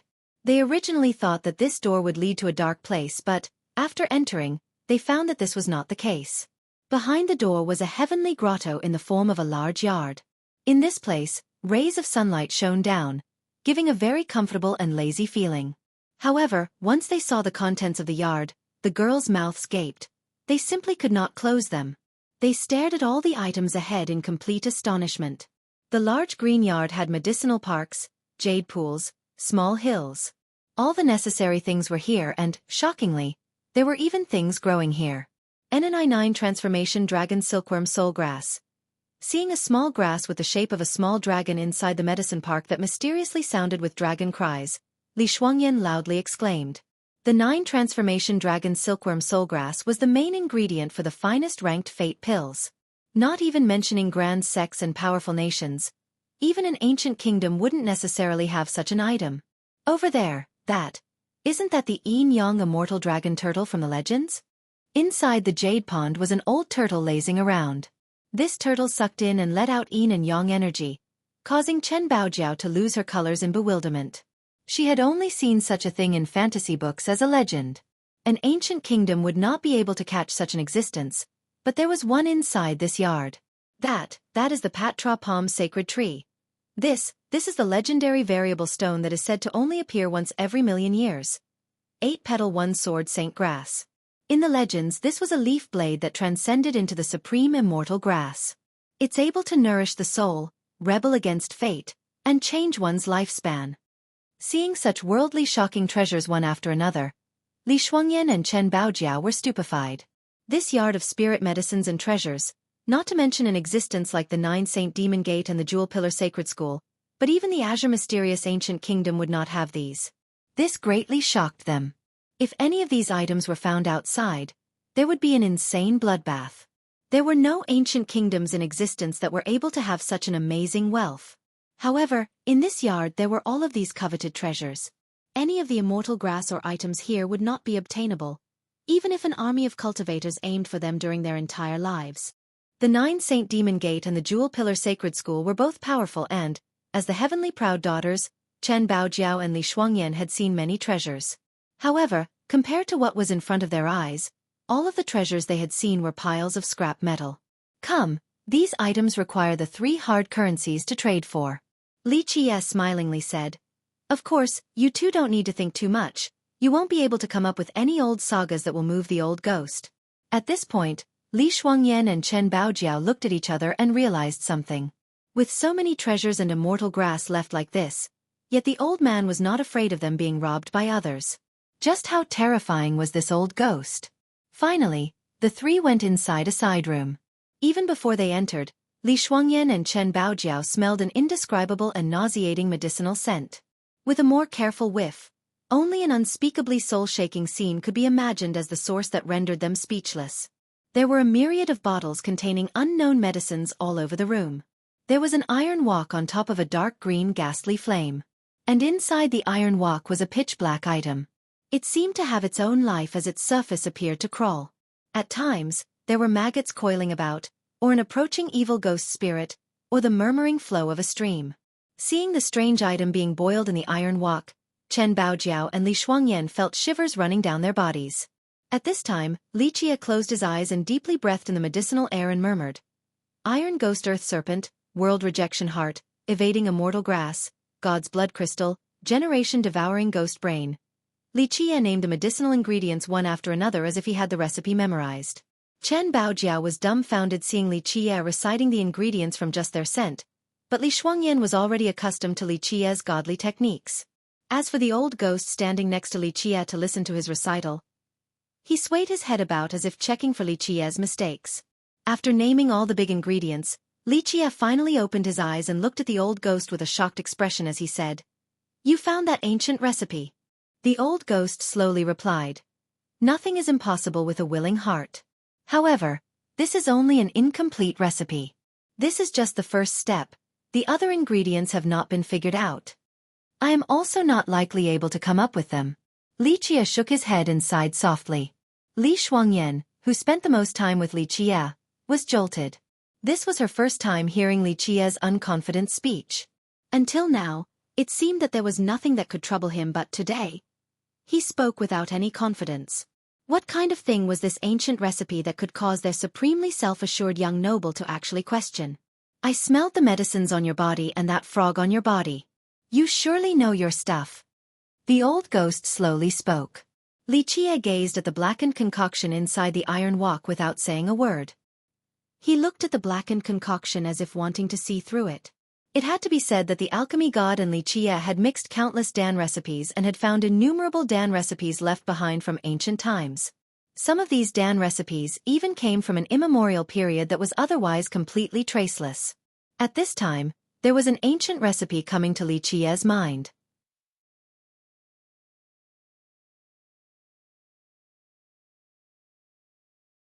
Chapter 188. Old Ghost Small Shop, 2. Everything was recorded in the Alchemy God's Grand Canon. At this moment, the Dan recipes appeared in his mind. One Dan recipe after another mixed together repeatedly. He wanted to find the right ingredients within all of these memories to combine with this ancient Dan recipe. As time passed by, Li Qie unknowingly had bean-sized sweat dripping down from his face. Chen Baojiao emotionally wanted to wipe his sweat, but Li Shuangyan quickly held her back and gently shook her head, indicating to not disturb him. A short time later, Li Qie's entire body was soaked with sweat as if he was just fished out of water, and his breathing became more and more rapid and loud. At this time, Chen Baojiao and Li Shuangyan became worried that Li Qie was undergoing qi deviation. Countless medicinal ingredients were being matched in Li Qie's head. From testing innumerable herbs and searching for Dan recipes with the alchemy god, Li Qie's understanding of medicinal knowledge and his effort to determine this recipe had gone further than anyone. Today, he exerted all of his capabilities in order to create this legendary ancient Dan recipe. This was a supreme Dan recipe without peer. Since the ages, people who knew of this Dan recipe could not even be counted as a few.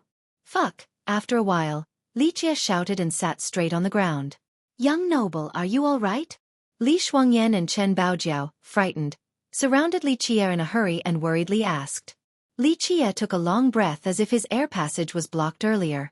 He then gently waved his sleeve and Li Shuangyan and Chen Baojiao were relieved as they busily wiped his sweat. After a while, Li Qie stood up and looked at the old ghost then said, "This Dan recipe, I can try to match it, but it is still only the beginning with ingredients. The actual Dan refinement has nothing to do with me. You know this Dan recipe better than I do. No one can tell if it is true or fake. Whether a Dan can come out of this or not, it has always been a secret. I can only guarantee that this mixing of ingredients alchemical principle is reasonable." The old ghost looked at Li Qie for a long time and finally nodded his stiff head. "This can do." After being taken care of by Li Shuangyan and Chen Baojiao, Li Qie's spirits were restored and he was at ease again. He continued with the old ghost. "However, you should know that a heavenly ceremonial pig is not enough to trade for this. Outside of the heavenly ceremonial pig, you can take something else." The old ghost slowly said, "Your choice. You can take any item here no matter what." The old ghost's words moved Li Shuangyan and Chen Baojiao. Any single one of the items in this yard was enough to shake the world. Which immortal grass and treasures weren't priceless without peers here? Yet this old man said their young noble could take any item from this place. Li Qie narrowed his eyes and looked at the old man before ultimately calmly saying, "You and me talking about treasures, this looks too coarse. I don't need any treasure. Instead, I only need one thing. You will owe me a debt." The old man's eyes flashed a green light after having heard Li Qie. He stared at Li Qie without saying anything. After a long time, he finally slowly spoke while looking at Li Qie. "As long as you are successful, I will owe you a debt." Li Shuangyan and Chen Baojiao glanced at each other with a surprised expression. This place had amazing treasures, yet their young noble didn't want them and instead preferred the old man's debt. This matter was unbelievable. How could one favor compare to these amazing treasures? A single favor instead of these world-breaking treasures would be considered crazy in other people's eyes. However, they knew, clearly, that their young noble was absolutely not insane. His foresight and aspiration went further than anyone. "Bloody eyes, golden snake, take out the eyes for 6 drops of blood." At this time, Li Qie was staring at the blackened concoction in the iron wok and solemnly spoke. As Li Qie's words finished coming out, the old ghost stretched his hand and caught a snake as thick as an arm from a medicinal container. This snake's entire body was a golden color as if it was casted from pure gold. It had a pair of bloody red-veined eyes. When its body coiled, the bloody light threw out 2 bloody rays that resembled an evil god's blade edge. Li Shuangyan and Chen Baojiao felt greatly alarmed as their bodies went completely cold when met by this red gaze. This snake was absolutely not a common thing. Definitely a powerful snake king. The old ghost easily knocked it unconscious after catching it. Then he took its eyes and dripped 6 drops of blood into the iron wok. The blackened concoction rolling around immediately sizzled as the first drops of blood were added. A bloody mist emerged in a flash, but it was devoured by the concoction as if it was a monster opening its mouth, broiling over and swallowing the bloody mist. "Silver Frost Flood Dragon, grind the horn and add 3 parts, hurry." Watching the concoction swallowing the blood mist, Li Qie immediately shouted. The old man moved lightning fast and took out a 100-jong-long flood dragon in the blink of an eye. Li Shuangyan and Chen Baojiao couldn't help but become astonished. This was a flood dragon that was more than 1 million years old. Even a heavenly sovereign or heavenly king would be forced to run away from its sight. However, this old ghost's one claw immediately killed it. He took its horn and grinded it into a powder before sprinkling 3 parts into the medicinal concoction. When the dragon powder fell inside, the darkened concoction became violent like a ferocious dragon that wanted to escape from the iron walk. However, no matter how fierce it was, it couldn't emerge from the iron walk. At this point, Li Shuangyan and Chen Baojiao realized that this seemingly ordinary iron walk in front of them was a peerless treasure. The blackened concoction became increasingly incensed until it was enraged to its limit and collided with the iron walk with lightning speed. Heavenly extreme dark magnetic aqua. Right at this moment, when Li Qie noticed that the blackened concoction's anger was at its extreme, he immediately shouted. The old man, in a flash, took out a mysterious liquid from a container and poured it on top of the iron walk.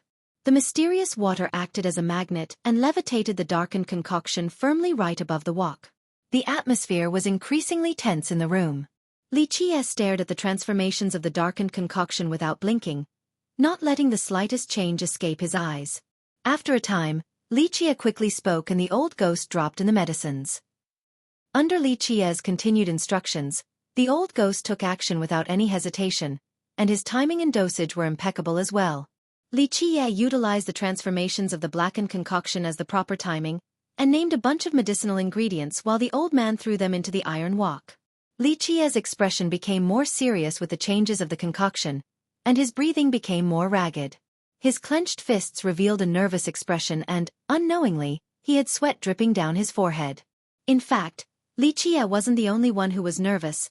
Even the unfathomable character, the old ghost, was tense as his eyes gazed at the concoction in the iron walk. Li Shuangyan and Chen Baojiao were also affected and became flustered.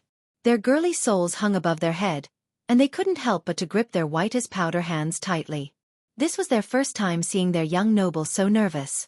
They had underwent countless dangers, met many fierce existences, and withstood numerous strong winds and tides, but their young noble handled them all with ease and calmness. Only this time was he apprehensive. It made them realize that this iron walk's concoction was absolutely extraordinary. As to what extent, they were not certain of. After each medicine was added to the iron walk, the concoction inside transformed into numerous images. At one time, it soared into a dragon and danced into a blazing phoenix but ended as a frigid glacier. As more and more raw materials were added, the concoction became increasingly violent as if it had its own awareness and life. It was as if this powerful black concoction could feel its end approaching and fought it. It became even more crazy as it slammed into the iron walk. However, no matter how berserk it became, it could not escape from the iron walk. At this time, Chen Baojiao and Li Shuangyan felt that this blackened concoction may not be a cauldron medicine but possibly a treasure or even an extremely supreme and rare existence in this world. As for what it was exactly, they didn't know. The addition of herbs was slowing down and coming to an end. At this point, the tension was high enough in the room for even the corpse-like man to have sweat dripping down. This was enough to show just how nervous he was. Locking in water. Finally, Li Qie thunderously shouted the last ingredient and, in this instant, his heart was hanging high above. Boom! When the locking in water entered the iron walk, the concoction unleashed a final blow with heavenly momentum to slam into the bottom of the walk. This blow was too powerful and unleashed a frightening presence as if a heavenly paragon was striking the heavens. This seemingly invincible blow made them feel as if the entire world would quake. However, even such a blow was not enough to destroy the unassailable walk. Bang bang bang. The concoction struck the iron walk again and again, but the strikes were weaker than before. Slowly, it no longer had the heavenly momentum as it finally became weakened. Finally, the concoction no longer moved in the iron walk. Instead, it transformed from a pitch-black tar to slowly become a radiating amber color. At this point, there was only slight breathing as everyone held their breath while staring at the iron walk. Li Shuangyan and Chen Baojiao didn't know whether it was a success, but they knew it had finally ended.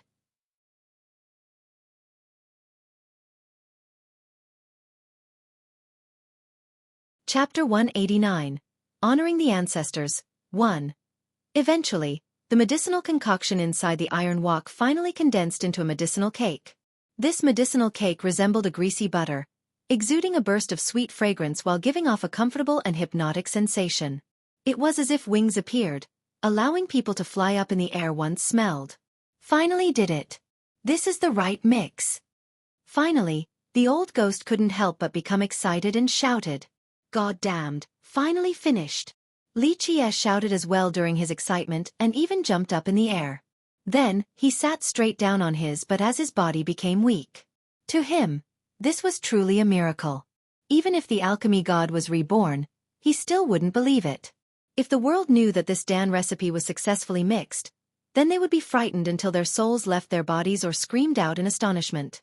Li Shuangyan, along with Chen Baojiao, were relieved.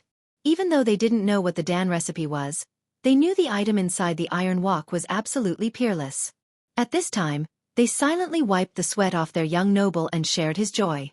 After a while, Li Qie regained his wits and looked at the medicinal cake in the iron wok as he slowly said, "The mix is complete.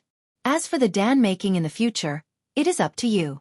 There is still a long road to go." The old man didn't say anything and simply gazed at the medicinal cake in the iron wok with happiness in his eyes. Eventually, he handed a heavenly ceremonial pig over to Li Qie. Before Li Qie's departure, the old ghost looked at Li Qie and still slowly spoke. "How about you stay behind? Worship me as a master. As long as you accept me as your master, in this generation, the immortal emperor's seat belongs to you."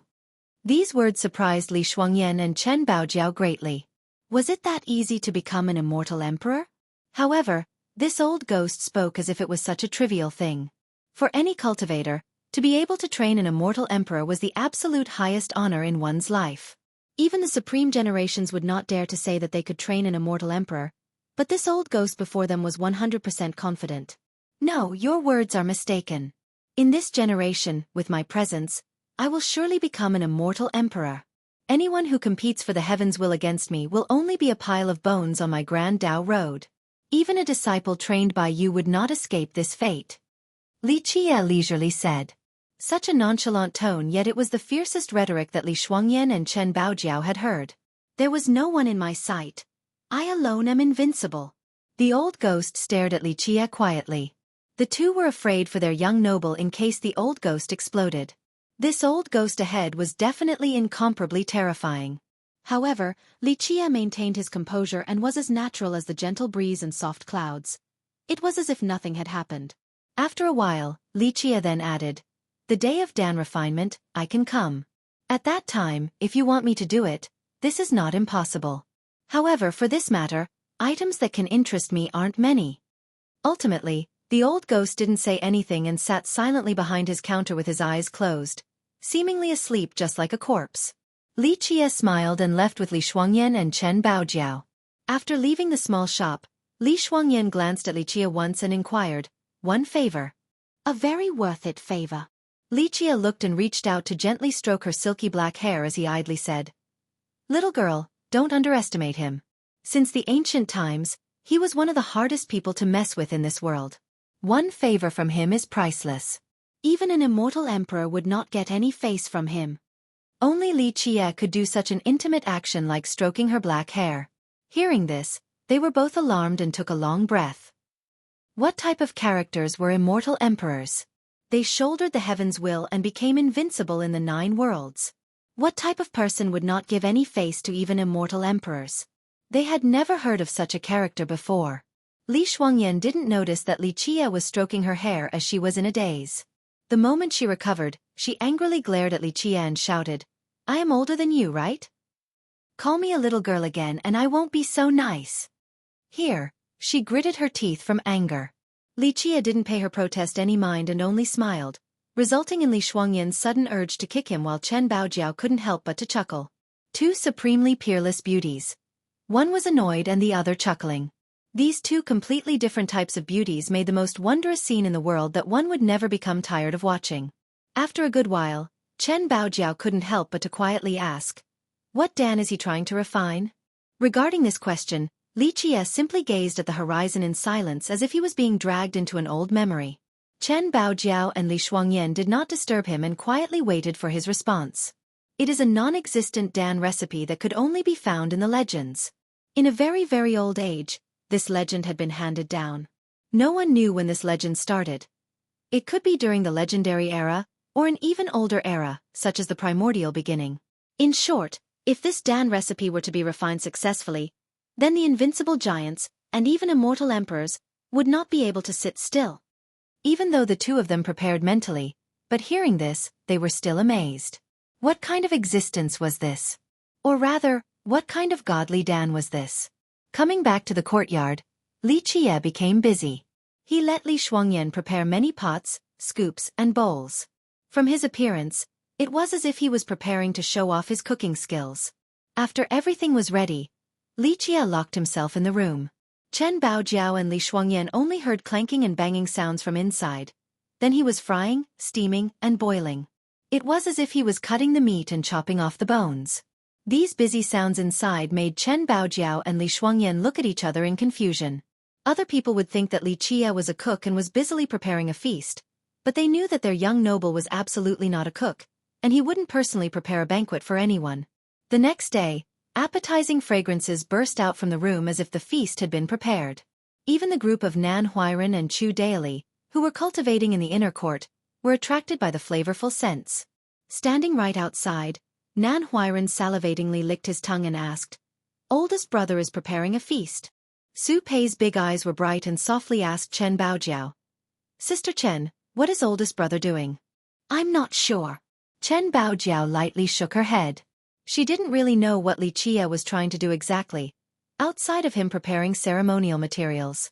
As the juniors salivated outside the door, not long after, Tu Buyu, Niu Fan, and Shi Gondang all came and curiously looked around as well. Waves and waves of flavors caused the group of Tu Buyu to swallow non-stop. Even Chen Baojiao and Li Shuangyan couldn't help but do the same. On the third day, a squeak sound rang. Li Qie finally opened the closed stone door and came outside. "Oldest brother, are you a cook now? Can you please let us have a taste?" Seeing Li Qie, Nan Huiran couldn't wait and asked with a grin on his face. Li Qie looked at him with one eye and took out two big pots with an appearance that caused the group of Nan Huiran to become dumbfounded. The two pots were filled with soup, but part of it was green, the other was white, one red and blue. There were all kinds of colors, like a sample platter. There were many things floating in the soup like chicken feet, dragon breasts, something that resembled a human head, and a turtle's penis. There was a lump of fat, a black lacquer root, and even some dried meat covered with long green feathers. That's right, the extremely appetizing fragrance did come from these two pots of meat soup, but after seeing it, people were creeped out. This soup meat appeared to be the most disgusting soup in the world. There was devil's meat along with decomposing corpses inside. In short, the appearance of this soup made people want to vomit. "Not good, let me puke first." Seeing the two meat soup pots, Nan Huiran shivered a little bit.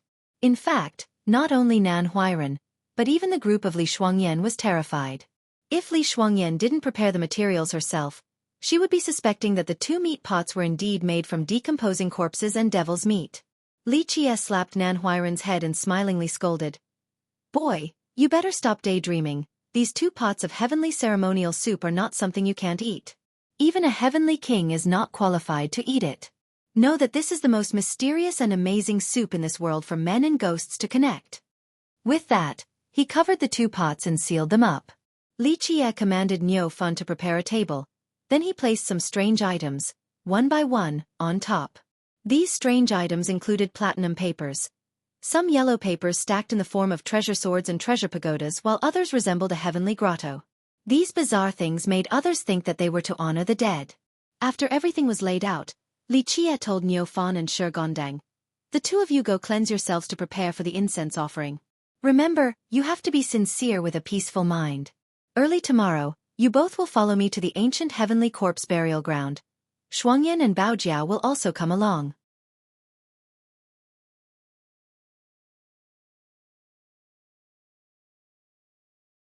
Chapter 190. Honoring the ancestors, Niu Fan, along with Shi Gondang, didn't dare to linger around and immediately went to carry out the order.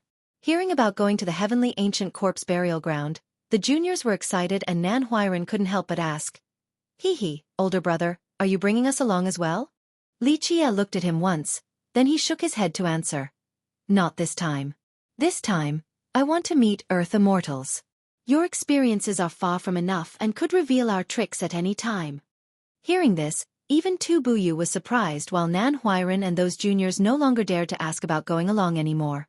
"Without my presence, I leave these brats to you." In the end, Li Qie looked at Tu Buyu and said, Older brother can rest assured. I will watch over them. Tu Buyu cheerfully smiled. After sending away all of the juniors, Li Qie called for Chen Baojiao and Li Shuangyan to enter the room. Then, he took out the bottle of blood that belonged to the young girl next to old alchemist Su Xiu. I'll pass a cheating method to you. Tomorrow, you drip this blood into the middle of your eyebrows and make sure it flows beneath your skin layer to turn your bloodline into someone else's. At least it would create such an illusion. Li Qie gave the bottle of blood to Li Shuangyan and taught her the method. This is using a fake bloodline to trick the earth immortals. Li Shuangyan was not aloof. After hearing this, she exclaimed emotionally. Li Qie then smiled and replied, "You guessed right." Then he went on to instruct Chen Baojiao. "Tomorrow, you pretend to be Shuangyan's servant. In short, at that time, just listen to me about everything and perform this play well with me." The next day, Li Qie dressed up everyone, including himself, in white outfits. The 5 of them looked like they were going to honor their predecessors' graves. Meanwhile, Li Qie also mixed the 2 heavenly ceremonial soup containers into one pot and placed it on the table filled with ceremonial objects to let Niu Fan, along with Shigondang, carry it. Afterwards, Li Qie let Li Shuangyan carry the piece of tile bought from old alchemist Su Xiu with 2 hands and told her, "Now you are the female disciple of that old alchemist Su Xiu, Wu Binglan. You are the descendant of the Wu clan with the blood of the martial Wu, God running through you. As for me, I am the live-in husband of the Wu clan, understand?" This explanation was strange, but Li Shuangyan still memorized Li Qie's words. Just like this, the honoring group of Li Qie finally went on the road. Hearing that the group of Li Qie wanted to go to the heavenly ancient corpse burial ground, the 9 Saint Demon Gate Supreme Elder Qi Yun was quite surprised. "Don't worry, we will quickly come back when the underworld boats appear. If the old men from the War God Temple arrive early, then just tell them to wait." Li Qie told Qi Yun in the end. This rendered Qi Yun silent. How great were the elders from the War God Temple! Not to mention him, even his older brother Jian didn't dare to linger when greeting the War God Temple's elders, but Li Qie just placed them to the sideline.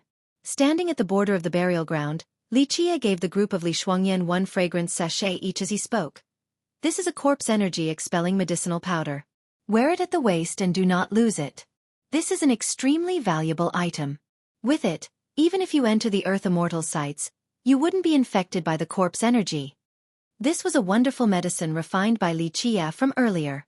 In order to make this cauldron, the 9 Saint Demon Gate paid a huge price to buy all the medicinal ingredients that Li Qie needed. If it wasn't Li Qie, then the gate would absolutely not have spent an arm and a leg like this. Li Shuangyan's group quickly wore the sachets on their waists. The moment they placed them there, the sachets exuded waves and waves of medicinal scents. They then entered the heavenly ancient corpse burial ground with Li Qie leading the way while Li Shuangyan carried the tile respectfully with both hands, followed by Chen Baojiao, then Shigondang and Niu Fan, who were carrying the ceremonial offerings. While inside, Li Qie was dropping down yellow papers every once in a while along the way inside the burial ground with a particular order. But even so, there were still earth corpses slowly standing up and crawling out from their nests when the group was inside. It seemed that these earth corpses had the ability to discern that since Li Qie and the others had white silk robes on with ceremonial offerings while dropping money along the way, they chose not to attack Li Qie. However, these numerous earth corpses did not leave and chose to slowly follow Li Qie, and there were more and more of them as they penetrated into the depths of the burial ground. There were more powerful earth corpses later on as well, including heavenly sovereign earth corpses. Seeing the stream of earth corpses following behind them that exuded rolling corpse energies, it left the group of Li Shuangyan to have chills all over their bodies. However, these corpse energies were negated by the medicinal scents, so Li Shuangyan's group could heave a sigh of relief. But finally, one earth corpse suddenly made circles around them and completely stopped Li Qie's path. With such a powerful earth corpse blocking the way, the others all mobbed them as well. In just a moment, the group of Li Qie was surrounded by earth corpses. Even Niu Fan was shivering with a ferocious gaze as he saw this entrapment. However, Li Qie stood forward while shaking his head and channeled his voice to loudly shout, "Grand Middle Territory, Sacred Wu Clan, the 637th descendant remembers the powerful awe-inspiring wind of the ancestor and commemorates the ancestor's great merits. Today, I am bringing my family and servants with offerings to worship the mysterious dragon cave of the martial god, the Sacred Wu Clan's progenitor, and also worship the coiling dragon mountain lord, the Wu Clan's second ancestor. My ancestor is an immortal earth in this place. Please forgive us and let their descendants pass. All saints, please give way. At this time, countless earth corpses gazed intensely at their group without any action as their eyes were glowing red. My ancestor, the mysterious Dragon Cave's martial god, was bestowed this Eve's tile by immortal Emperor Tun Ri. This is our family heirloom to prove our blood lineage. Li Qie roared with a completely serious expression. Other people who didn't know him would actually think that he was a ceremonial priest. Under Li Qie's signal, Li Shuangyan slowly raised the tile up with her two hands. Right at this second, every earth corpse was staring at this tile up high. In just a flash, the atmosphere froze. No matter whether it was Shi Gondang or Niu Fun, they both held their breath. Once the situation deteriorated, they would immediately kill out of this entrapment. This solemn and volatile atmosphere lasted for a while before many earth corpses finally slowly receded back to their lairs. Seeing this scene, the group of Li Shuangyan could finally breathe easy. This matter was too strange, and no one would believe it even if they were told. After the departure of the earth corpses, Li Shuangyan quietly asked, "The mysterious Dragon Cave's martial god? The Coiling Dragon Mountain's lord?" She had never heard of these titles. There are 4 essential things in worshipping the ancestors. First is an ancestral item, second is the ancestor's title, third is the ceremonial offerings, and fourth is the heavenly ceremonial soup. Li Qie spoke in a low voice. The ancestor's title is the ancestor's name after becoming an earth immortal by being buried here. They have their own dragon vein and become kings there. The person who goes to worship must report the ancestors' names here. Otherwise, they would not be allowed in if these ancestors do not exist. It was fortunate that they are still here. Li Qie softly spoke. The numbers of earth corpses and coffins increased as the group went deeper into the burial ground. It was indeed worthy of being the defining place to bury the dead. In this place, countless geniuses and incomparable characters were put to rest here. However, the moment they entered the Earth Immortals' territories, there were fewer sightings of earth corpses and coffins. There were a few mountain ranges without even one earth corpse present. The mountains in the Earth Immortals' territories were extremely huge, stretching for an endless length.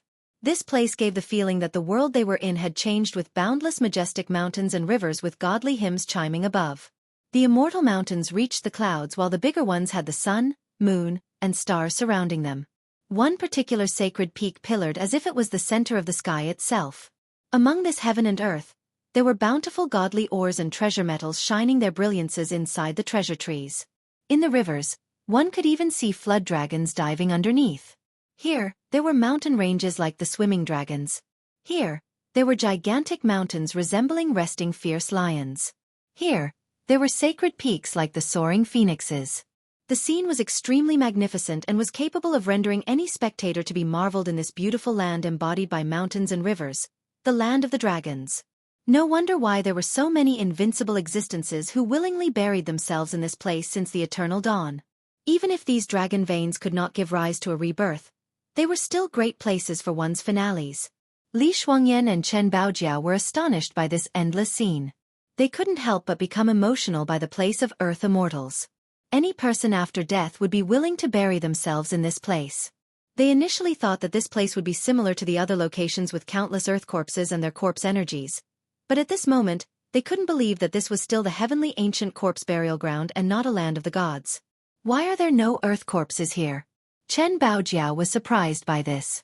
The land of the Earth Immortals did not have many earth corpses, and the few present were all hiding without showing themselves. This is the Earth Immortals' territory. Li Qie then replied. Here is where the dragon veins intertwine. It is the final destination of a supreme magical land and is not comparable to a feng shui treasure ground. The Earth Immortals naturally would not share such a good place like this with the Earth Corpses. Treasure Lords cannot control Earth Corpses, but Earth Immortals are capable of such a deed. Any Earth Corpses that can stay at this place were absolutely unfathomable characters and could even be invincible existences in the past.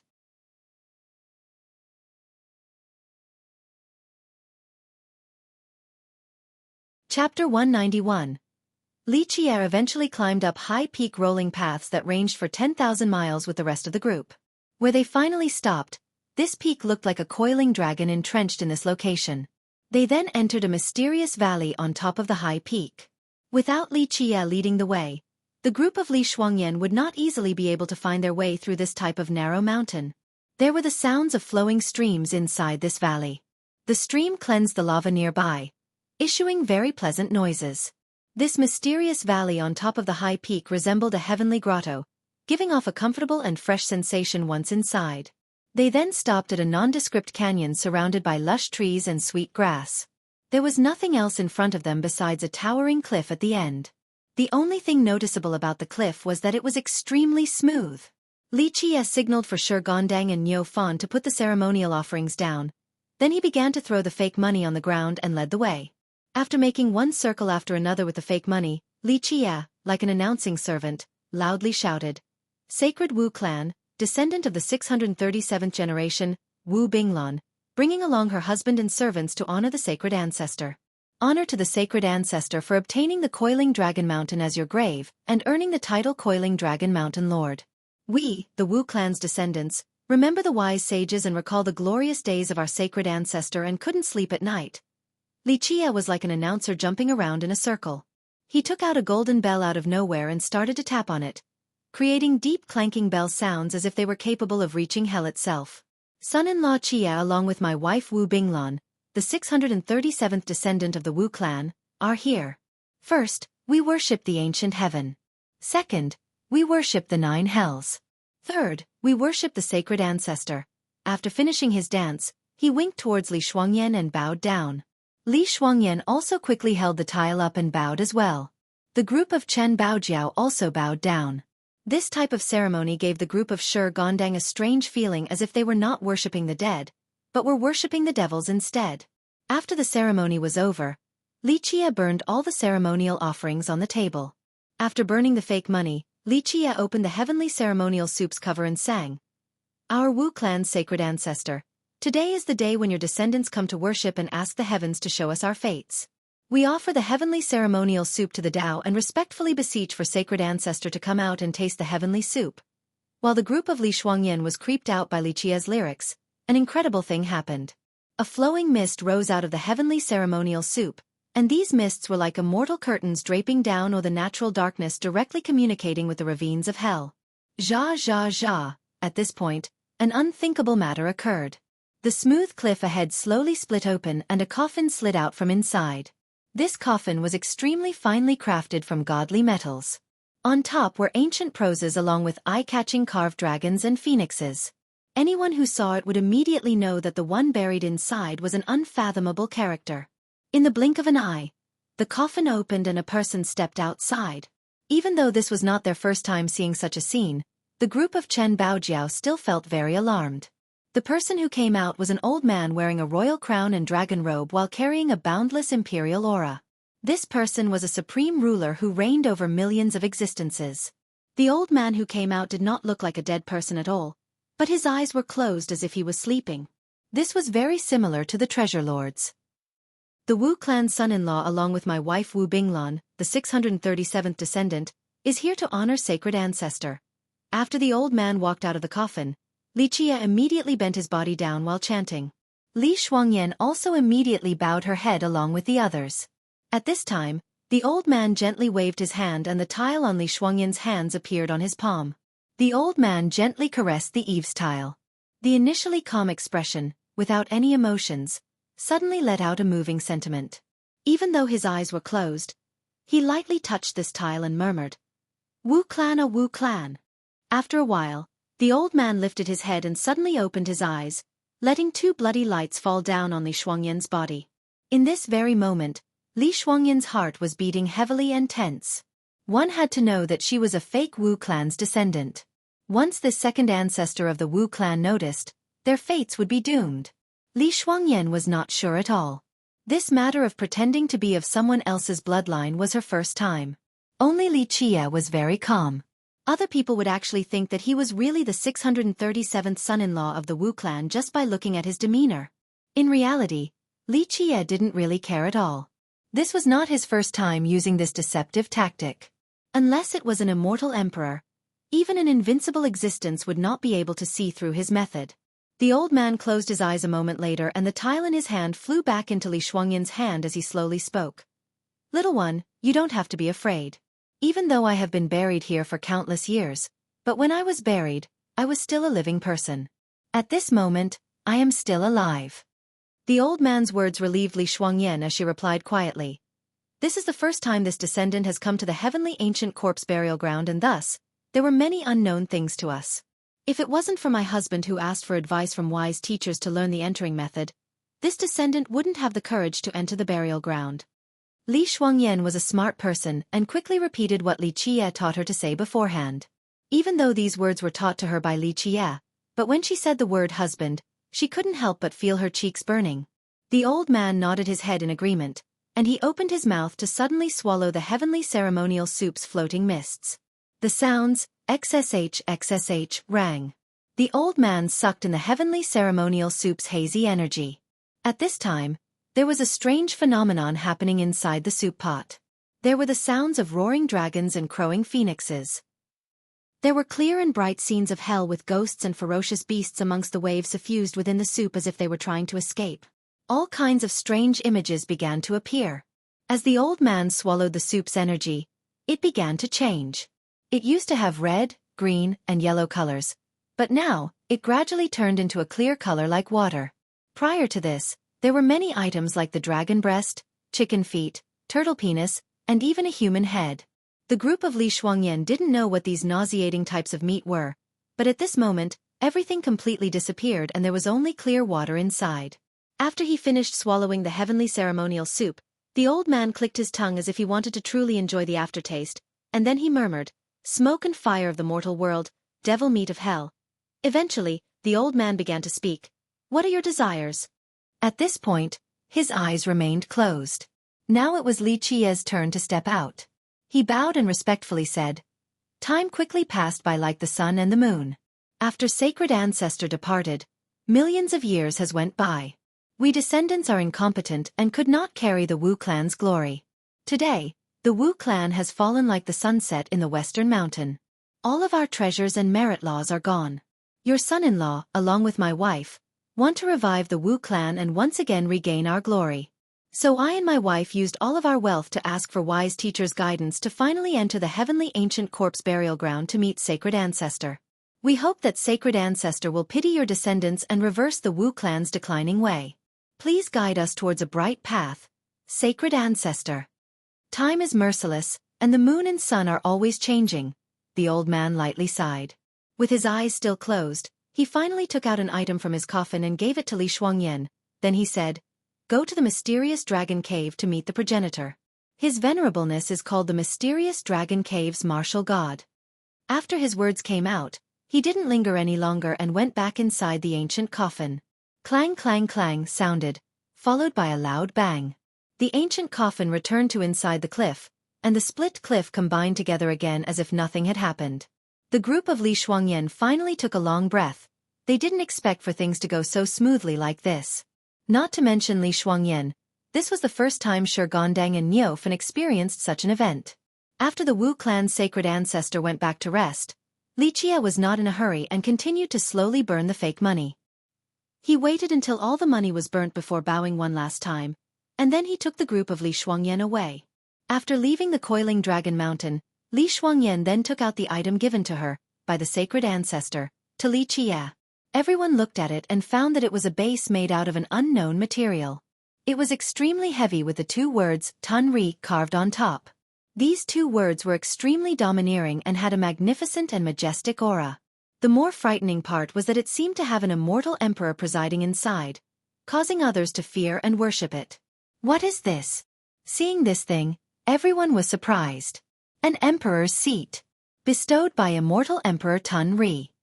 Li Qiye continued to speak carefully. This emperor's seat and the eaves tile belong together.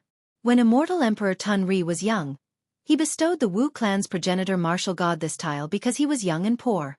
But later on, after he became an immortal emperor, he used this tile to create an emperor's seat. With that, he put the tile on top of the emperor's seat, and it immediately exuded a pressing presence, letting others know that it was an unmeasurable emperor's possession. We need this emperor's possession in its complete version to meet the Wu clan's progenitor martial god. He is much more powerful and unfathomable compared to his son. He had 100 generals buried along with him in the dragon vein. Without this key, we will not be able to enter the mysterious dragon cave. Li Qie leisurely said. Everyone glanced at each other and realized that this was a multi-layered plan. First, they had to fool the Wu clan's sacred ancestor. Then they would go to trick the Wu clan's progenitor. Take out new ceremonial offerings. We will go honor the progenitor. Li Qie commanded the group of Niu Fun. Li Qie once again prepared the new offerings and placed each items on top of the table. Finally, Li Qie took out the last pot of heavenly ceremonial soup and placed it in the middle.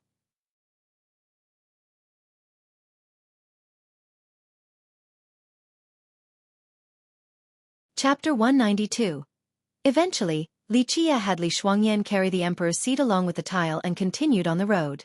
In fact, the group of Shi, along the way, felt that the matter was so preposterous in actually fooling an earth immortal. Such a thing most likely had never been done before, but today, they actually managed to do it. The whole thing was inconceivable to the utmost extent. What gave Shi and Niu Fan solace was that they wouldn't dare to even think about this matter before. But today, they had the fortune of actually participating in this historically rare event. They couldn't help but feel that following Li Qie was their wisest decision in their entire lives. Eventually, Li Qie brought them to a different dragon vein that had an even more majestic air than the previous one that belonged to the Wu clan's sacred ancestor. It was as if a gigantic dragon was lying on the earth. Li Qie easily found the end of this dragon vein. This was a deep ravine with a very quiet atmosphere. Outside of the ravine were two giant trees that blocked the way together. No one could pass through them. Sacred Wu clan's 637th descendant, Wu Binglan greets the Wu clan's progenitor, the mysterious dragon cave's martial god. Li Qie loudly shouted with a penetrating voice. At this time, Li Shuangyan, on Li Qie's signal, raised the emperor's tiled seat and gently knocked on where the two giant trees intertwined as if she was knocking on a door. The two giant trees then mysteriously, like two dragons, slowly receded, revealing an old passage in front of everyone. They filed as a line and went inside to the ravine using the small passage. The first thing they saw once they entered rendered the group of Li Shuangyan in shock. It was because there were many coffins lying inside the ravine. Each of them had billowing smoke surrounding them as if the corpses inside were swallowing these mists. Countless coffins were located all around the valley, and they surrounded a bigger coffin. This coffin was placed on top of a large boulder. It was actually crafted from the exceedingly precious imperial image sacred wood. Even though this ancient coffin had been here for who knows how many years, it retained its colorful brilliances. The group of Li Shuangyan was astonished at the fact that there were more than 100 generals buried along with the Wu clan's progenitor. This was indicative of how invincible and powerful he was during his generation. Sacred Wu clan's 637th descendant, Wu Binglan, brought her husband along with servants here to honor our progenitor. Our glorious progenitor who is buried at the mysterious dragon cave and was bestowed the title Mysterious Dragon Cave Martial God. The Wu clan's descendants for many generations remember the wise sages and recalled the glorious days of our progenitor, resulting in many sleepless nights. After putting down the offerings, Li Qie once again acted as the biggest trickster. Li Shuangyan's group all held their breath at this moment and became very nervous. Without a doubt, the Wu clan's progenitor buried at this place was much more frightening than the Wu clan's sacred ancestor. Li Shuangyan couldn't help but worry that the progenitor would see through her. The progenitor alone was terrifying enough, but he even had more than 100 generals buried here as well. If he saw through them, then they would not only be facing him, but also the 100 terrifying generals. Li Qie finally finished his ceremony. Then the sounds "ja ja ja" rang in the air. Inside the imperial image sacred wooden coffin came a person. This person boldly stepped out, and his aura immediately drowned the sky like a supreme emperor king. This was an old man whose stature was not overly tall, but the moment he stood up, it gave the sensation that he could trample the earth while his size pillared over the horizon. He was not wearing a dragon imperial robe, and he also had no royal crown on his head. His clothing was simply common and ordinary. However, even with his ordinary style, he still had a dominating aura with a majestic and tyrannical presence over the mountains and rivers. This was a generational supreme emperor king, an invincible existence of an era. This was the Wu clan's progenitor. He was referred by others during his era as the martial god. He was also the sworn brother of immortal Emperor Tun Ri, and they grew up together. Even though he did not become an immortal emperor like Tun Ri, he was one of the strongest existences in that era. He had swept through the 9 heavens and 10 earths before, and he even helped immortal Emperor Tun re-establish his marvelous emperor's path.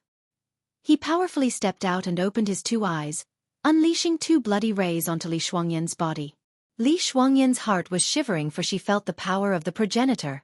He then closed his eyes without saying anything and swallowed the soup mists from the heavenly ceremonial soup. As sizzling sounds came out, strand after strand of mist was devoured into his mouth. Finally, the progenitor finished taking in the soup, and it became a clear and tranquil water. "What are your aspirations?" The progenitor finally opened his mouth, releasing a low yet powerful voice. "The Wu clan has fallen." Li Shuangyan bowed her head and whispered, "Please help us, progenitor." The Wu clan's progenitor stood there with his eyes closed without saying a word. Li Qie prostrated and begged, "Progenitor, the Wu clan has fallen and suffered oppression from everyone. The East River Su Xiu clan had always been preying over us.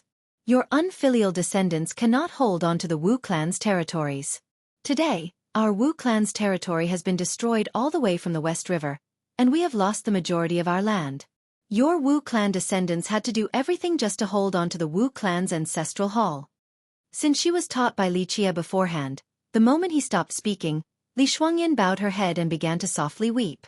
Li Shuangyan's quiet weeping was full of grievances, causing listeners to become sorrowful. Those old men from the Su Xiu clan. After hearing Li Qie's words, the Wu clan's progenitor suddenly opened his eyes, revealing the frightening blood ray, then he immediately closed them again. It was very obvious that he was furious. A bunch of unfilial children. Finally, the clearly angered progenitor coldly asked, "You all even forgot the ancestral canon? That year in the chaotic battle, we lost the ancestral canon amidst the fires of war. Our ancestors also did not pass down the progenitor's teaching." Li Qie carefully explained. "Humph." The progenitor coldly snorted. It was unclear whether he was angry towards the enemy or towards his unfilial descendants. Finally, the progenitor chillingly spoke. "Inside the ancestral chamber, move my memorial tablet and place the emperor's tiled seat on top to open the original ancestors' ground. The Wu clan still has a last chance to rise again." Having said that, the Wu clan's progenitor then took out an item from his coffin. This was an old bamboo trunk used for carrying scrolls. It was made from golden silk, exuding a blinding golden brilliance. The progenitor threw this ancient bookcase to Li Shuangyan and said, "Take it, this is the heaven-traversing 8 saber."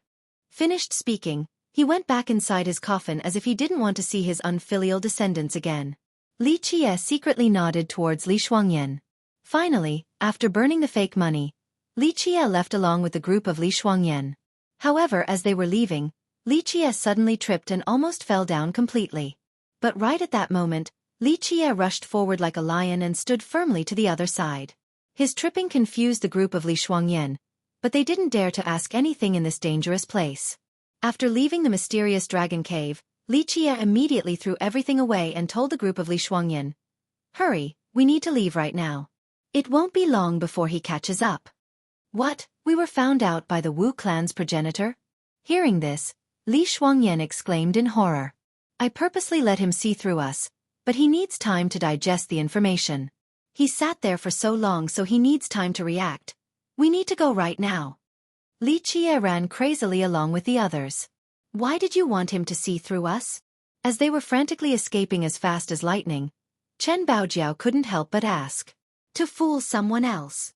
Li Qie added, "I came to the mysterious dragon cave for the heaven-traversing 8 saber. At this moment, we will go trick someone for a saber. With this saber along with the heaven-traversing 8 saber technique, it will be a perfect combination." These words left everyone speechless. The moment when they were running for their lives, he was still trying to fool a different Earth immortal. This matter was too arrogant and courageous. "Niufan, listen to me, when the time comes on my command, use the 9th solution, got it?" As they were running, Li Qie shouted towards Niufan, "Under my command at that time, escape towards the west." "Understood." Niufan excitedly answered while feeling nervous. Any Earth immortal in this place was of the invincible generation, who dared to trick them. But at this time, their young noble dared to perform such an unparalleled task, tricking another Earth immortal even when they were running for their lives. This was too crazy, and it made Niufan both nervous and ecstatic at the same time. Such a matter was a great challenge. Who are you tricking this time? As they were riding on Niu Fan's back while fleeing like madmen, Li Shuangyan couldn't help but ask.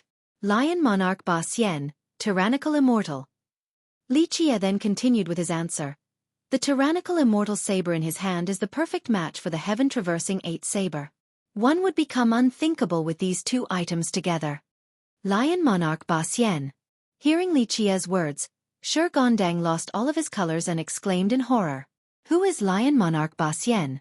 Chen Baojiao had never heard of such a character, so she busily asked. A once invincible existence. He was one of the strongest existences during immortal Emperor Tun Ri's era, and he even competed with immortal Emperor Tun Ri for the Heaven's Will. In that era, there were 2 immortal physiques. One was immortal Emperor Tun Ri's Heaven Devourer evil physique, and the other was Lion Monarch Ba Xian's furious immortal tyrannical physique. However, he was only 1 step behind immortal Emperor Tun Ri. Tun Ri's Heaven Devourer evil physique reached grand completion, but his furious immortal tyrannical physique did not reach grand completion in the end. Heaven Devourer evil physique and furious immortal tyrannical physique were both part of the 12 immortal physiques. Li Shuangyan's group was emotionally moved after hearing this. Even though it was not at grand completion, Lion Monarch Ba Xian was still an extremely frightening existence.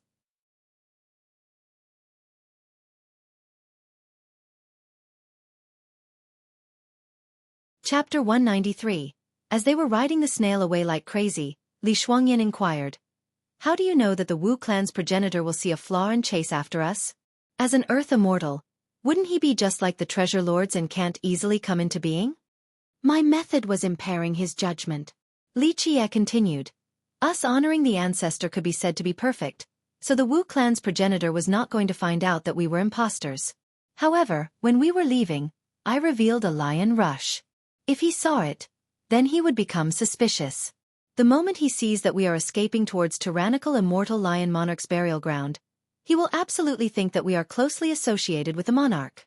The Wu progenitor will absolutely not be able to take losing the heaven-traversing 8 saber technique. However, even if we take a step back and say that he is able to accept this loss, once he assumes that we are related to the monarch, he absolutely will not be able to swallow this anger. Li Qie continued. The Wu progenitor and the monarch are from the same generation. More importantly, they were mortal enemies and fought each other their whole lives.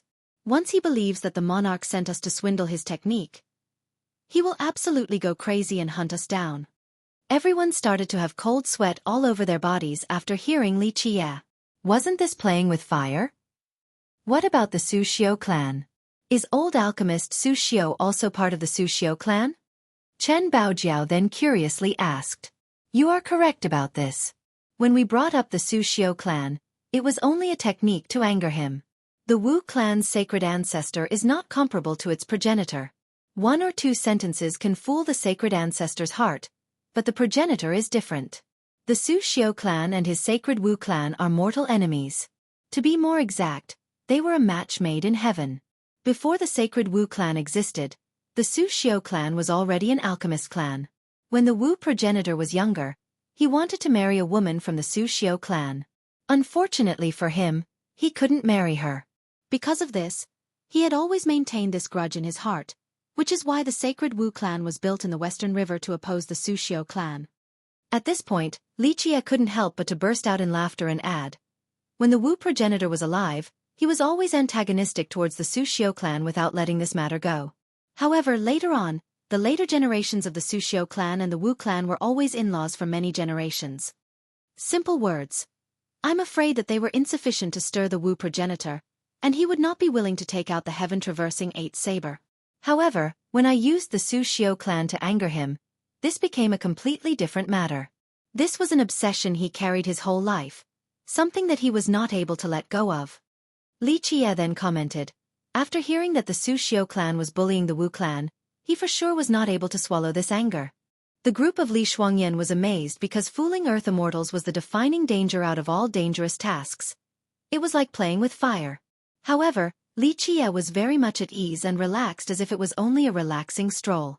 How does young noble know that both the Wu clan, along with tyrannical immortal lion monarch, were both buried at the heavenly ancient corpse burial ground? Shi Gondang couldn't contain his curiosity and asked. The Wu clan's ancestors being buried at the end of a dragon vein. This was not something future generations were privy to, but Li Qie knew it like the back of his palm. This matter was too unimaginable. However, right after the question came out, Xueqi felt that his words were superfluous, for this was not the first time something like this had happened, and he didn't need a reason either. Regarding this inquiry, Li Qie only smiled and didn't answer Xueqi. How could he not be knowledgeable about the heavenly ancient corpse burial ground? For generations till now, he came into this burial ground time after time.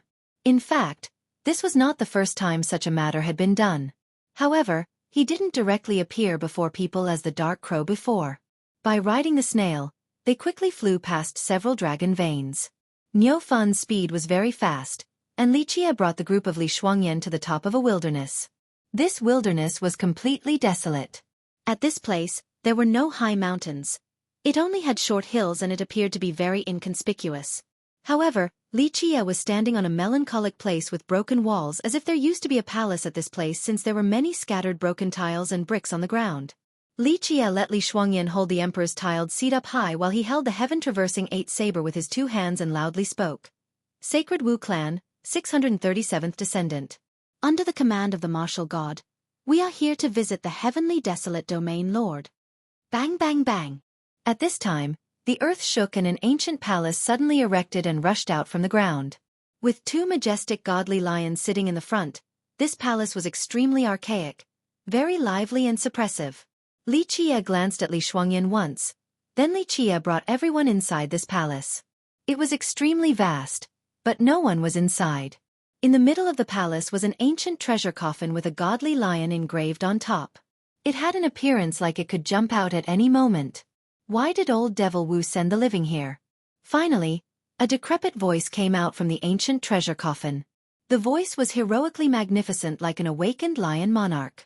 Li Qie raised the technique while Li Shuangyan also raised the emperor's possession, and then she raised her voice.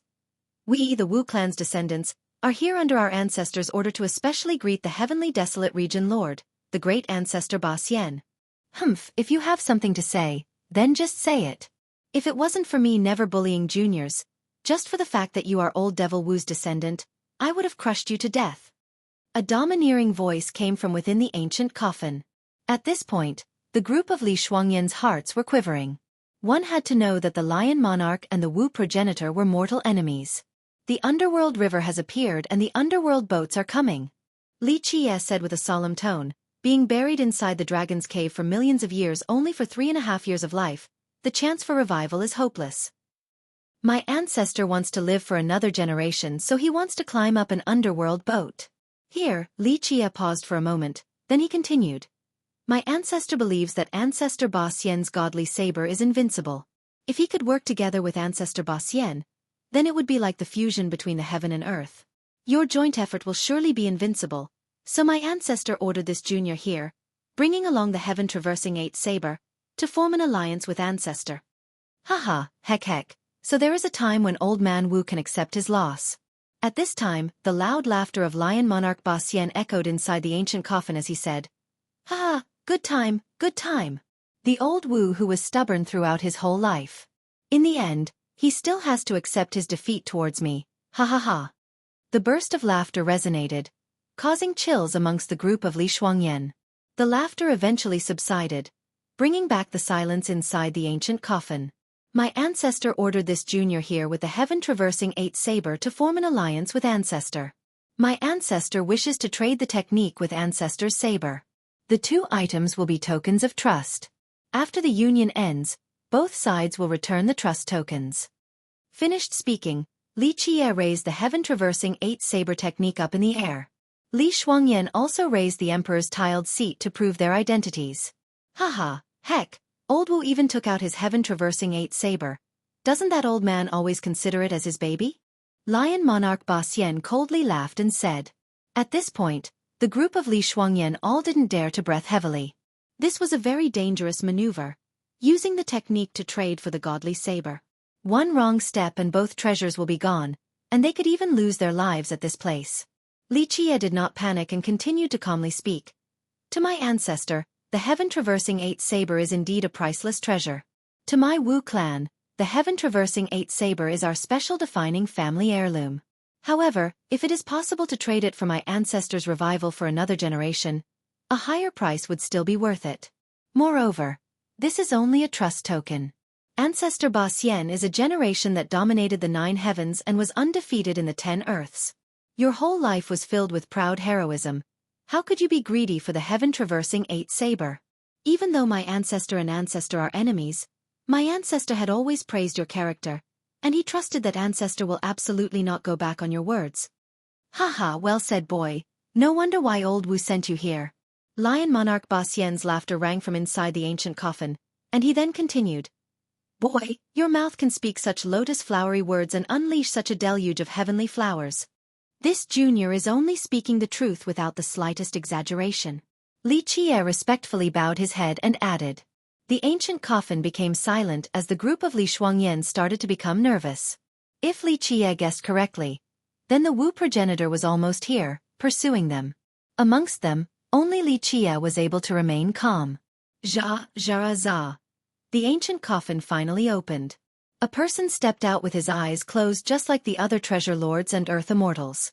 After the old man came out from the coffin, his sight caused the group of Li Shuangyan to marvel in astonishment. No wonder this old man was called Lion Monarch Ba Xian by others. He had golden hair just like a golden lion and he emanated a domineering aura like the king of all beasts. Clank before the group of Li Shuangyan could regain their wits, a treasure saber, in its sheath, fell down exactly in front of Li Qie's toes. I actually am a bit interested in old Wu's proposition. Lion Monarch Ba Xian began to speak and then stretched his hand forward. Bring the heaven-traversing 8 saber over here. However, Li Qie did not reply and took a step back instead. What, changing your mind, boy? Even though Lion Monarch Ba Xian's eyes were still closed, it seemed as if he was still gazing intensely at Li Qie. Li Qie licked his lips nervously, then he said in a careful and respectful manner, Dear ancestor, this junior has never seen the godly saber before. The stake of this matter is too great. This junior wants to look at the godly blade first. Li Qie's caution without losing any reverence was well suited for his role, and it could even be said to be flawless. It was truly difficult for others to doubt him. Humph, pick it up and look at it. Lion Monarch Ba Xian finally coldly grunted. Li Qie put away the technique and at this time, he bowed once as he said, Excuse this junior. Then he deferentially picked up the godly blade and carefully looked at it. Rather than saying that Li Qie was checking on the saber to see if it was real or fake, it was more accurate to say that he was stalling for time. As Li Qie was meticulously looking at it, he was carefully calculating the arrival time of the Wu progenitor in his mind.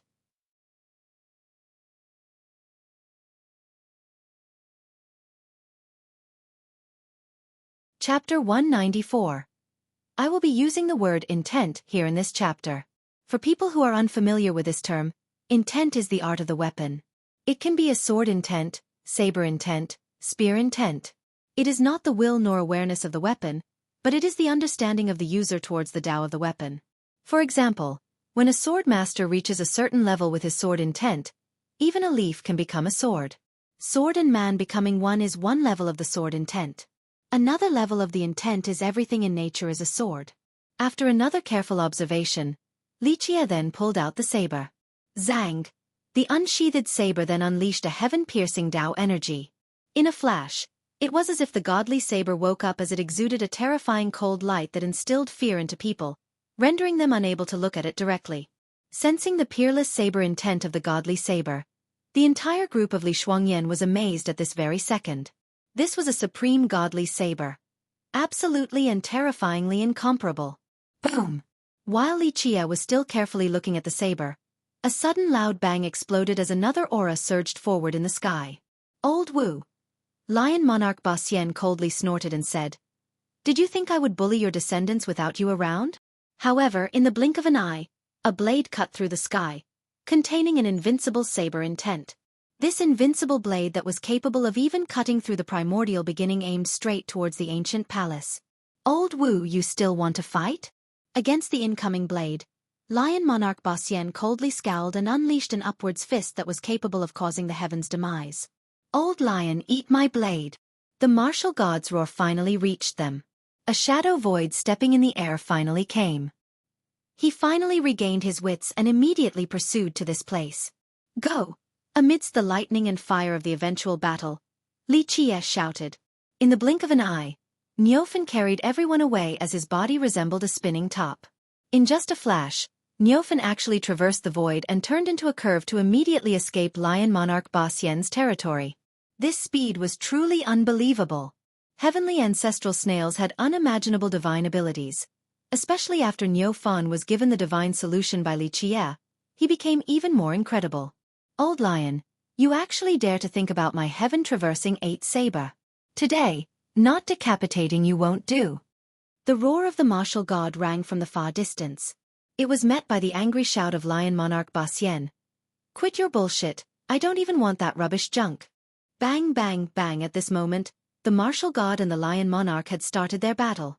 They escaped in just an instant, and then Li Qie signaled for Niufen to head towards an even deeper territory, which prompted Li Xuangyin's horror as she asked. We're not escaping from the heavenly ancient corpse burial ground? Too late, there is someone even more formidable ahead, we will go there. Li Qie shouted as he put the tyrannical immortal saber into the treasure box of the Middle Continent Ancient Kingdom. Old Wu, you dare to scheme for my godly saber. In an instant, Lion Monarch Ba Xian lost the connection to his saber. His facial expression greatly soured as he roared furiously. Stop breaking wind, I don't care for your lousy saber. The martial god angrily roared and said, Old Lion, give me my technique scroll. Between the fire and lightning of this battle, the group of Li Qie had escaped for a long distance with Niufen exerting his fastest possible speed. However, such a distance for existences like Lion Monarch Ba Xian was simply not far enough. In just a moment, there was a tall mountain blocking the path of Li Qie's group. The vastness of this mountain was impossible to describe. One could even say that this was the highest mountain they saw ever since they came to this burial ground. It could even be the highest mountain in the heavenly ancient corpse burial ground. The high mountain pierced straight to the sky's horizon as if it had inserted itself into the deepest part of the sky. In the end, one could not see how tall it was just by looking up. It stood in the middle of the heaven and earth as the sun and moon appeared inside with the celestials rotating around it. Any existence would feel that they were so inconsequential when standing at this mountain's base. Rush in! Li Qie shouted at Niufen right at this moment. Niufen, in the blink of an eye, headed towards this high mountain, wanting to climb above. Bang, bang, bang. At the very next moment, there was thunder at the edge of the horizon as 2 gigantic hands reached forward to this direction. Little demon, you dare to steal my godly saber. At this time, the furious voice of Lion Monarch Ba Xian appeared. It was immediately followed by the thunderous explosive sound of the Wu progenitor. Where are you from, demon spawns? Daring to pretend to be my Wu clan's descendants. 2 hands. One was from the Lion Monarch, and the other was from the martial god. Both of them reached across the heaven and earth and aimed straight to grab Li Qie. Boom! At this moment, Niufen, who was dashing towards the high mountain, was bounced back. It was as if this mountain was covered by an impenetrable divine force. In the bamboo forest, an arrow that pierces the heavens. At this moment, Li Qie shouted and at the same time he told Niufen, rush in. Niufen unhesitatingly crazily rushed in towards the high mountain. Boom! In the blink of an eye, Niufen managed to carry the group into the high mountain while the 2 hands collided with the unparalleled divine power of the high mountain and were immediately pushed back. After finally making it to the mountain, Niufen almost collapsed to the ground. Just a little bit less and they wouldn't have been able to escape the grasp of the Lion Monarch and the martial god. In the blink of an eye, the martial god and the Lion Monarch arrived. The moment the group saw them, they couldn't help but feel the chills running through their spines. These 2 were invincible existences of a generation that swept through the 9 heavens and 10 earths. Once they made a move, the group's fate would be doomed. However, oddly enough, the martial god and the Lion Monarch stopped right outside of the high mountain and didn't dare to even take half a step forward. Finally, the martial god bowed towards the high mountain and said, Predecessor, these brats pretended to be my descendants and stole my peerless technique. Please kick these brats out. At this point, Li Xuangyin's group also looked again at the high mountain, and they noticed that there was a wooden coffin hanging on the precipice. It appeared to be simple without any magnificent features. However, as it was hanging there in its high place, it appeared to be one coffin encompassing the entire world as all gods prostrated before it. They finally understood that the martial god and the lion monarch were dreading the existence inside this wooden coffin. However, the wooden coffin hanging on the precipice did not respond to the martial god. It was as if it was too much of a bother.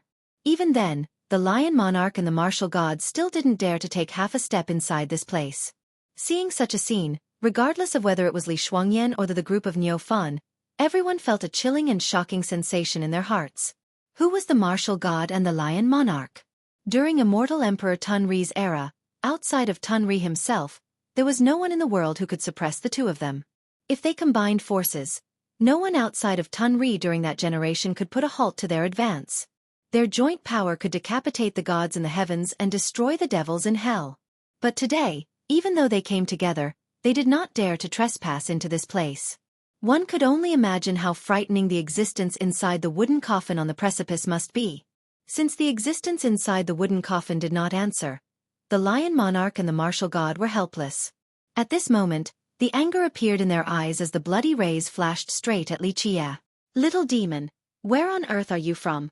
Daring to pretend to be my Wu descendants?" The Wu progenitor coldly inquired.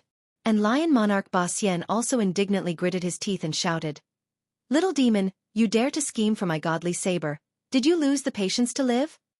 Li Qia calmly stood on top of the snail's shell and leisurely said, "The tyrannical immortal saber and the heaven-traversing eight saber, they are wasted in this heavenly ancient corpse burial ground. Isn't this a shame? Both of you were a match made in heaven for a generation. So you should know even more clearly that the tyrannical immortal saber and the heaven-traversing eight saber had the same origin. Both of them together would be the real unbeatable offensive method." "Haha, heckick, very good. A little demon like you is worrying about us." Lion monarch Ba Xian was so angry that he started to laugh instead as he smilingly replied. Li Qia was still as calm as before and smilingly retorted, "To be frank, swindling items from the dead is truly a bit immoral. However, I will form a good karma with you too." At this point, Li Qia looked at the martial god and continued, "The sacred Wu clan has fallen from era to era. You cannot leave the heavenly ancient corpse burial ground unless you live again for another generation. You should be aware that your Wu descendants are unable to come and honor you.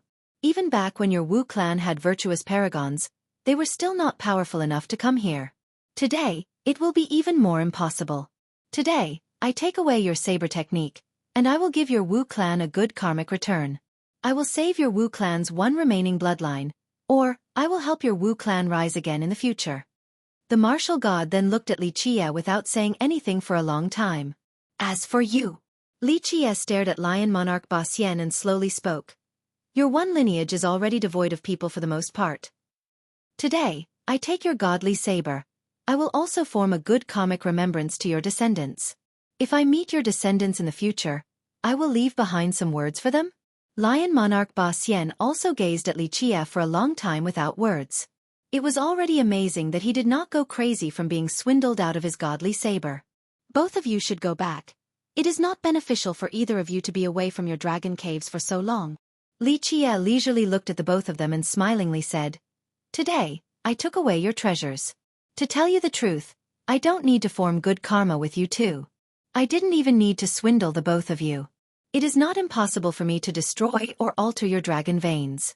Out of my own sentimentality for the relationship between you two and immortal Emperor Tunri, I didn't change nor move your dragon veins.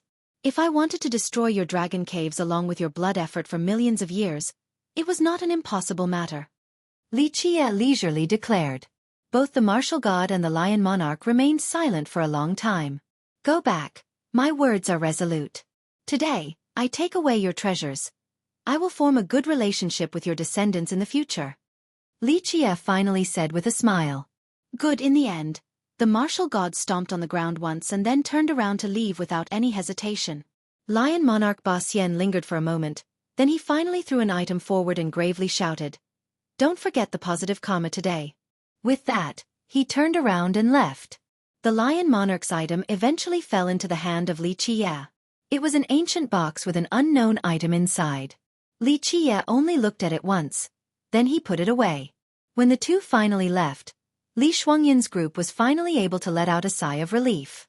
Their stressed nerves were suddenly relaxed as they sat down on the ground. It was really dangerous just now. Even Niu Fan couldn't help but to wipe away his cold sweat. They actually managed to obtain 2 supreme treasures. This will be an unimaginable and legendary tale.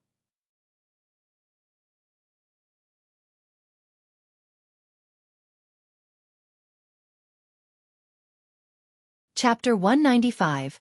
Mysterious Dead Person, 1. Who are you? When Li Shuangyan's group was resting on the ground, there was a voice from the sky that suddenly descended down, and it startled all of them into jumping up. At this point, they noticed that the wooden coffin hanging on the precipice had been opened as a person was sitting inside. Sitting in the wooden coffin was a man dressed in armor. The armor was already dull without any brilliance. The more frightening part was that the chest piece of the armor was pierced through. And not just the armor, but even the man's chest was penetrated. From the broken trace of the wound, no one would even dare imagine how terrifying this attack was. However, this puncture did not affect his presence. The man was handsome and tall with eyes like the swords and facial features as bright as the moon. One could tell that he was absolutely an attractive man that year. Even though the man did not open his eyes, he could still see Li Chia. At least, others got that feeling. Seeing such a man left the group of Li Shuangyan in a daze for a while. When the martial god referred to him as predecessor, they assumed that the person inside the wooden coffin would be an ancient old man, not just a young man. In the bamboo forest, an arrow that pierces the heavens. In the high sky, a war to slaughter the heavens. One feathered arrow as a sign of trust, 10,000 saints all obey. Li Chia, while facing the man, smilingly spoke. These eternal existences had lived for one generation after another, and only had a single breath left. They were afraid of death more than anyone else, and they did not spare any method in order to prolong their survival. With the arrival of the underworld boats, this was another opportunity for these eternal dying existences to live again. At this time, countless powers in the world were carrying coffins that contained wise sages who have been dead for countless years or eternal existences who were holding on to their last breaths. For the dying or the already dead, the underworld boat was worth betting on. Once successful, it would be a rebirth for another generation. Even an immortal emperor did not have such an opportunity. The appearances of some coffins actually caused quite a commotion. Coffins that were capable of stirring the crowd meant that they were carrying amazing characters. Isn't that the Eastern Hundred Cities' immortal goal ancient sect? At this time, a black coffin was being carried into the city, and a cultivator from the Eastern Hundred Cities quietly murmured. Seeing this black coffin, a sect master was surprised as he muttered. The immortal goal ancient sect has a requirements for burial. People who are qualified to use a black coffin are very few in number. To be buried in a black coffin, the person must be of a grand creation generation and had incomparable merits for the sect. The immortal goal ancient sect didn't have anyone from a grand creation generation for the last 30,000 years. Could the person inside this coffin be Demon King Tsong Hu from 50,000 years ago? A golden coffin crafted from extreme mysterious chilled gold. At this moment, a golden coffin was carried into the city and was met by an emotional exclamation. The Northern Grand Sea's tortoise country actually paid such a great price to use the extreme mysterious chilled gold for a coffin. This is such a grand gesture. You don't understand. Inside the coffin is the 6th-generation son-in-law of the tortoise country's king. A demon merman, who came from the Northern Grand Sea, shook his head and said, "A prince-in-law is treated so well like this?" Someone was caught by surprise and asked. The merman then replied, "The 6th-generation prince-in-law of the tortoise country is an unfathomable character. He came from a merman tribe, but his bloodline was actually 1/4 charming spirit. He actually transformed from a carp to a dragon and had climbed up the mythical dragon gate before. He is not only the pride of the tortoise country, but also the pride of the merman race." Having said this demon merman couldn't help but to reveal a proud expression. When the words charming spirit was brought up, many cultivators were astonished because, to them, no matter if they were human or demon, to be able to carry the charming spirit's bloodline was a matter worthy of pride. The charming spirit race was the favored child of the high heavens. Their first branch's cultivation could be described to be extremely easy. There were even people who believed that the charming spirit race were descendants of the ancient immortals. There were also some who referred to them as the godly race or the heavenly race. To many people, it was indeed a proud matter to have some charming spirit blood.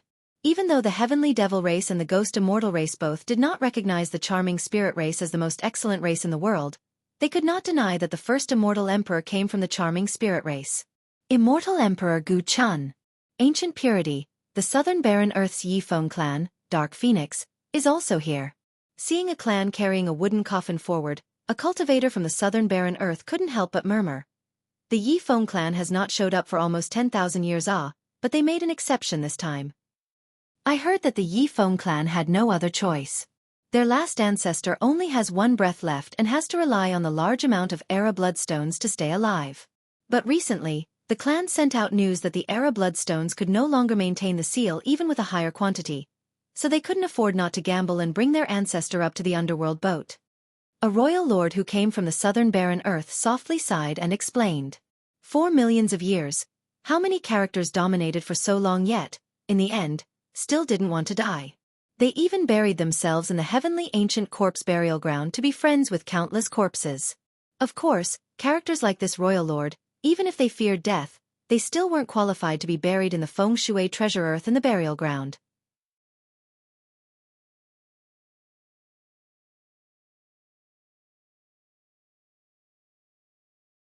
Chapter 196. Mysterious Dead Person 2. Since many sects and countries from the southern barren Earth, along with the northern Grand Sea, all brought coffins here, needless to say, plenty of sects and countries from the Grand Middle Territory near the ancient heavenly corpse burial ground had even more coffins. Someone calculated that, without taking into account the size of the sects and powers of the countries, there were more than 100 coffins being brought into ancient Sky City each day, and more than half of these were from the Grand Middle Territory. Even a heritage like the Jewel Pillar Sacred School was not an exception. It also brought one coffin into ancient Sky City. Plus, their descendant, Jewel Pillar Saint Child, was personally greeting the coffin. Crafted from godly wood. Seeing the coffin of the Jewel Pillar Sacred School, a cultivator couldn't help but say, "Who is the person that the Jewel Pillar Sacred School wants to bring on the underworld boat?" Many people's expressions became distorted when it came to the Jewel Pillar Sacred School. Even though it did not produce an immortal emperor and it was not an immortal emperor's lineage, it was the heritage with the most saint physiques in the Grand Middle Territory and even in the whole mortal emperor world. There was even a rumor that they had someone with an immortal physique and that it was just a bit lacking from grand completion. The Jewel Pillar Sacred School has several ancestors with grand completion saint physiques. I wonder if they will send one of these ancestors up to the underworld boat or not. A sect master said with great fear. Everyone knew that, in contemporary time, the school did not have any grand completion saint physiques. However, they did have several grand completion saint physique characters who died in the school. If they could revive these characters with the underworld boat, then that would truly be too terrifying. Once a grand completion saint physique character from the Jewel Pillar Sacred School revives, they would most likely be in existence at the peak of the virtuous Paragon realm. Such a terrifying existence was not suppressible unless an immortal emperor or grand completion immortal physique came out. The heavenly southern kingdom also carried a coffin here. Compared to the other sects who did not come secretly, the heavenly southern kingdom was different. They carried a coffin here, but no one had seen it. Outsiders only knew that besides the elders protecting the coffin, young King Nantion also came along. This time, the heavenly southern kingdom is acting with such a low profile. It is indeed a bit strange. Many people were puzzlingly discussing the fact that the heavenly southern kingdom brought a coffin but did not reveal it. Rumors has it that inside the coffin is not their predecessors nor immortal sages. It's that the heavenly southern kingdom's divine beast protector cannot hold on any longer, so they want to bring it to the underworld boat. A cultivator who was gifted in espionage managed to find some secrets. Hearing the title Divine Beast Protector, some people were shivering inside their hearts. A churchmaster said, "Rumors state that this is the second-generation divine beast protector of the heavenly southern kingdom." This rumor is indeed the truth. The first-generation divine beast protector of the heavenly southern kingdom had died a long time ago. This divine beast protector, according to the rumors, was a spirit beast brought back by immortal Emperor Fei Yong, and it always has been reclusive without showing itself. Even with immortal Emperor Fei Yong teaching the Tao to it so that it could steal the heaven's luck, it has still lived for too long and only has one breath left. A grand character with some knowledge regarding the heavenly southern kingdom said. The heavenly southern kingdom's divine beast protector had always been very mysterious, and people rarely heard of instances where it appeared. However, it was not a great secret that they had one. For any grand sects and powerful countries as well as heritages, they were very dreadful towards the heavenly southern kingdom's divine beast protector. Anything that could live for this many years was absolutely not a simple being. If it is indeed the divine beast protector, then it makes sense why the heavenly southern kingdom is keeping such a low profile like this. Someone murmured. The heavenly southern kingdom has existed for so long until now for millions of years, and it was even older than the Azure Mysterious Ancient Kingdom and the Cleansing Incense Ancient Sect. To a certain extent, this had a lot to do with their divine beast protector. If their divine beast protector was really going to die of old age, then this would be a great blow to the heavenly southern kingdom, and it could even lead to people salivating with greed. Boom boom boom. Contrary to the heavenly southern kingdom's low-key nature, the Jiangsu clan came with an explosive fanfare. Their cavalry in the middle of the sky, creating thunderous roars as numerous riders flew by like an army of the heavens. Such a cavalry was like a flood made out of steel. When they hovered above ancient Sky City, countless people were shivering at the sight. The 6 cavalry branches of the Jiangsu clan all swept past the clouds in the sky with 6 leading royal nobles who had undulating auras and an extremely arrogant countenance. 6 King Jiangsu, the descendant of virtuous monarch Han Jiang. Seeing the flying cavalry in the air with their bullish demeanor, many people were very annoyed, but they didn't dare to say anything as the cavalry's banner swept by. 6 King Jiangsu was absolutely the pillar of the Jiangsu clan. There was a saying that goes like this within the clan. When the 6th king is not present, the great mansion will be on the verge of collapse. This was indicative of the 6th king's status at the Jiangsu clan. He could even veto the decisions made by the Jiangsu patriarch. Moreover, he was also the descendant of virtuous monarch Han Jiang's direct branch. The most terrifying part was that he was able to create the invincible 6 wise monarchs formation that was capable of slaying even a heavenly sovereign. Virtuous monarch Han Jiang was an extremely powerful existence. He had even defeated the young immortal emperor Min Ren when they were competing for the heaven's will. Even though Min Ren shouldered the heaven's will, in the end, Han Jiang's prestige still carried far across the 9 worlds. Virtuous monarch Han Jiang created the 6 wise monarchs formation. The true profoundness of this formation depended on the control of the 6 branches. 6 King Jiangsu's formation was countless times better than Jiangsu Ho's formation that year. 6 King Jiangsu came along a carriage with an ancient coffin. This coffin was extremely heavy as it was pulled by 6 elephants who were raggedly breathing out white air. Who is the person 6 King Jiangsu was trying to put on an underworld boat? Seeing this coffin, a person muttered. Could it be their ancestor, virtuous monarch Han Jiang? The name virtuous monarch Han Jiang was capable of scaring even ancient and powerful heritages. This was an absolutely terrifying existence that would be a big threat to any sects and countries. Within the same day, ancient Sky City was filled with an azure mist that encompassed the entire city with a thin layer of azure silk. This sudden change greatly shocked everyone. Their first action immediately covered all of ancient Sky City. Wasn't this behavior too aggressive? However, when people saw the azure energy crossing the sky as masters, one by one, walked forward on an azure rainbow, no angry spectators dared to say a word. Azure Mysterious Ancient Kingdom. Seeing the experts walking on the azure rainbow, a person muttered. Inside ancient Sky City, there were numerous sects and countries gathered with countless experts. A sect that dared to take any action involving all of ancient Sky City was truly too arrogant and did not put the world into its eyes. However, after knowing that it was the Azure Mysterious Ancient Kingdom, even people bothered by its arrogance could do nothing except choose to remain silent. The Azure Mysterious Ancient Kingdom. 1 sect, 2 emperors. In the Grand Middle Territory, the Azure Mysterious Ancient Kingdom was a monstrous existence towering over its vast land. All of the heritages and countries would have to greatly weigh themselves first before considering to oppose the Azure Mysterious Ancient Kingdom. Even immortal emperor lineages were no exception. 2 immortal emperors was enough capital for the ancient kingdom to be arrogant, and its disciples always considered themselves to be better than others. Even though people were vexed by them, they had to accept the fact that it was indeed powerful enough to act this way. 1 sect, 2 emperors. It would be difficult for this type of ancient kingdom to not act pompously. No one knew how many experts the ancient kingdom brought along, but people saw 4 enlightened beings in the far distance carrying the coffin. At this ancient kingdom, even enlightened beings were only pallbearers. Without a doubt, the ancient kingdom also wanted to take one of its immortal sages to the underworld boat, so there were suddenly many rowdy discussions from great characters about which person the ancient kingdom wanted to bring on the boat.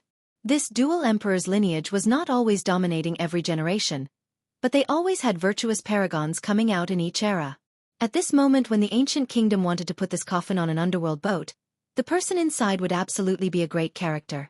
It could very well be the ninth ancestor of the ancient kingdom. A demon king who had a great understanding of the azure mysterious ancient kingdom spoke. Old Ninth Qing Xian Ah. Hearing this name, no matter whether it was a character of the sect master level or an existence of the high elder ranking, they had to take a deep breath. Old Ninth Qing Xian, even though he is ranked last, he was also the strongest. He was an existence that challenged even immortal Emperor Ta Kong Ah. A person emotionally exclaimed. Old Ninth Qing Xian was also known as Ninth Ancestor Qing Xian. Old Ninth Qing Xian lived during the latter half of immortal Emperor Ta Kong's time. After immortal Emperor Ta Kong shouldered the heaven's will, he finally started to cultivate. But even when Ta Kong was reigning over everything, Old Ninth Qing Xian was still extremely powerful. His cultivation path was praised with hymns as it surged rapidly during his sweep through all directions. Legends has it that when Old Ninth Qing Xian had some achievements in his cultivation, he even challenged immortal Emperor Ta Kong. However, he was struck flying away by immortal Emperor Ta Kong's one finger and became seriously injured later on. Even though Old Ninth Qing Xian was utterly defeated, he gained prestige from it. For any cultivator, to have the qualifications to challenge an immortal emperor, this was already a great feat respected by all. Old Ninth Qing Xian. In the end, one person could only lament with a gentle sigh. The azure mysterious ancient kingdom appearing caused great pressure to many heritages that wanted their own predecessors to have a chance at rebirth. This was competing against the azure mysterious ancient kingdom for an underworld boat.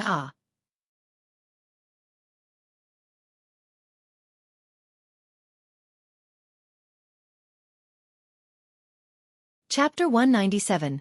Calamity befalls the Nine Saint Demon Gate. 1. Ancient Sky City was boiling up with countless existences.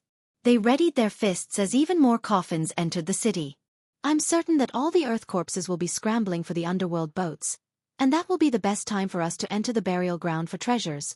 Sects and cultivators who weren't here to bury their predecessors were preparing quickly and cautiously. The ones who wanted to revive during the emergence of the underworld boats was far from just dying cultivators. The Earth corpses, treasure lords, and even the Earth immortals of the burial ground wanted the chance. Once the underworld boats arrived, countless Earth corpses would rush towards them.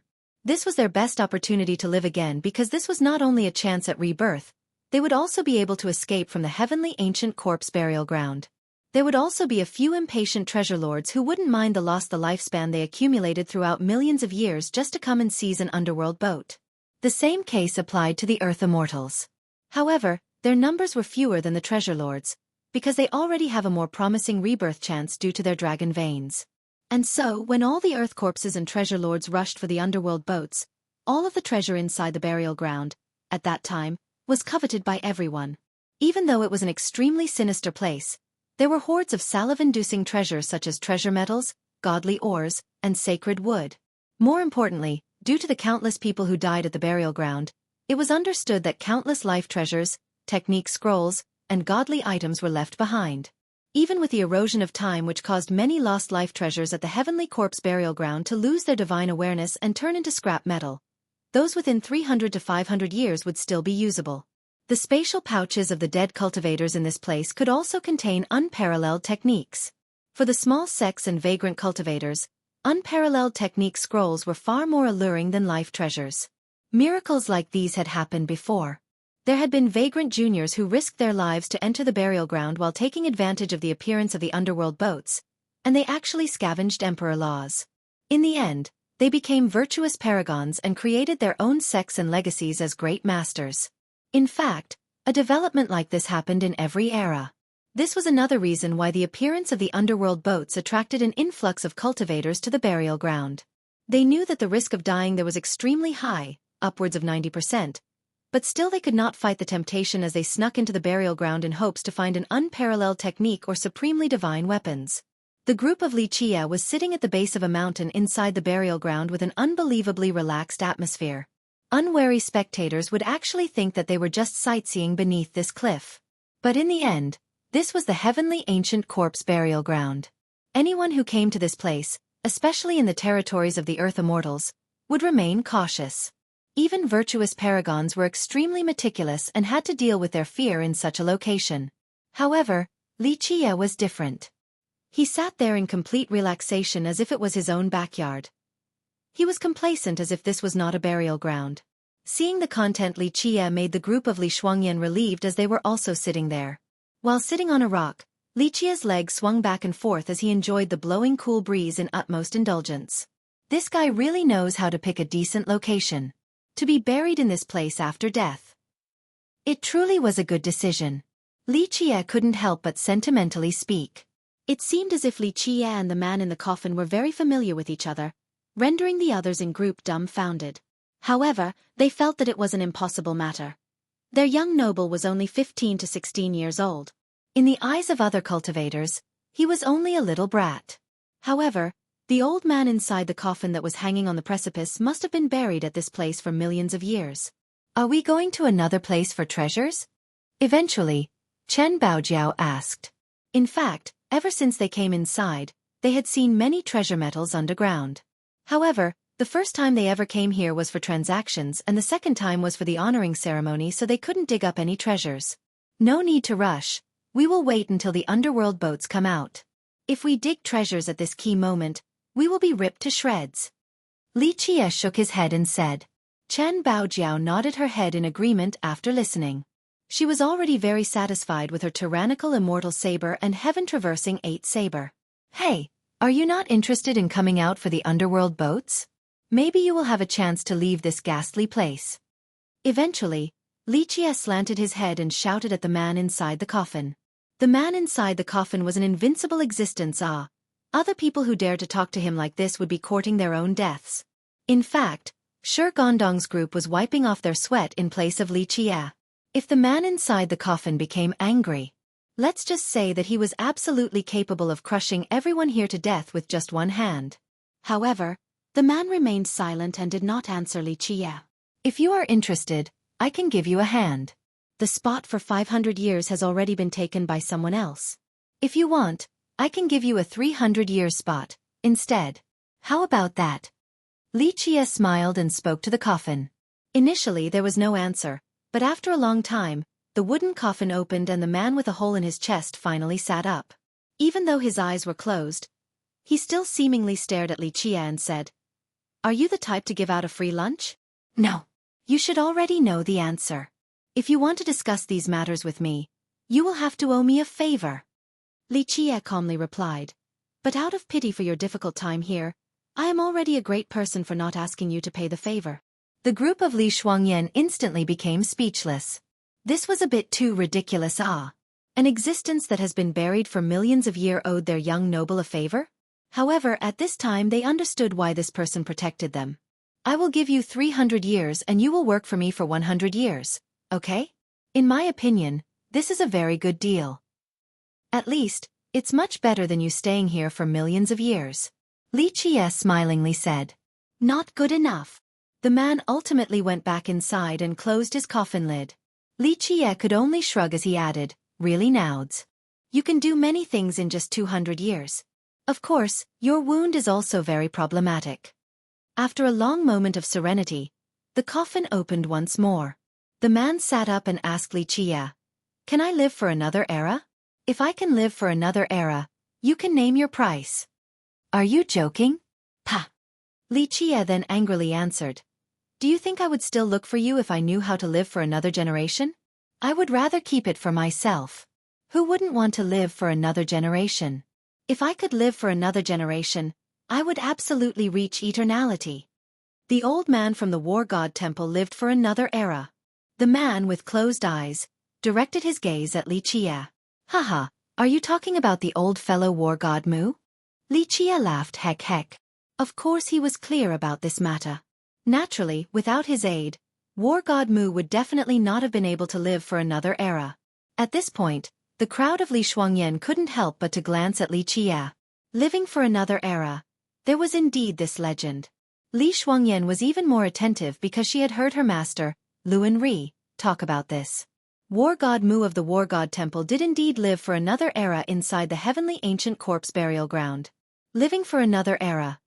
This chance is too small. I'm afraid there won't be another opportunity like this in our lifetime. Li Qie shook his head and continued on.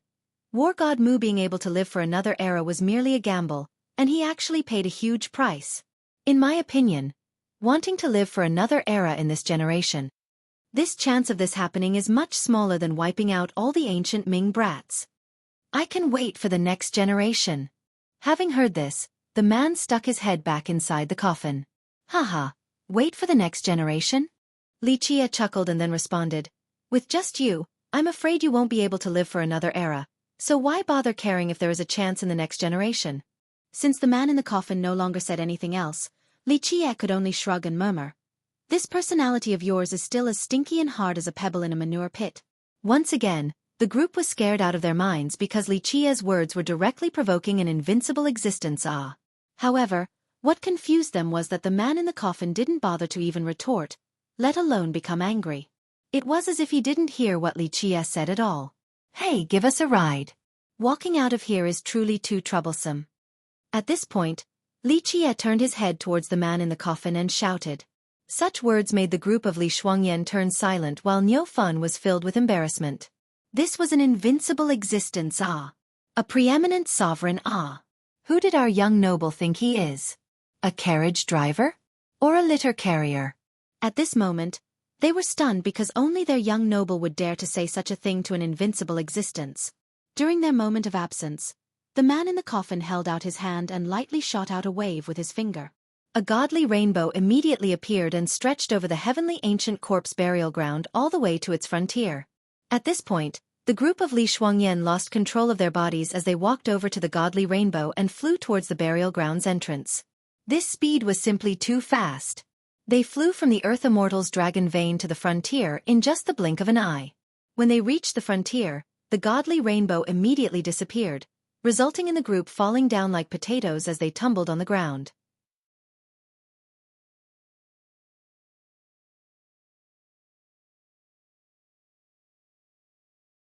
Chapter 198.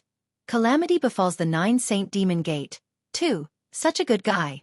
Purposely making me look like a fool. Li Chia murmured after he rolled on the ground. The group of Li Shuangyan could do nothing except remain silent. For an enlightened being like Shi, even if he was 10 times more courageous, he still wouldn't dare to make a comment about such an invincible existence, but their young noble didn't care at all. Bang! When the group intended to return to the ancient Sky City, someone suddenly rushed up and was completely ecstatic to see them. The person tried to shout while running over, but he fell to the ground before he reached them. Li Shuangyan's group was quite surprised to see him. He was Zhang Yu of the Cleansing Incense Ancient Sect, but what was even more alarming was that his body was covered in blood. What happened? He was already unconscious when they were propping him up. Shi Gangdang quickly treated him to wake him up. Seeing his wounds, Li Chia's expression sank. He clearly understood that Zhang Yu was pursued by enemies. Heavenly God Sect. The Heavenly God Sect attacked the resting location of the 9 Saint Demon Gate. Zhang Yu frantically exclaimed as he was gasping for air. Right then and there, more than a dozen people descended from the sky and surrounded Li Chia. There was an azure energy faintly hidden on their bodies. Seeing Zhang Yu being saved, the leading disciple quickly shouted, "Who are you people? Quickly hand over the Azure Mysterious Ancient Kingdom's criminal to avoid any mistakes." Azure Mysterious Ancient Kingdom. Li Chia's eyes narrowed as he gazed at the 10 young men ahead. It is good that you are aware. Hurry up and hand this criminal over. Our Azure Mysterious Ancient Kingdom will not pursue you saving this criminal. Otherwise, all of you will become accomplices and we will capture everyone. This Azure Mysterious Ancient Kingdom's disciple proudly stated. In their minds, as long as they announced the name Azure Mysterious Ancient Kingdom, in the Grand Middle Territory, no heritages or cultivators wouldn't sell them some goodwill. In all of the Grand Middle Territory, who would dare to be their enemy? What the hell is the Azure Mysterious Ancient Kingdom? Li Chia narrowed his eyes while gazing at the disciples in front. This thing doesn't know life from death. Capture him. The disciple immediately became furious and emphatically shouted as they surrounded Li Chia's group. In such a place and under such a situation, the Azure Mysterious Ancient Kingdom's disciples did not need a reason for killing a few cultivators. They simply were not afraid of other people looking to cause trouble for their ancient kingdom. This was the power of one sect with 2 emperors. Courting death. Li Chia squinted and lightly shook his body while rushing forward. Big brother, careful, their sword formation is very fierce. Zhang Yu quickly reminded Li Qie with a shout. If he didn't escape earlier with the violet diamond cauldron protecting his body, he would have died under the hands of these 10 azure mysterious disciples. Even though the 10 ahead had not cultivated for a long time, but their sword formation was very fierce, just like a powerful beast. Bang bang bang, noises resonated in the air. Before Zhang Yu could finish speaking, pathetic screams already resounded as the azure mysterious disciples were struck, flying away as the sounds of their bones broken, instilling fear into the hearts of listeners. Li Qie did not use any techniques or merit laws. His body rampaged forward through the life treasures and techniques. Once hit by the hell-suppressing godly physique, everything immediately shattered. The azure mysterious disciples like sandbags were knocked away by Li Qie. Many blossoming flowers of blood were spurting high and higher in the air. It was especially beautiful when they fell down. The azure mysterious disciples no longer moved after they hit the ground, as all the bones in their bodies were broken. Under the impact of the godly physique, it would be a miracle if they managed to survive with such shallow cultivation. Azure mysterious ancient kingdom isn't shit. Li Qie lightly dusted off his collar and calmly said. Zhang Yu, with his mouth still opened, had to recall his words. His apprehension was completely redundant. The Heavenly God sect got the azure mysterious ancient kingdom as its backing. Li Xuanyan was more worried than anyone else, since the 9 Saint Demon Gates resting area was attacked by the Heavenly God sect. The azure mysterious ancient kingdom isn't anything. Daring to oppose me, even the soaring immortal sect would still be slaughtered. Li Qie tapered his eyes and slowly said, Come, we will go back to the ancient Sky City and deal with them. Big brother, the wounded Zhang Yu quickly called for Li Qie and said, Big brother too told me that if I meet Big brother, I must tell you to not go back to the ancient Sky City, but find a place for refuge first. The Heavenly God sect brought many royal nobles. Plus, the ancient kingdom also carried a coffin over. I heard that their ancestor could be there. If Big brother come back to the ancient Sky City, I'm afraid that the ancient kingdom will not let you go. Big brother too implored that Big brother should still avoid the frontal wind right now. Zhang Yu was able to escape because of Tu Buyu's help. Tu Buyu wanted Zhang Yu to run away just so that he could find Li Qie and warn him to not come back to the ancient Sky City to meet his death. Azure mysterious ancient kingdom's ancestor. Could it be that the Qing Xian 9 ancestors had arrived? Qing Xian 9 ancestors were definitely frightening characters, especially old 9th Qing Xian. Legends had it that he challenged immortal Emperor Ta Kong. Even though he lost, he gained prestige and fame from it. Young noble, if the Qing Xian 9 ancestors actually came, it is better to take a step back. At this moment, Li Xuanyan lost her colors. She was concerned about the 9 Saint Demon Gates rest area being attacked more than anyone. But if the Qing Xian 9 ancestors actually came, she was even more worried about Li Qie's safety. She had heard of the Qing Xian 9 ancestors' legends. Any of them would be unbeatable, unless her 9 Saint Demon Gates Elder Jian came. Otherwise, no one would be able to stop these existences. Qing Xian 9 ancestors aren't anything. Li Qie said without a care, daring to kill my people. Don't even mention the Qing Xian 9 ancestors. Even if immortal Emperor Qing Xian is still alive or immortal Emperor Sandao is revived, I would still make the ancient kingdom pay a big price. With that, his eyes became fierce as his battle intent surged to the sky with a matchless domination. Everyone was shocked by such a statement. Even if immortal Emperor Qing Xian is still alive or immortal Emperor Sandao is revived, daring to challenge such existences, how domineering and confident was this? Come, we will go kill all of them. Li Qie shouted with the utmost swagger. Kill! Inside the ancient Sky City, a battle broke out with life treasures and weapons soaring all over the sky as magic swept through the horizon in the forms of countless multicolored rays.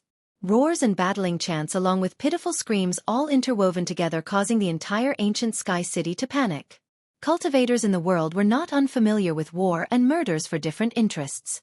In fact, in the ancient Sky City, they were killing every day. But a large-scale invasion of a sect's resting area was a very rare occurrence. The ancient Sky City in the Grand Middle Territory did not belong to any one sect or country. Many powers balanced the situation in the city, and very few of them wished to see a large-scale battle against another sect. Such a matter was too arrogant and inconsiderate of the rest of the world, and surely it would bring about animosity from everyone else. But today, the Heavenly God sect threw all cautions to the wind, and without any prior warning, they attacked the heavenly grotto of the 9 Saint Demon Gate, shocking all the cultivators inside the ancient Sky City. This matter happened too sudden for many people to respond in time. It was also too irrational, invading the Nine Saint Demon Gate in the ancient Sky City. Was the Heavenly God sect crazy? In just a second, countless grand sects and powerful countries along with secret heritages all followed this matter carefully. Many royal nobles appeared around the Nine Saint Demon Gate's heavenly grotto just to watch this battle. 6 King Zhongzhua, young King Nantian, Sword God's Sacred Ground's descendant, Jewel Pillar Saint Child. Countless great characters all appeared to observe this battle from afar. Kill. The Nine Saint Demon Gate experts once again formulated a counter-offensive, but they were pushed back by the Heavenly God sect. Their resistance had failed time and time again. Today, we will destroy the Nine Saint Demon Gate's heavenly grotto. As the descendant of the Heavenly God sect, Tao Child Shengtian crazily roared as the vanguard and immediately slain more than a dozen of the Nine Saint Demon Gate experts. At this time, his eyes were reddened from bloodlust and pulled out all of his techniques and strength while carrying an invincible momentum. His robe was stained red by blood, the blood of the Nine Saint Demon Gate's disciples. Tao Child Shengtian is massacring like mad. Seeing his savageness, a spectator murmured. The few younger geniuses like young King Nantian and Jewel Pillar Saint Child were carefully watching each moves of Tao Child Shengtian. Young King Nantian was even more focused, for he was the heaven's proud son. Tao Child Shengtian was a natural-born Saint Fate, while young King Nantian was a natural-born Saint Wheel. Both of their innate aptitudes were equal, and it was unclear who was stronger. Until the moment of life and death, who knew how many secret moves they were hiding? Today, when Tao Child Shengtian fiercely attacked like a tiger, leaving its mountain and dragon emerging from the sea, without a doubt, this was the best time for the group of young King Nantian to observe the cultivator and means of Tao Child Shengtian. Kill! Tao Child Shengtian crazily screamed as the bloodstains on his robe further fueled his bloodlust. Tao Child Shengtian finally found a place to vent his grievances. A cultivator muttered after seeing Tao Child Shengtian's ferociousness. Hearing this, many spectators immediately understood that Tao Child Shengtian's ruthlessness was due to the humiliation that day. Not long ago, he was forced to kneel down and plead guilty before Li Chia. Today, when the Heavenly God sect was attacking the Nine Saint Demon Gate, Tao Child Shengtian wanted to unleash all of his anger into this battle. He wanted to slay all of his enemies to die the shame of that day. You're tuning in to the Xueqi's Martial Arts Saga YouTube channel. Don't forget to subscribe and join us on this journey to catch the most captivating stories.